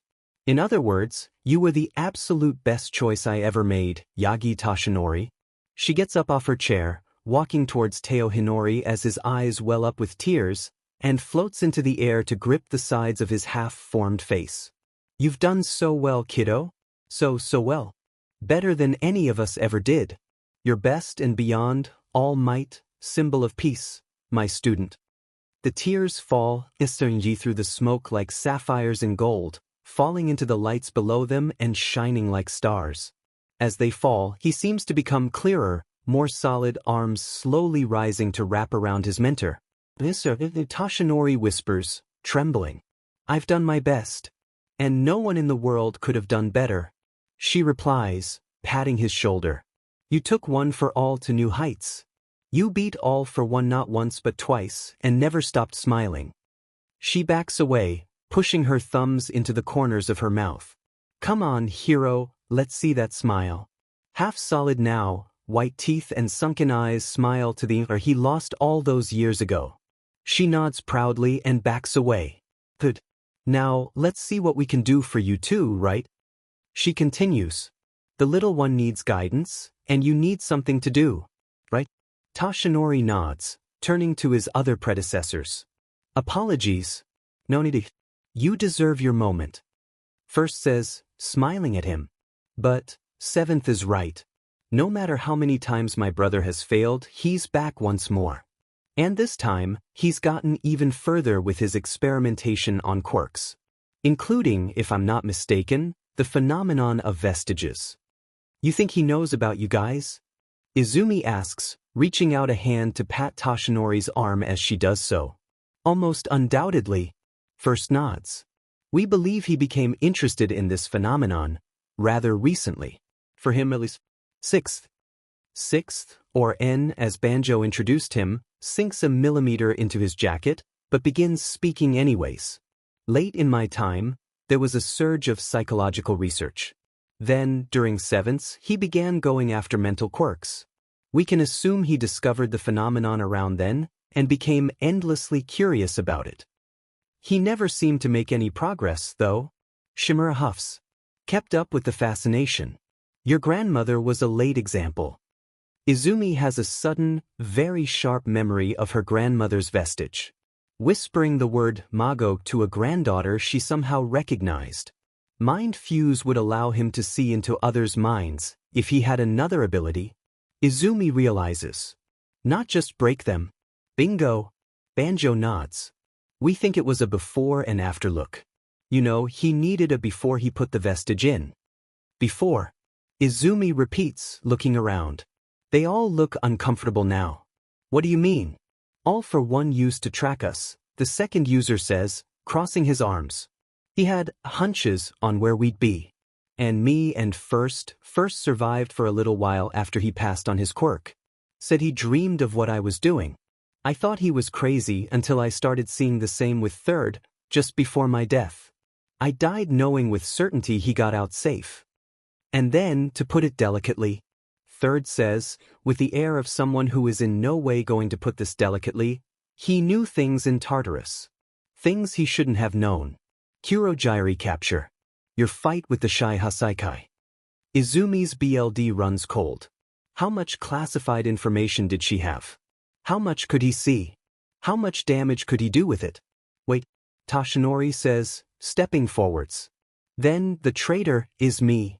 No First shakes his head. While my brother was here when I entered the quirk, as well as the original holder of the stockpiling quirk, both have faded as we've passed it along.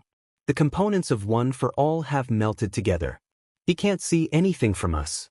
Before Kamino, it was another leak. But in recent years, he's gotten better at using the vestiges, Third points out. The control over the Nomu, research with mental quirks, the serum he's got to know. So he is leeching information from me.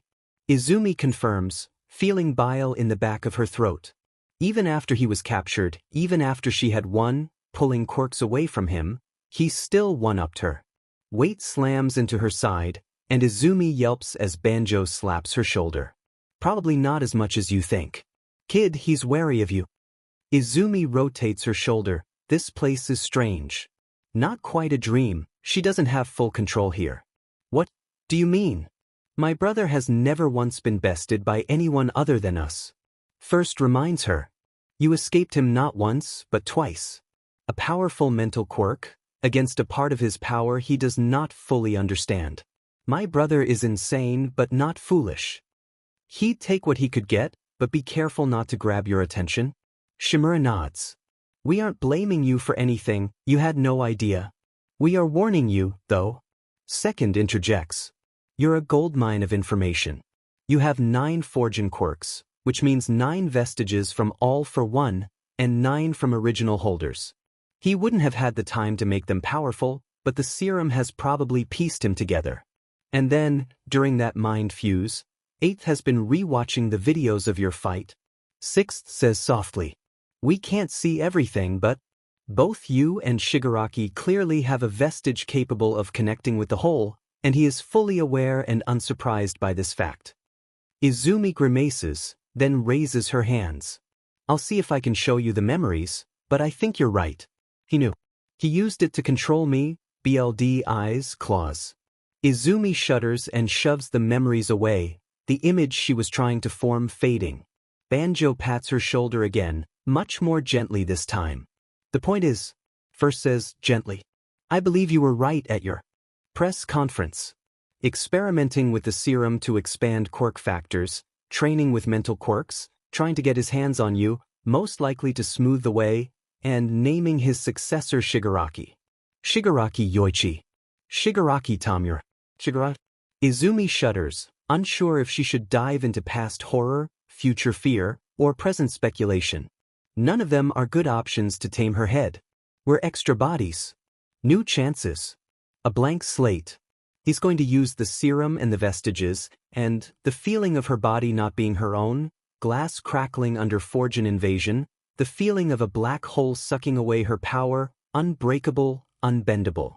If he's learned from the last attack, would he be able to come at her full force? If Shigaraki and All for One came at her together, would she be able to hang on? If the serum kept on the way it was, would he have to do it himself? Or simply take what is already destroyed? I'm sorry to be the bearer of bad news. First says consolingly. Izumi shakes her head, braid nearly whipping her in the face from the speed. Oh. No, it's nothing I didn't already guess. Izumi sighs. Just the confirmation. Confirmation or not, once you get out of here, find that vestige and cut him off before he F with your head more. Third says, making a violent motion with his hands to punctuate the statement. You're not crazy or paranoid, it's a legitimate problem. She needs to get him out of her head. Out of the two of them, she's the one that can. But Shigaraki. She had given into the goop a little, then. At the press conference. Been vicious, zoned out, even if she was unsure. Shigaraki Tamura has been groomed, hasn't he? Izumi sighs. Sensei made him into what he is. He never had much of a choice. Groomed minds were strong for her to help. They had never been told something was wrong, a straight path off the deep end that, in the end, looked like a conscious choice.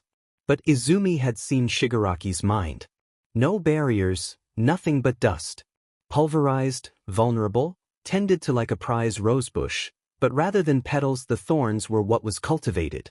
He was what he was made into. Can you help him? Toshinori asks, looking around the room. At least try. Can't we help him? He had asked Izumi that after the Kamino incident. Learning he was Shimura's grandson, learning that he was there to hurt All Might, specifically, and maybe, if they reached out, if they gave him a way out. Izumi has done it before. Situations like that were difficult, but not unfixable. They had trusted her. And Shigaraki, he hates us. Izumi says. It's a dull, sad truth. True back then and true now. Hates you, hates Seventh, hates me. In the fused mindscape, it was, well, not a free-for-all. But close to it. He didn't accept me or Sensei. Which means you won't be able to help him. Shimura concludes. At Izumi's sad nod, Shimura sighs, rubbing at the side of her neck. It was too much to hope that he'd come back. No matter the sad backstory, one once innocent can't compare to thousands of current innocents.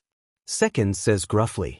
What's happening today is like the chaos from our time, and if I can tell you anything about that time, a bleeding heart will get you nowhere.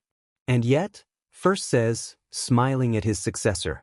I seem to remember a hand held out to a villain's younger brother, who you came to kill. Second scoffs and turns away, but First's smile doesn't fade in the slightest. He turns back to Toshinori and Izumi. What must be done, he says, hands clasped together. But all the same, a little unexpected kindness goes a long way. Do what you can for Shigaraki Tamura. The inner world shifts. Suddenly, the gravity of the statement very much undermined as First lets out a high-pitched squeal. What was that? Banjo asks loudly, looking up into nothingness. Toshinori is waking up. Izumi says, spreading her hands out and gripping at the parts she can control. This place isn't fully a dream, so I can't keep him in it too long. We need to wrap this up. The vestiges nod, a few moving back to their seats. Shimura grips Toshinori's shoulders. We're always watching out for you, okay? She tells him. Try reaching out to us while you're awake. It may be a bit more delicate than your usual smashes. Toshinori nods. I'll do my best. We all will. First says, hands placed firmly on his armrests and back to seriousness. Ah, don't try to be cool, we all heard you. The inner world is gone. Izumi has had just about enough. She had woken up before she managed to find All for One's vestige, which was already bothersome. But then it turned out that entering minds and entering quirks had two very different effects on her body. She was floating and dripping goop. There had been no removing the black stains from the bedsheets, and in the end, Izumi was forced to find an incinerator. Thank God, Hatsum, for stain-proof blanket capes. Then, of course, they had been called out. 3 villains, to be captured and locked away again. Then another 4, trying to break out a buddy-like life was just a game of cops and robbers. Then, there was a major malfunction at a power plant supporting an evacuation center. Izumi and Rocklock had a metric ton of things supported by their quirks by the time the electricians and mechanics got it fixed. And then Izumi had thrown up on the stupid floor. And everyone was looking at her. Minds full of pity, of disgust. It didn't matter. She just had to get through the day, then deal with her head. Solve one problem at a time. Nedzu had sent her a coded message, telling her he was working on the goop. The commission seemed to think they had a solution, so there must be something. Everything was fine. Would be fine. She just had to get through the day without being stabbed. Okay, change of plan. Get through the day without being stabbed more than once. Izumi's scream of frustration is slightly less forceful than she'd like it to be, considering there's a blade the size of Maruko's thigh through her lungs. What an annoyance.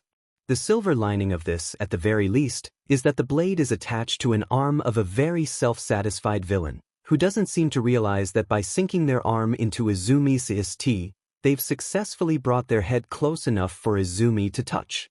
She should kill them. Puncture their lungs in the same way, watch the light fade, the overly prideful presumptuous villain die in the same exact way they are failing to kill her, because she is stronger. She is, shut up, goop. Sleep. Izumi coughs, pressing her hand to their forehead, red and black blood from her lips spraying across the less smug look on the villain's face before their eyes roll back and they collapse. The blade pulls out of Izumi's itsy with a disgusting squelch.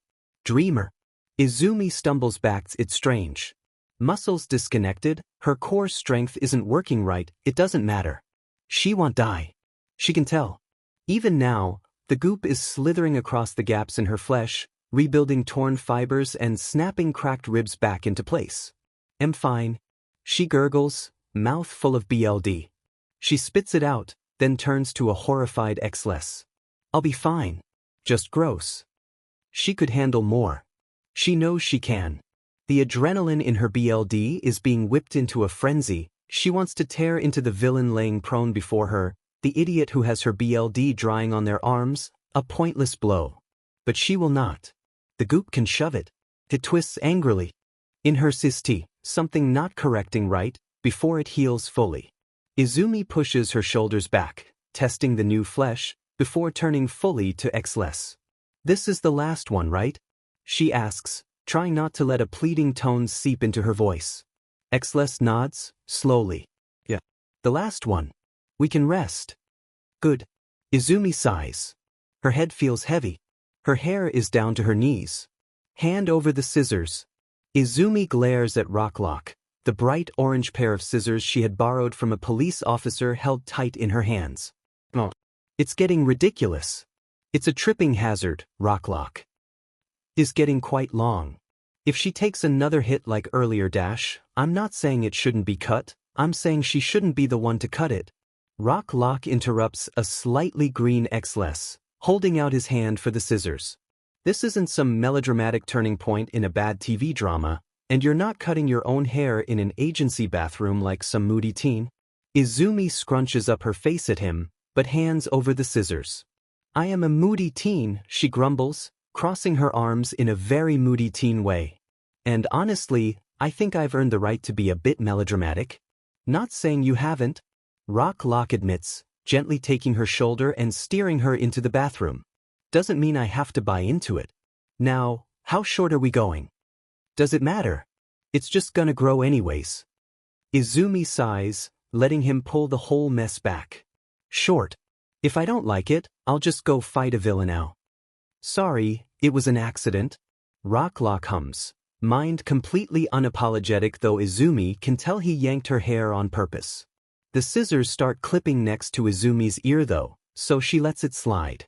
Izumi watches the mirror as feet of hair fall away, each curl landing softly on the floor with a thump only she can probably hear.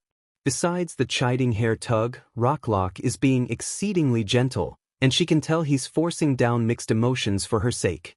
Behind them, Xless takes a less than sneaky photo and then starts texting on his phone. Izumi can guess who he's talking to. They hadn't even bothered to change present Mick's contact name. She had seen it earlier when they were trying to get to the power plant. Resisting the urge to shake her head and mess up the cut, her hair might grow back but it definitely wouldn't help their opinion on her mental health. Izumi opens her own phone. If she starts going down that path, she's going to start crying, and she really doesn't feel like picking tar out of her eyelashes again. Focus. The lists of escapees have been published, updated every now and then. They're a jumbled mess, with no organization whatsoever, but Izumi will make do. She has to. Road rage. Yukioni. Moonfish. What's going on? Ataru asks suddenly, popping into existence. Izumi thanks years of training for Rocklock's steady hands. Rocklock is cutting my hair, and I'm looking for dream work. Izumi explains, writing the names she recognizes down in her notebook. When I go to bed and we're searching anyways, I'll see if I can do anything to help from inside the minds of the villains I know. You know a bunch. I work with mental illness. I've dreamt with a few. Izumi deadpants. I'm not sure how much I'll actually be capable of doing, I want to be very careful. But, she wants to say, it gives me something to do, but that's wrong. The number of nightmares she has to soothe nightly is enough to keep her busy for weeks on end. And each one gets harder and harder to tell, it's all going to be okay, when Izumi herself is terrified. Between nightmares and hunting down vestiges, she's got enough things to do in her sleep. But, if she's able to get status reports on these villains, that will fix the biggest problem, wouldn't it? I spy with my little eye, a yellow light. Is it Ho? How'd you guess? Mo gasps, spinning at Vo in amazement. Because you can use the quirk to sense where, never mind. Vo grumbles. I spy with my little eye something sharp. Ooh, is it that massive pokey thing right there? Yep. Vo replies, quite smug, and tries to force the bubble onto a shard of glass that's popped up. Izumi grabs control of the bubble, rolling her eyes, and steers them away, ignoring Vo's pout. Hataru doesn't ignore it. She slams into Vo's side, making it squawk. Why are you doing stuff like that? You were trapped in the goop too. It's not fun. It made me powerful. We could be so very powerful, if we just gave into the power. That's what I did. I remember being human and so scared of my quirk, until I gave in. Until I saw what I could do with it. It'll be the same here, just watch. Fire is so appealing. Hey, is that a vestige? Kumo asks suddenly, breaking Izumi out of her spiraling thoughts. She floats over, trying not to show how rattled she is, and looks to where Kumo is pointing with a tendril of cloud. It's a cat. Well, I have a cat quirk. Izumi mutters. Alright. It's not the one we're looking for, but it's there. Should we go talk to it or oi? Rodridge's mind is sitting right next to them. Alright. Izumi hums, looking between the cat and the mind. I'm going to grab this dream. Kumo, you're in charge of the bubble. Hataru, you're in charge of Vo and Mo. You watch the cat, I want a full report. Why is Ho in charge of me? Vo complains, but Izumi already has Rodridge's mind open in front of her. Well then, the dream is quite simple really. Road Rage, or Takemoto Koana, was an old villain whose quirk was a minor mechanical support. He was able to support machines and keep them working well. He was in high demand, keeping touchy machines working, but he was never paid much. And always blamed whenever the machines cut out. Until one day, after a particularly rough work shift, he got in a car accident and realized he could essentially turn his car into an invincible machine. Of course, since his car was fine, and it was his boss's car he hit, everyone thought it was on purpose, and he was heavily fined. It wasn't on purpose. But the couple thousand he wrecked in the ensuing psychotic break were. Izumi had dreamed with him a great deal in the past. She knew about his family, his wife and 2 daughters who he worked to support, never quite getting enough. They seemed to be the focus of this dream. Tusentus. Hey, the coffee maker's not supposed to have legs. Wild giggling permeates the dream, which seems like a floaty reflection of a small apartment's kitchen. It's more solid than Izumi has seen in the past. The girls as well. Their faces are round, not flat pictures of new growth layered over each other, the base small children. He's seen them with his own eyes. Koana lifts one of the girls up, spinning them around in a way that would definitely be impossible with normal gravity, and lays eyes on Izumi as he does. He freezes. Kohana-san. Izumi greets, floating to sit politely at their table. He's good at recognizing her by now. I see you found your way home. Koana pulls his daughter to rest on his hip, nodding slowly. Yeah, I have. How are they? His eyes light up with pride, and he motions to the elder girl, who is cheerfully toying with a rice cooker. She's got her quirk. Technopathy. She can talk to the software just like it's a person. The toaster has been giving us all sass. It's incredible. You're all safe? He nods, bouncing the little girl. It's a new apartment. I've got the generator running. Got a few other people holed up in here. Met Hibiki, I think you know her. She's here too. Oh, now that's interesting. Hibiki was another villain she'd helped with mental issues. I see. You're both protecting them. Yeah. Izumi nods, then gets to her feet. Good. Stay safe, lay low. You're not going to arrest me.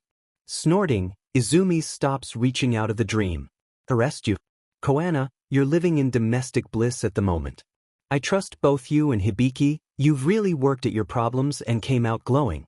You're about as dangerous as any father with a family to protect at the moment, and forgive me, but I'm saving jail cells for problems. Koana blinks at her for a moment, before scrunching his face up in mock anger. Hey, I'll have you know, I am a threat to San the dishwasher is hungry. Coming, sweetie. Koana replies, smiling indulgently. There's a pause as he realizes what he just did, and Izumi smirks at him. Alright, fine, I'm a domestic mess. Get out of my head. Laughing, Izumi turns to exit the dream. Tell Hibiki I said hi. Izumi returns to the dream room smiling. It's good to see her dreamers safe and happy, finding pockets of joy no matter what the circumstances. She wants to protect those little pockets, let them grow. Blanket the world. But for that to happen, status report on the cat. She asks Emo it is a cat. Emo replies, giddy with usefulness. Vo makes a disgusted noise that tells Izumi it very much wants to roll non-existent eyes. It's just acting like a cat. Swatted at a light earlier, keeps trying to clean itself, found a relatively clean area, and is now taking a nap. Vo reports. Slightly more detailed, but both are accurate, Izumi supposes. The vestiges in One for All are probably stronger. Izumi mutters, looking closer at the curled-up vestige. The quirk is meant to stockpile old strength. The vestiges are obviously better supported. Here, they're almost an accident, a faded after image rather than something brought over on purpose. Like ghosts? Emo exclaims, bobbing happily. Mama used to tell me ghosty stories. Are they ghosts? Aren't we technically ghosts? Tataru asks, rolling to the side. She did call me a ghost when I was a few hours old. Kumo admits. But then we are different from the vestiges, right? Are we different kinds of ghosty? Emo gasps. We aren't ghosts, we're transplanted minds. Hataru corrects, looking quite proud of the word. We're afterimages of dead people? We aren't dead though. The fragments start arguing over whether or not they're ghosts, and if they are, what sort of ghosts, and how they differ from the vestiges. Izumi is just wondering when the inside of her head became a haunted graveyard. Ghosts are people who aren't done being alive, so they stick to something they know. Like a place or an object. Stick to something? Kumo. Izumi says suddenly, interrupting their conversation. Have we checked Sensei's light? For the vestige. Sensei has a light? Emo asks, which Izumi is going to take as an answer. She groans, mentally smacking herself, before steering the bubble away from the cat vestige. She really shouldn't have left it alone. Who knows what the vestige could have done with it? What would happen if it could move it? Put Sensei's mind into the goop. Did the vestige have any sort of control over Izumi's quirk?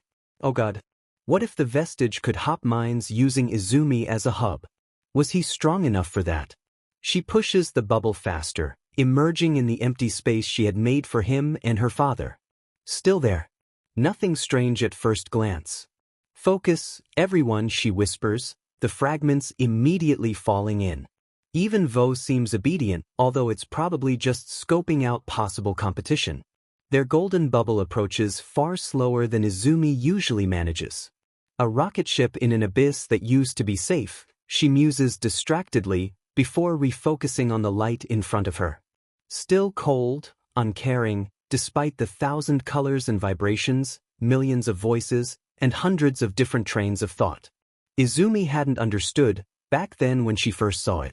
But now, she has to wonder, each one of those discordant pieces might just be the afterimage of a human being, the parts of them that he stripped away. Shaking her head, Izumi looks down to the glass. The mind itself doesn't look tampered with, so perhaps the surrounding area. The glass and the goop that covers it is far away. The minds are also far away. It's an empty space. No way for him to sneak up on her. Izumi. The Kumo murmurs, floating up to her head and extending a tendril of clouds to point. And there he is. Sensei in his suit, looking a tad bit younger, without the scars and tubes, but still definitely him. The same discordant notes of his mind, but faded. Like sensing him through water, a buzz you can forget until you're paying attention to it. And then you feel the immediate urge to stop the infernal sound. What is he doing? Hataru asks, also floating up to Izumi to whisper in her ear. Why is he shoveling the goop together? Mo whirls excitedly. Sandcastles. He's making a sandcastle. At the exclamation, Sensei looks up, spotting Izumi in the empty space next to his mind with ease. His eyes widen, and in the next moment, a broad grin spreads across his face. Ah, Izumi. How are you, my dear? He calls, in a voice that sounds like nails on a chalkboard. Get out of my head. Izumi growls, shaky and unsure and livid. Hadn't she forced him out before? When he tried to take her quirk. She had shoved him out and stolen from him, and yet, in the end, it was just a backdoor he could take advantage of. Then, again in their most recent fight, she had torn him to shreds, the amalgamation of all the different vestiges. And yet, at the same time, she was stewing in the serum that he had put there. Now, here, in a place all her own, a place she had defended tooth and nail, a sacred, safe haven, she floats in a hazmat suit in a toxic wasteland because of him. You're shaking, my dear. Sensei says, like he cares, like he worries. Now, aren't you curious how I'm here? I know how. Her hands are trembling. She clenches them into fists. He's here in her home. I want you gone. She bursts out of the bubble, the fragments shouting in alarm, and dives towards Sensei's stupid, ugly face. She's faster like this, faster than anything here, this place that is still hers, no matter the defilement. Sensei's eyes widen as she grabs his throat and, with a scream of rage, slams him through a massive pile of welled-up goop. Get out. She hisses, waves of oil and tar splashing around them, forced away by her strength. All but a small puddle at his back, like he's dripping it, the filth. He chokes, still managing a stupid little smile up at her. Powerful as always here, I see. Unfortunately, I really don't think I can. And honestly, you might want to worry about what's happening to your defenseless body right now. What is that supposed to mean? Izumi asks, her BLD gone cold. Sensei just smirks. Izumi. She shakes him. What is that supposed to mean, you dash, Izumi? It's coming back. Izumi looks up in annoyance, only to immediately throw that annoyance out the window. The goop that had all been forced away is returning at breakneck speed, like a tsunami. Better dodge that, Sensei says conversationally, and then immediately melts into an immovable puddle. Cursing, Izumi releases him and leaps into the air, away from the oncoming ocean. She just barely manages to dodge the waves before they slam together, spraying at her skin and clothes. The fragments surround her immediately, the bubble reforming, and they back away, watching the spout splash down onto an empty expanse. He's gone. So is his mind light, washed away by the wave of filth. Damn it. Izumi huffs, glaring at the black spots on her legs. Kumo hums at them, reaching out and carefully scraping them all away. I need to wake up. He could just be messing with me, but she remembers the last time she forgot to guard her body. The squelch and pop of liquid, the scream of agony from someone she loved. Better safe than sorry. Kumo agrees. We'll keep watch and tell you if we see anything. You're a blessing, Izumi says fervently, and pulls herself to reality. Motion. The bed she was in definitely wasn't in motion. Izumi sits straight up, already reaching out with her mind, her body. Whoa, easy, kid. No panic in Rocklock or Xless's minds. What happened? Where are we? Izumi gasps. She's in the back seat of a different car, not the one they were using before, and her blanket cape is being used as an actual blanket. Rocklock is leaning back from the passenger seat, a hand gently outstretched to Izumi. There was a group of villains getting too close for comfort, so we wanted you out of there. He explains. We swapped up cars just as a precaution. Villain group. Izumi closes her eyes, checking more thoroughly. She can't sense any minds paying attention to them. Nothing at all. I guess he must have meant that group. A delayed communication. Or was he just messing with me? Delayed what? It's nothing. Izumi sighs, pulling herself around to look out the back window. They aren't in the same area anymore, she can tell from the street signs. I'm just being paranoid. Something flashes through the air. And the car explodes. Izumi's head is ringing, eyes blurry. She can't seem to sense anything beyond the stinging of her forearms, scrapes healing themselves, and the panicked glimmer of Xless and Rocklock's minds. Panic is good. Panic means they're alive. Dreamer. I'm alright. Izumi calls, her hearing returning with a throb as her vision comes into focus. Xless rolls out through the sunroof as Rocklock looks over the top of the flipped car. What happened? Did we spin out? There was an explosion. Xless grunts, shaking his head. I don't fui. Pain explodes in Izumi's shoulder, knocking her back. What on earth was? Rocklock rushes forwards, grabbing her by her uninjured arm and dragging her behind the flipped car. The hell was that? I think I just got shot, Izumi says, staring at her bloodied hand in shock. She hadn't sensed anything. This area of the city is nearly entirely abandoned. And none of the few stragglers she can sense have any indication of shooty thoughts. Are you alright? The wound is already healing, and it was a through-and-through shot. I'll be fine, Izumi says quickly, kicking herself back into gear. The car, is that what happened to it? Would have had to be one hell of a shot. Xless grumbles. Can you sense them? No, nothing. Izumi sighs, trying to focus her mind. My range is good, but a decent sniper might be able to hit us from outside of it. Great. Rocklock huffs. Any plans? If I can get them in range, I can bunker down and hop mines. Izumi suggests. We have plenty of cover, we're in an urban area. Get inside a building, work it out from there. Get closer to the sniper. They've got to be high up for a shot like that, Xless points out. If they don't have a proper quirk, or training, that leaves them stranded. We should be able to manage crack. The three of them snapped their heads towards the sound, adrenaline on high alert. They were in cover. None of them were hit, but there's a new feature on the asphalt beside them. A spike made of dark blue and pink fibers, with a small black disc embedded in the end. Girl with green hair, the disc speaks, voice tinny from the speaker. You're coming with me? Izumi gulps. Dark blue and pink fibers, sniper. She knows who this is. Lady Nagant, the traitor hero. Quirk, rifle.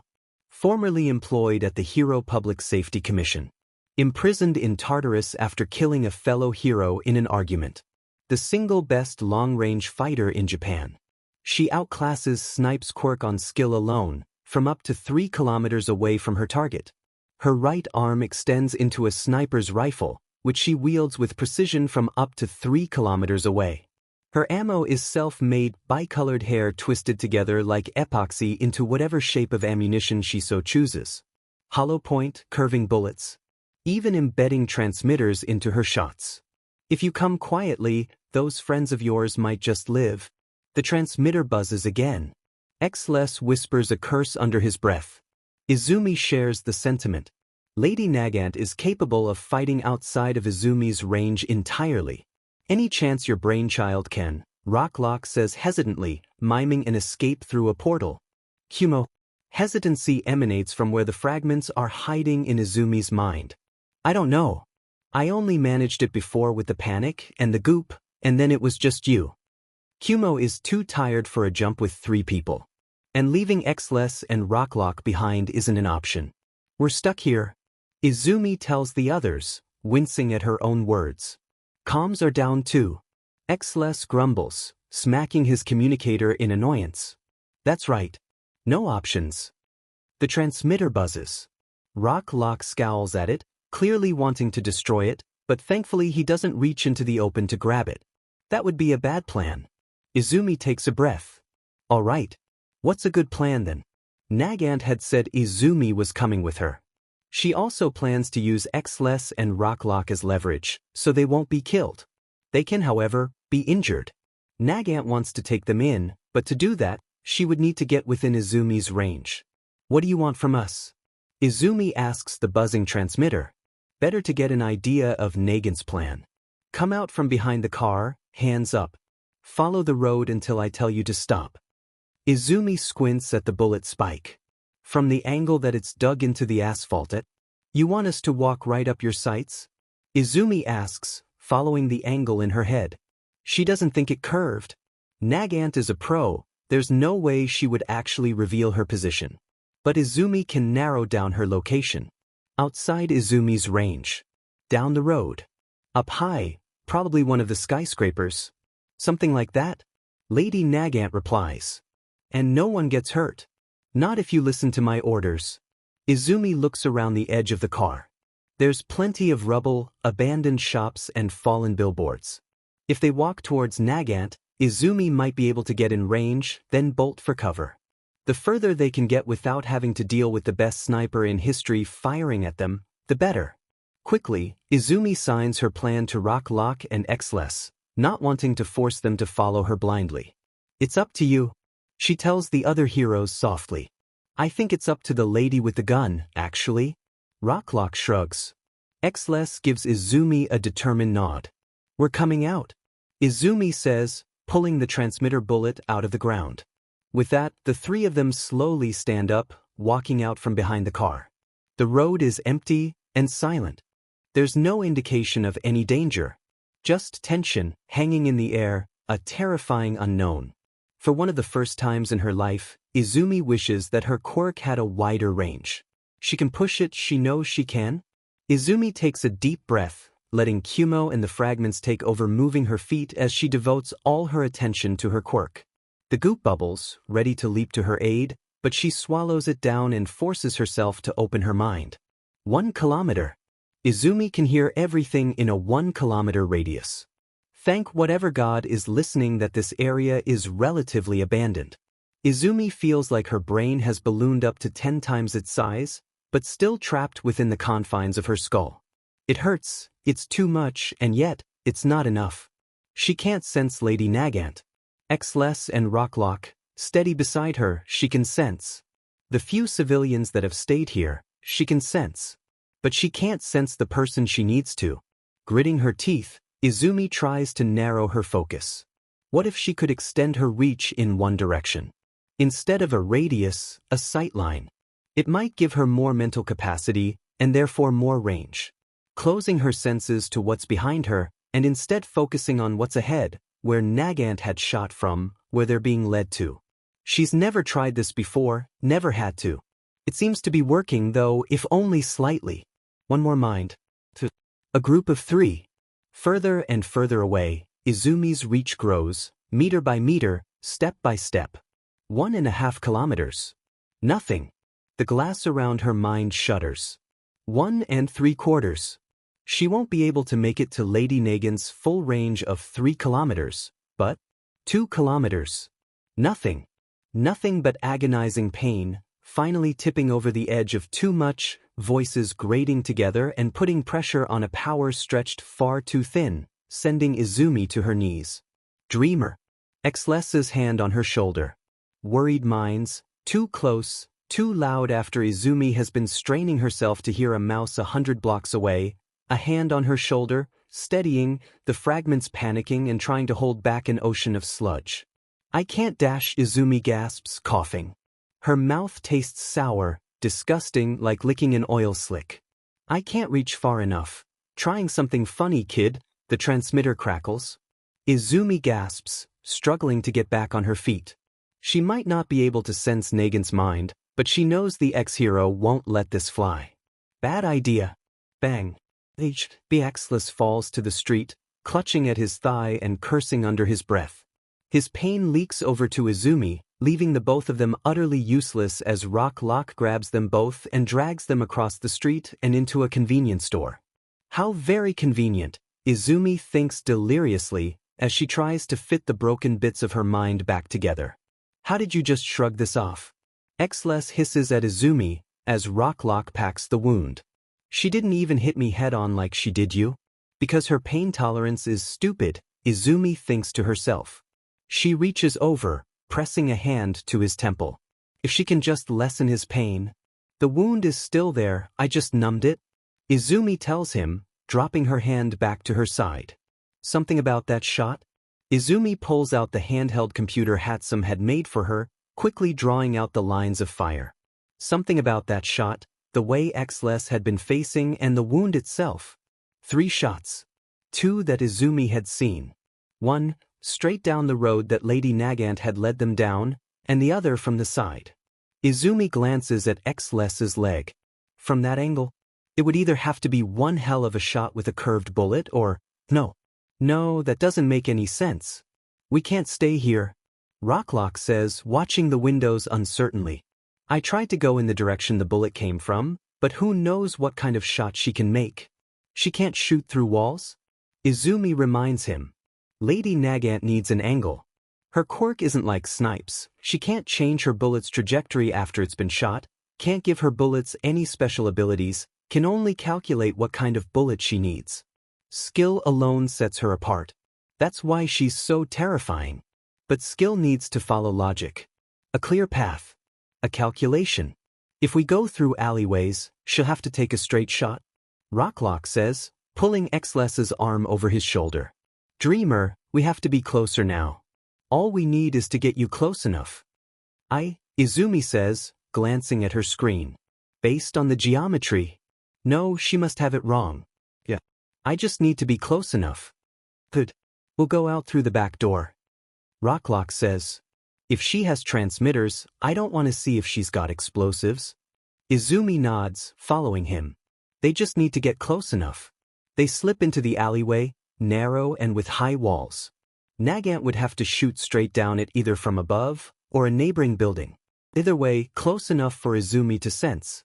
Close enough for her to take out. They slip around a corner, keeping close to the wall, keeping buildings between them and the direction that the bullets came from. Block by block, they advance until suddenly, Izumi is the one to be hit this time, dropping to the asphalt as Rocklock curses and drags them behind a dumpster. He slams his hand against it, locking it in place and hopefully making the dumpster bulletproof. That's his idea, anyway. Izumi isn't paying much attention, because that bullet came from the wrong direction. She gasps, pushing the bullet out of her wound before it heals. What? The entrance, the exit, and then the other bullets? Izumi pulls out Hatsum's handheld screen to show him, grimacing when a smear of blackened filth covers the map. Look here. She shot from this direction, this angle at the car. Then a different angle up the street to hit Xless. And then here an entirely different direction. The math doesn't add up, these shots aren't possible. There's a bullet hole in you, so it has to be possible. Xless points put, clearly judging her. Then that means I'm missing something. Izumi insists. I don't think she's far enough away to be out of my range. I think she's dash crack. All 3 of them flinch, but none of them have been hit. Izumi spots the bullet quickly embedded with another transmitter. All for one told me you were smart. Lady Nagant's voice says. You must have noticed by now. You can't sense me, kid. Izumi can't sense Nagant. She had suspected. The angle from the straight shots, they intersected too soon. Inside Izumi's range, even her normal one, and well within her forced. Sensei gave you a quirk? Izumi says. It's not a question. Of course he gave his hired gun something special. Quirk nullification. Covers me like a second skin, makes your power pass me by. Nagant confirms. You and your allies can't affect me with your quirks. You have no idea where I am. Making Izumi useless. Pinned down, blind and deaf. She could go out on her own, try to hunt Nagant down from the sky, but what then? Xless and Rocklock. Does Nagant have some way to affect the goop? Can Izumi manage to keep it under control while being shot at? Rocklock grimaces, glancing worriedly at Izumi. She has to do something. Why are you hunting us? Izumi asks the buzzing transmitter. You were a hero once. Why are you following him? You know he's trying to take over everything, right? All you're seeing is the phony sense of order they manufactured. Nagant spits. Of course someone tinged by the commission can't see the truth. Tinged by the... You think I work for them? Izumi checks. She's a little bit offended. It doesn't matter if you don't. The reply comes quickly. All for One told me your BLD is powerful. The commission intends to use you to create a new breed of heroes, extending their reach, growing their control. I won't allow that to happen. Izumi doesn't respond. She can feel the weight behind those words, and knows some of the horrors the commission is capable of. The more information that spills into silence, the more likely Izumi can find something to work with. I was exhausted after so much killing. Nagant continues, just as Izumi had hoped. All to preserve our sham of a society. Say there was a group plotting acts of terrorism against heroes, or a hero team colluding with a gang of villains to gain fame and fortune. When you have people like that, people capable of shaking the bedrock of our society, law and order won't cut it.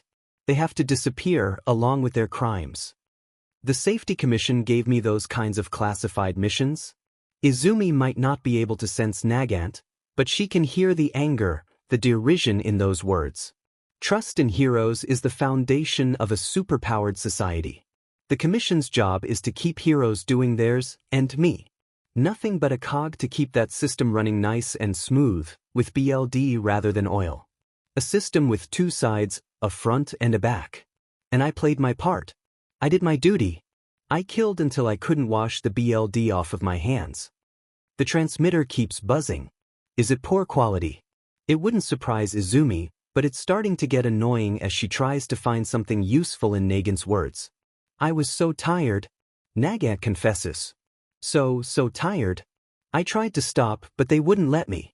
So I killed the president of the Public Safety Commission. Izumi freezes. The president? That never made the news. They said you killed a fellow hero in an argument. They covered it all up. Internal mutiny. Disputes. No, that wasn't for the public to know. You really are that ignorant. This superpowered society is a gilded daydream seen through rose-colored glasses. But it's paper-thin. A fragile illusion. Say you bring back the status quo. Then what? History will only repeat itself. Her voice gets more and more derisive, tinny from under the humming of the transmitter. The public gets to stargaze at the bright and shiny side, while the grim reality gnaws away at someone else. At least a future ruled by all for one will be a lot more transparent. Izumi can't help but scoff at that. Transparent? As if he uses people, Lady Nagant. The same way the Commission uses people. The buzzing is really starting to annoy Izumi. The way it seems to pick up right when Nagant is talking. Wait a second. Lady Nagant, do you mind if I ask you a few questions? Izumi asks. Keep her talking, test the theory. Go ahead. Stalling won't help you. Sensei likes to hide information. I just want to make sure you know what you need to. Izumi tells the transmitter. Did you know I overcame him in a mental battle, not just once, but twice? He said your mental quirk was strong. Quick, but not unnoticeable. Just before the transmitter receives the signal carrying Nagant's voice, the buzzing coming from a specific direction. Like stones dropped in a pond. Izumi's voice. Nagant's voice. Izumi knows those vibrations. She's used to tuning them out, entirely useless to her, an extra discordant note when she's already overwhelmed. But forcing her range must have brought them back to the forefront. where they haven't been since she first figured out how to tune out the extra input from the quirks she stole from Sensei. Did he tell you I went hand-to-hand against Shigaraki and nearly killed him? The research improved your body. He says it makes you unstable as well. You 4. Izumi nudges at the fragments. Can you hear those vibrations coming to and from the transmitter? If I single out vibration sense, rather than my original quirk, can you follow those vibrations to the source? The fragments are quiet before they slowly start to buzz in excitement. Maybe, Mo says, rocking back and forth. We'll try. Keep talking, make the channel busy. Kumo advises. Not just unstable. Izumi tells Nagant. Borderline insane really. Someone I cared about was hurt and I went berserk. Ripped Sensei and Shigaraki nearly to shreds. Lady Nagant, you must know I heal quickly. I've been stabbed through the heart, regrown half of my hand. Noma BLD really is something, isn't it? Both Rocklock and Xless are giving her strange looks, but Izumi has a plan and she's back on steady ground. She has a job to do, talk. Keep the line busy. That's what she's good at. Now that she thinks about it, you know, I'm kind of curious what your plan actually was. I saw the Nomu that was sent to the USJ. The physical power of those with the serum is impressive, even without quirks. Are you threatening me? Nagant asks, seemingly amused. Izumi isn't worried about that though. She can hear the buzzing. She can feel the fragments use Hataru's own quirk to learn and locate. Those two with you aren't quite as unbreakable. I'm not an idiot, neither is All for One. I wasn't the Commission's best assassin for nothing. Oh, I know he isn't an idiot, Izumi says, grimacing. He's a genius. A manipulative, brilliant, evil genius. But, Lady Nagant, what makes you so sure that that genius is on your side? Nothing comes through the transmitter. The buzz is still there, still carrying information, but all that it is breathing. Even, calming breathing, the mark of a professional that isn't about to be psyched out by a teenager talking smack. That's fine. That isn't Izumi's goal. Sensei uses people. Izumi reminds Nagant through the transmitter. I know better than anyone. The Nomu, the dragon, the doctor, the league, Izumi herself. And yet, he told me that he considers us Shigaraki and I mean his legacy. He wants to see how far we can go, what we can do under his tutelage. Or manipulation, either way. I call him Sensei because that's what he is. I have learned many, many strong lessons from that megalomaniac. We almost have her. Keep talking. Kumo urges. I've lived with a whole bunch of senseis after UA took me in. Izumi says, shifting onto her feet, getting ready for action. When a sensei wants to check their students' progress, they give them a test, tailoring it to see how they react, how they problem solve. Target found. Hataru and Vo cackle as one, sending the path the vibration is taking. You have been a very difficult test, Lady Nagant. Izumi admits, carefully slipping into her cat form. But all tests have a way to pass. With that, Izumi leaps from behind the dumpster, fully feline. Small, strong to hit. Air walk, telekinesis to get her up there. Quirks and muscles flex as one, leaping through the air, following the fragment's lead. A dark figure, pink and blue hair flying around a shocked face as Lady Nagant raises her rifle and fires. Izumi dodges to the left, feeling the bullet graze through her fur, and in the few seconds before Lady Nagant can reload, she drops to the roof of the building, shifts back into a human, and catches the barrel of Lady Nagant's rifle. Izumi looks into shocked eyes, no light behind them. It's oddly unsettling for her quirk to still be active, and yet to see nothing in another human's head. Hello, Lady Nagant. Izumi greets, a bit giddy. She did it. She found her. Sorry if that last bit sounded rather egotistical. I needed to keep that line busy. Lady Nagant scowls, ripping the barrel of the gun away. Izumi lets her, she knows what she's dealing with now. She might not be able to sense her mind, but the barrel of the gun points directly into Izumi's face. Lady Nagant